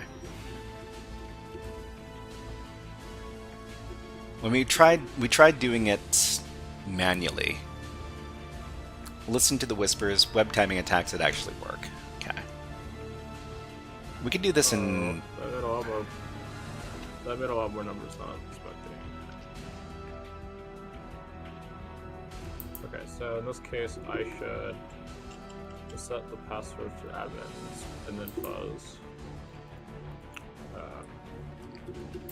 So if we go to the repeater, reset, and then fuzz.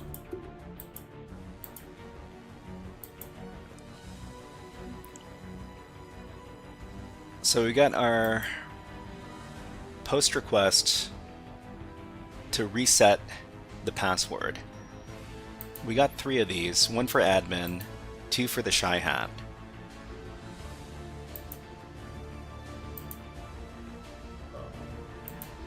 I think we can group these ones together, right? And do them one after another?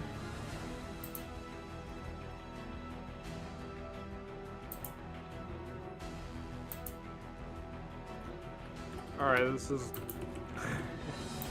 let's just do 100 threads, because it's taking too long.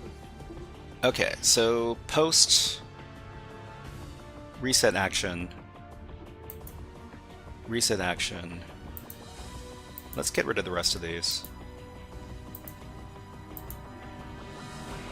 I think we can kind of group these together, I think. Let's see. Sam says, did you reset the password for the same email for these 2 tokens that we entered?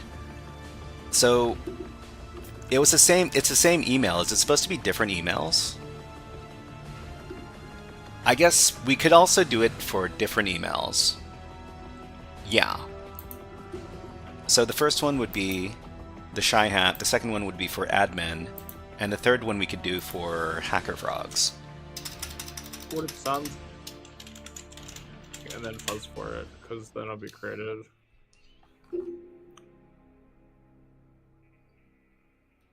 But I'm absolutely sure you can do burp suite repeater, group tabs together. You can use repeater's tab group feature to group related tabs together and send groups of HTTP requests in sequence. Yeah, so this is definitely something we can do. Did I go too fast? So Sam says, I said before, reset for the first email, reset for admin, then reset for second email to generate token between the first and the second email. There must be the admin token somewhere. So to wrap tabs into multiple rows, click on this. Add tab to a group. Right-click on a tab. Oh, you right-click on the tab. Okay. Create new tab group. Group 1. Add tabs to group. These ones. 3, 4, and 5. Okay. Create. Yeah, and then what do we do? I'm gonna send you what I'm trying, and then Yep. Which is basically opening stuff without showing on screen. How are you gonna send it to me? By Twitch chat or by Discord or something else? Yeah, Discord. I'm just trying to be stealthy. Okay, let me open up my Discord then.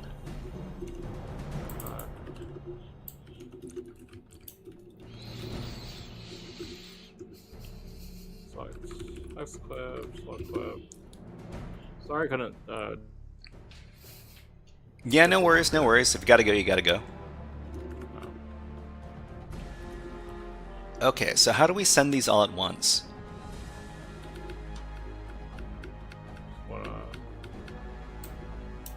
Oh, thanks for sending it in a format that I can actually copy and paste. Thank you.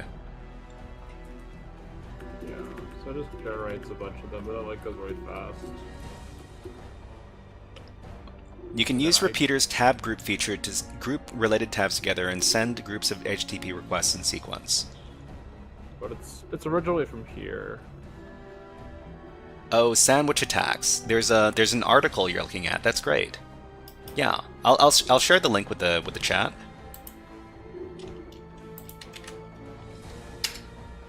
If you do it fast, there will be less tokens. Hopefully, hopefully.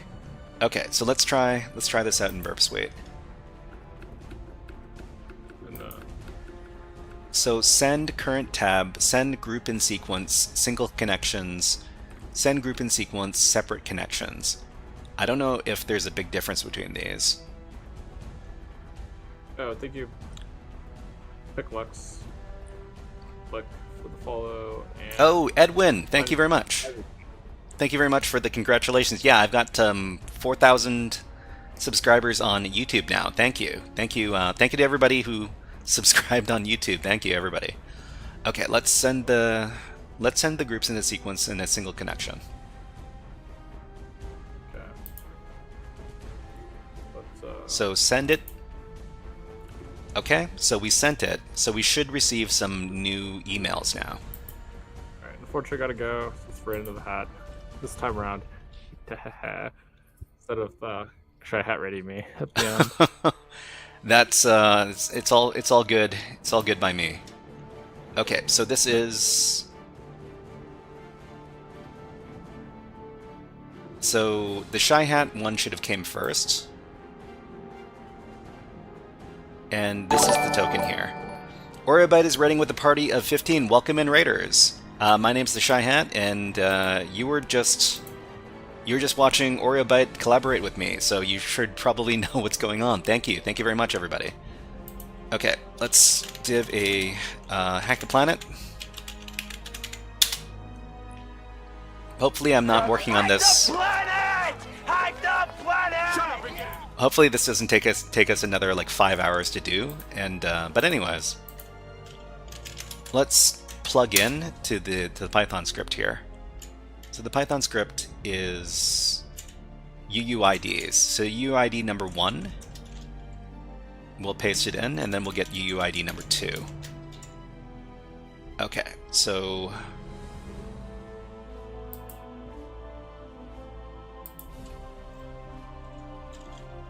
webmail dot sandwich dot nix. I'm gonna log in there. Okay, so what are we doing over here? So we're gonna log into the webmail here. It's gonna be HackerFrogs. Sandwich.nix. Okay, password is gonna be this.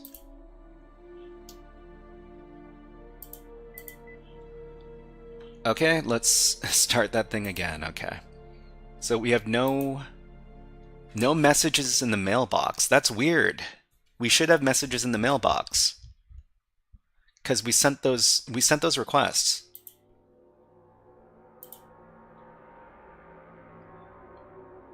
Yeah, so it should have been 3, the Shy Hat, and then it should have been... Oh no. What's wrong with my burp suite?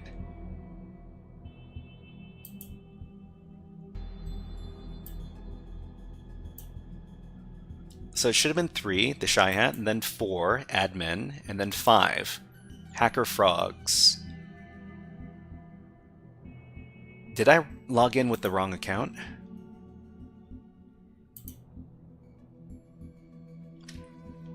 You're right, but it's weird. Huh.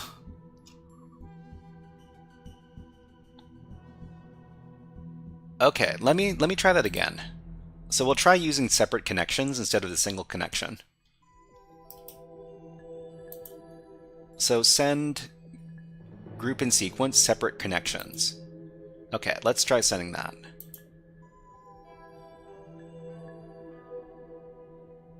Okay, so they all should have sent. Alright, we've got ads running on Twitch, so we'll run one on YouTube. And let's go ahead and put on some... You know what we haven't done? We haven't done our favorite video. Our favorite video is this one. The fledgling birds. Alright, they're gonna have a little bird bath. And we'll be back in about 50 seconds.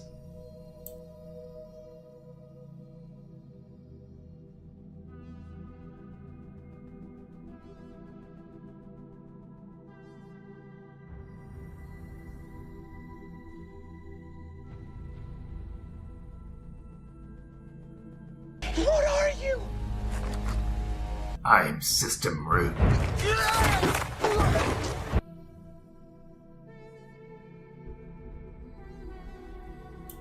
Thank you very much, Sam, and hopefully we get system root sometime soon, but we'll see. Okay, the birds, we will put them away, and then we will continue the hack.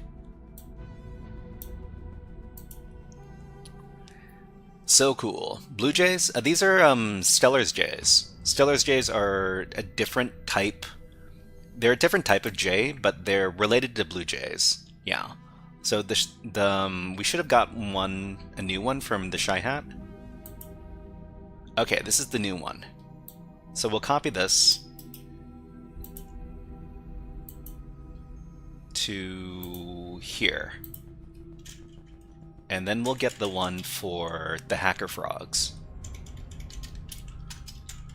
So the HackerFrogs webmail is where?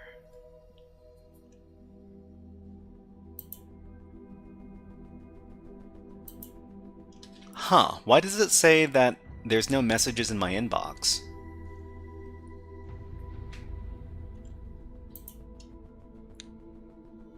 Yeah, that's weird. Let me log in with the maybe I'll log in with the other web browser.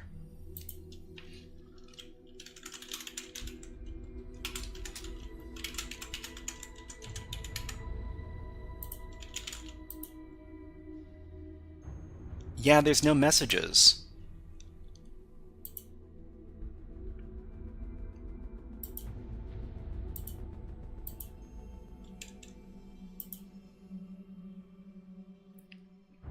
That's really weird. Check the response in burp. Okay, let's take a look. So proxy. Hold on. No. Proxy repeater. So response for this one was okay.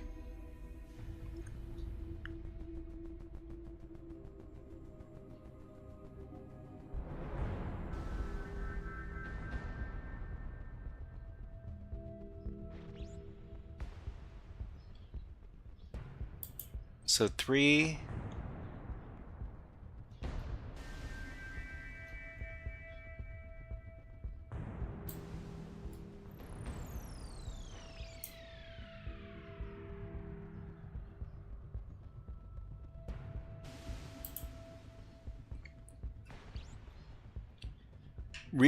Password reset link has been sent to your email, okay? And then this one, password reset link has been sent to your email, okay? And then the last one, no user found with that email. Okay, I need to, it looks like I forgot to register. Yeah, I forgot to register with the system here, so I need to go back and do that. Let's do that right now. Okay, we'll log out of webmail. Then we'll go back to the regular one, and then we'll register our email over there.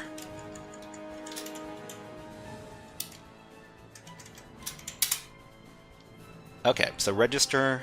So there's something, yeah, there's something we forgot to do. There's something we forgot to do. HackerFrogs at sandwich.nix. Password. Okay, so now we're registered. So we should be able to get it done. Okay, let's go back to the webmail.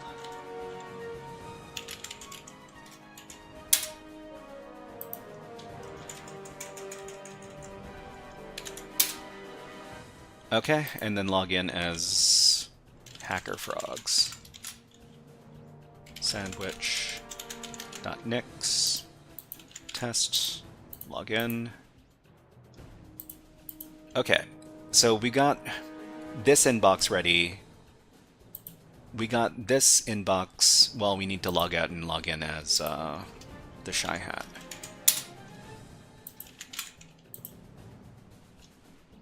Ooh, let's try that again. Okay, so we're logged in as the Shy Hat. We're logged in as HackerFrogs. We need to send that that thing one more time. So send group separate connections.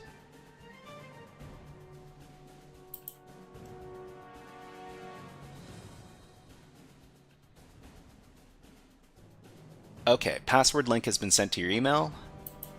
Password link has been sent to your email.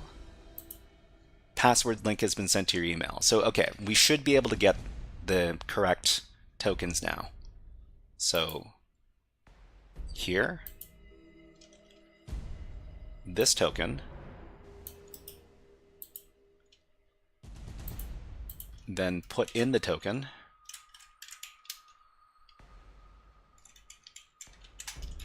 and then here we'll get the second token. The second token we can get from here. Okay. I mean, I'm hoping it works, because if it doesn't work, then I'll be very disappointed. That's fine. Let's paste it in. and then we run the script, it should be able to find the third token for us.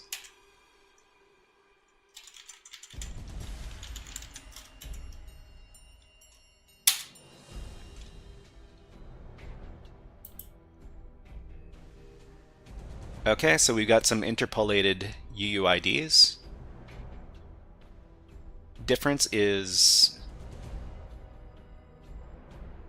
so many ticks. Okay, so we got some UIDs. We need to grab the request. Let's see, go back to our proxy HTTPS tray. Reset password post request in here. So we'll just send this to the repeater. And then grab the different tokens. So first token,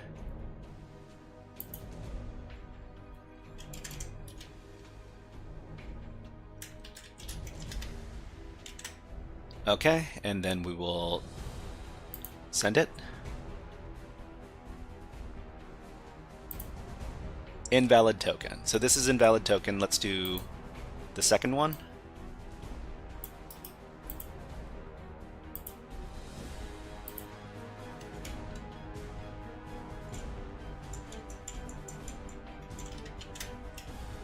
Okay, send that. Invalid link. Okay, let's do the third token.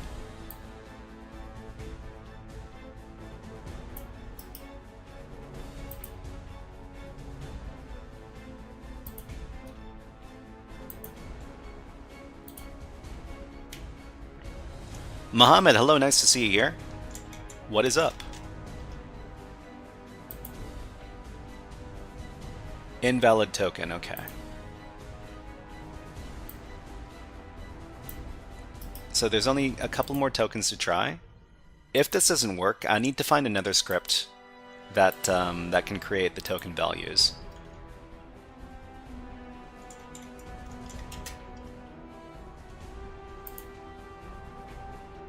Invalid token, okay.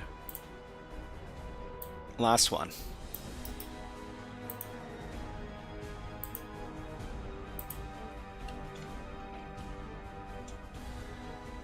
Did you reload the page for the first email? Did I reload the page for the first email? I'm pretty sure they're all up to date, but after this,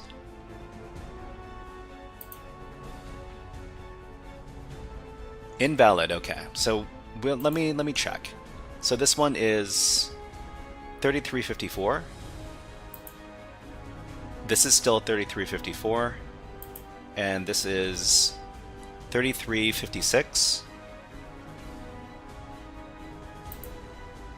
This is still 3356. Read this. This will clear all things. Maybe I think I got it. Okay, so let me read the article. And anybody who wants to read it on their own as well, they can do that.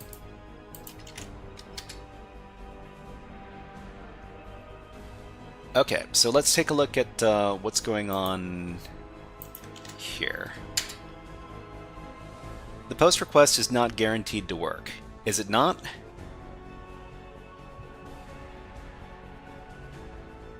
Okay, so the article discusses why version 1 of the UUID should not be used to generate tokens for security concerns. UUIDs in detail, sure. Let's generate 10 UUIDs. Okay, yeah, sure. Sandwich attack. So the predictions, okay. Okay, so we would use a proxy tool to intercept the password reset request. Password 1 is test1 email admin@email testu.email. Great. Okay, so we've got we've got an actual script. So let's use the script from the GitHub. Yay. Okay. All right, sandwich attack generator. This is what we're talking about. Great. Okay, so it's a simple Ruby script to generate UUIDs based on the range of timestamps. Ruby, yeah.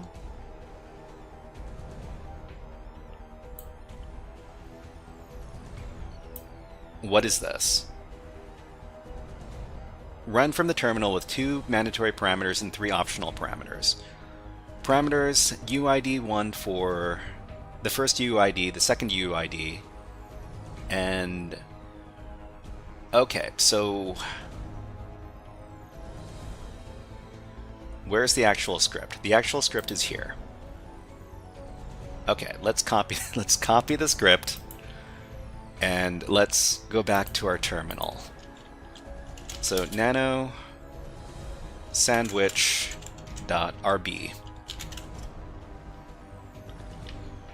Okay, we'll paste in the script. That's a Ruby script. Great. And then we'll run the Ruby script. Where's the command?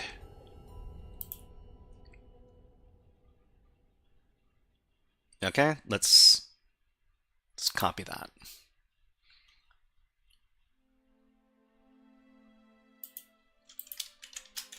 Okay, we don't need all of this. All we need is UUID1 and UUID2. So UUID1 is and UUID2 is.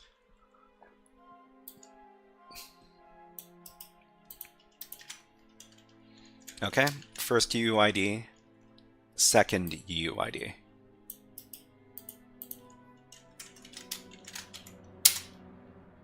Permission denied. We need to run this as sudo.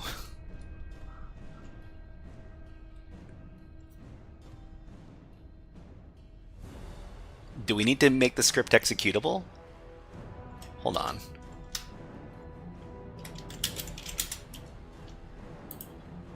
Sandwich RB, yeah. chmod plus x. Okay.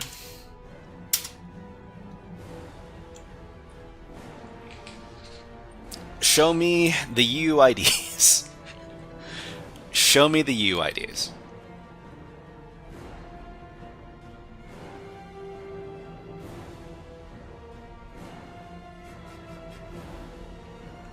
I wonder why it's taking so long.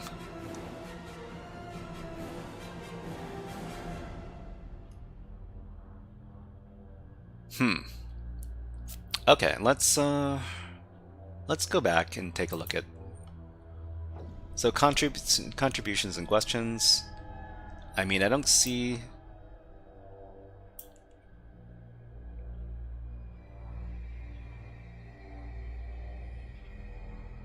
I should have done incoming 1 million combinations. Hopefully not. My fuzz is working, so I'm gonna grab some water. Oh really? Huh, Hex Shadow, let me take a look. Let me take a look. At the end also specify the output. Yeah, I mean I thought it would come back really quick.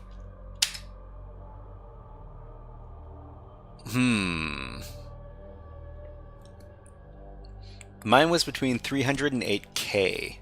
That seems like a lot. Oh, okay. Wow. It created a big list of them. UID's list.txt.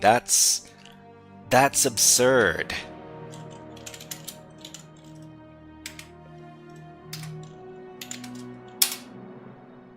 That's a lot. That is a lot.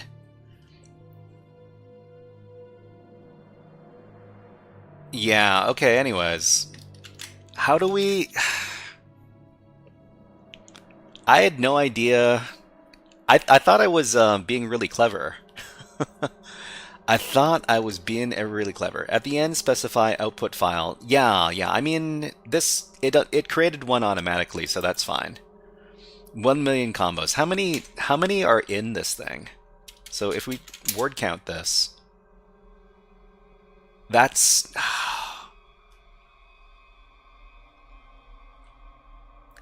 too many. How the heck are we supposed to?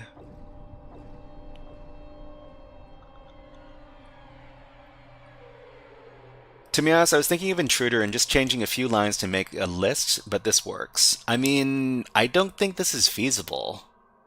We can't We can't fuzz this fast. Can we fuzz this fast? Yeah, we can use FFUF, but I'm not too sure. It's going to take forever. It's going to take forever. Okay, I mean, we could use FFUF just like you are.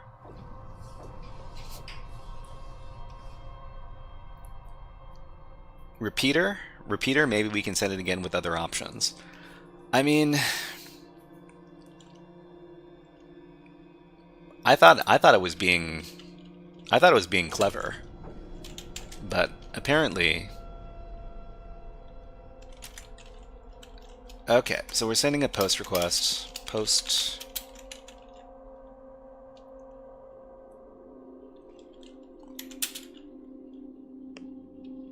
HTTP sandwich.nix reset password .php, and we send token equals fuzz and new password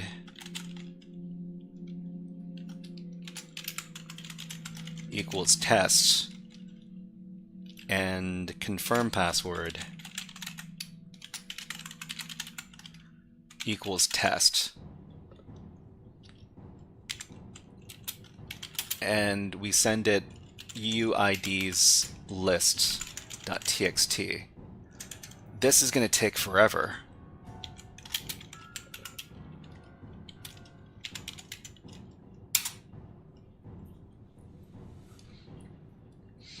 Try to send reset mail with a smaller time window so there are less UUIDs.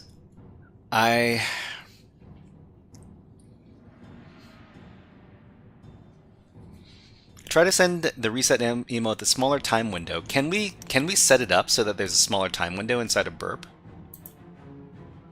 I don't think we can. We got our tab group over here.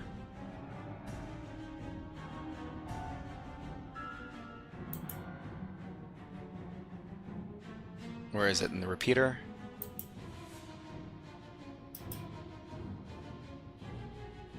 Okay, ungroup tabs, edit group. So we can send it to group 1.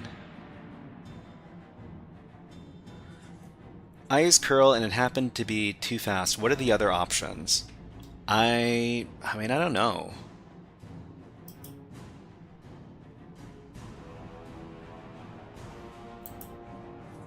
Change the email accordingly. I mean,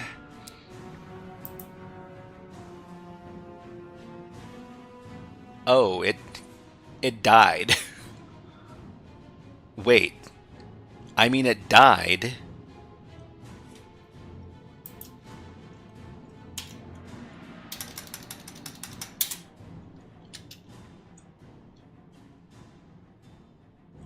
Is it because we knocked over the server? So sandwich.nix, I mean, sandwich.nix might be dead right now. Yeah, probably too fast and killed it. Let's go back to the login screen. If we just go to sandwich.nix, yeah, it's dead.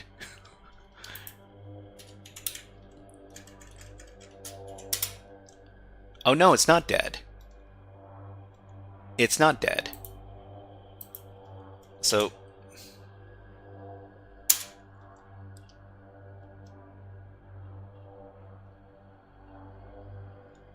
you could try the curl root and also add a sleep 1. Maybe. Okay. So status 200, size 420. So we probably should be filtering on size 420. We can also send less threads. So we can just try threads 20 so that it doesn't die, but it's also going to take longer.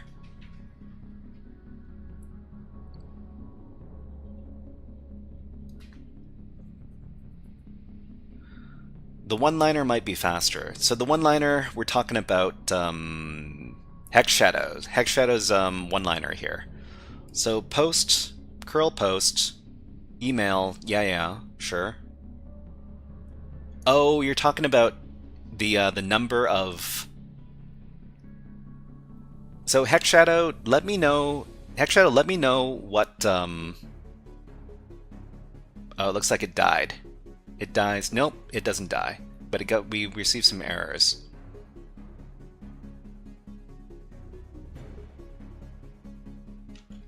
Okay.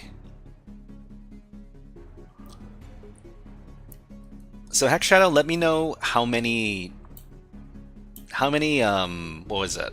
How many UIDs you get in your list after you do it with your method. So curl post. Okay, so 20 threads is too much. We can try 10 threads.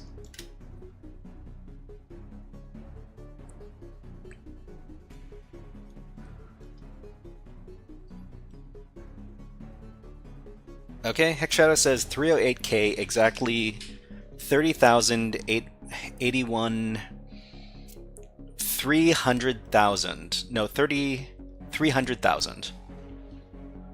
I mean, that's less. That's a lot less. So you say 300,000? That's 6 digits. 1, 2, 3, 4, 5, 6. That's a lot less.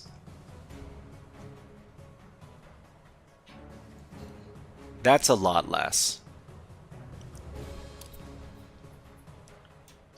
So the other thing is that we might have triggered it.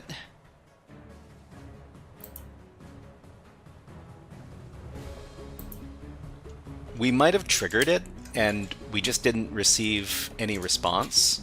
So if we just go to sandwich.nix, we could log in as admin at sandwich.nix, and then the password is whatever we... Incorrect password. Okay, well... Admin UUID should be in the middle or further back.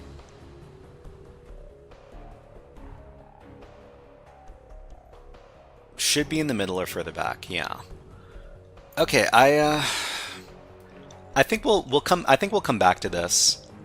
Because I'll definitely save HeckShadow's curl command, because that does seem to be the best way to do this. But I need to end my stream. I need to have dinner because I'm really hungry right now.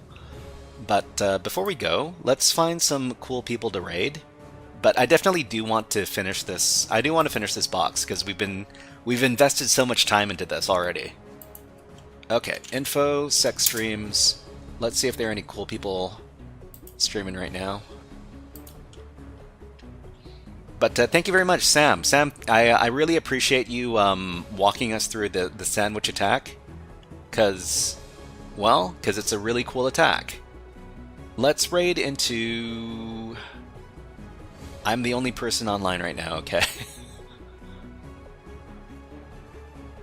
Let's try raiding into, I don't know, Moohoodles. Moohoodles has a great live stream that's all about space and NASA and all sorts of cool stuff like that. And yeah, so let's go ahead and raid her. Yeah, we learned all sorts of stuff today. Thank you very much. So we'll raid Moohoodles. And yeah, when you arrive on Moohoodle's stream, if you could please give this message right here: OSFrog, hip hop hack OSFrog. Just like this, I would really appreciate it. Thank you very much. This was a really fun and educational stream for everybody. And we're going to be streaming again on Monday. So everybody have a great weekend, and we'll see you on Monday. HackerFrogs out.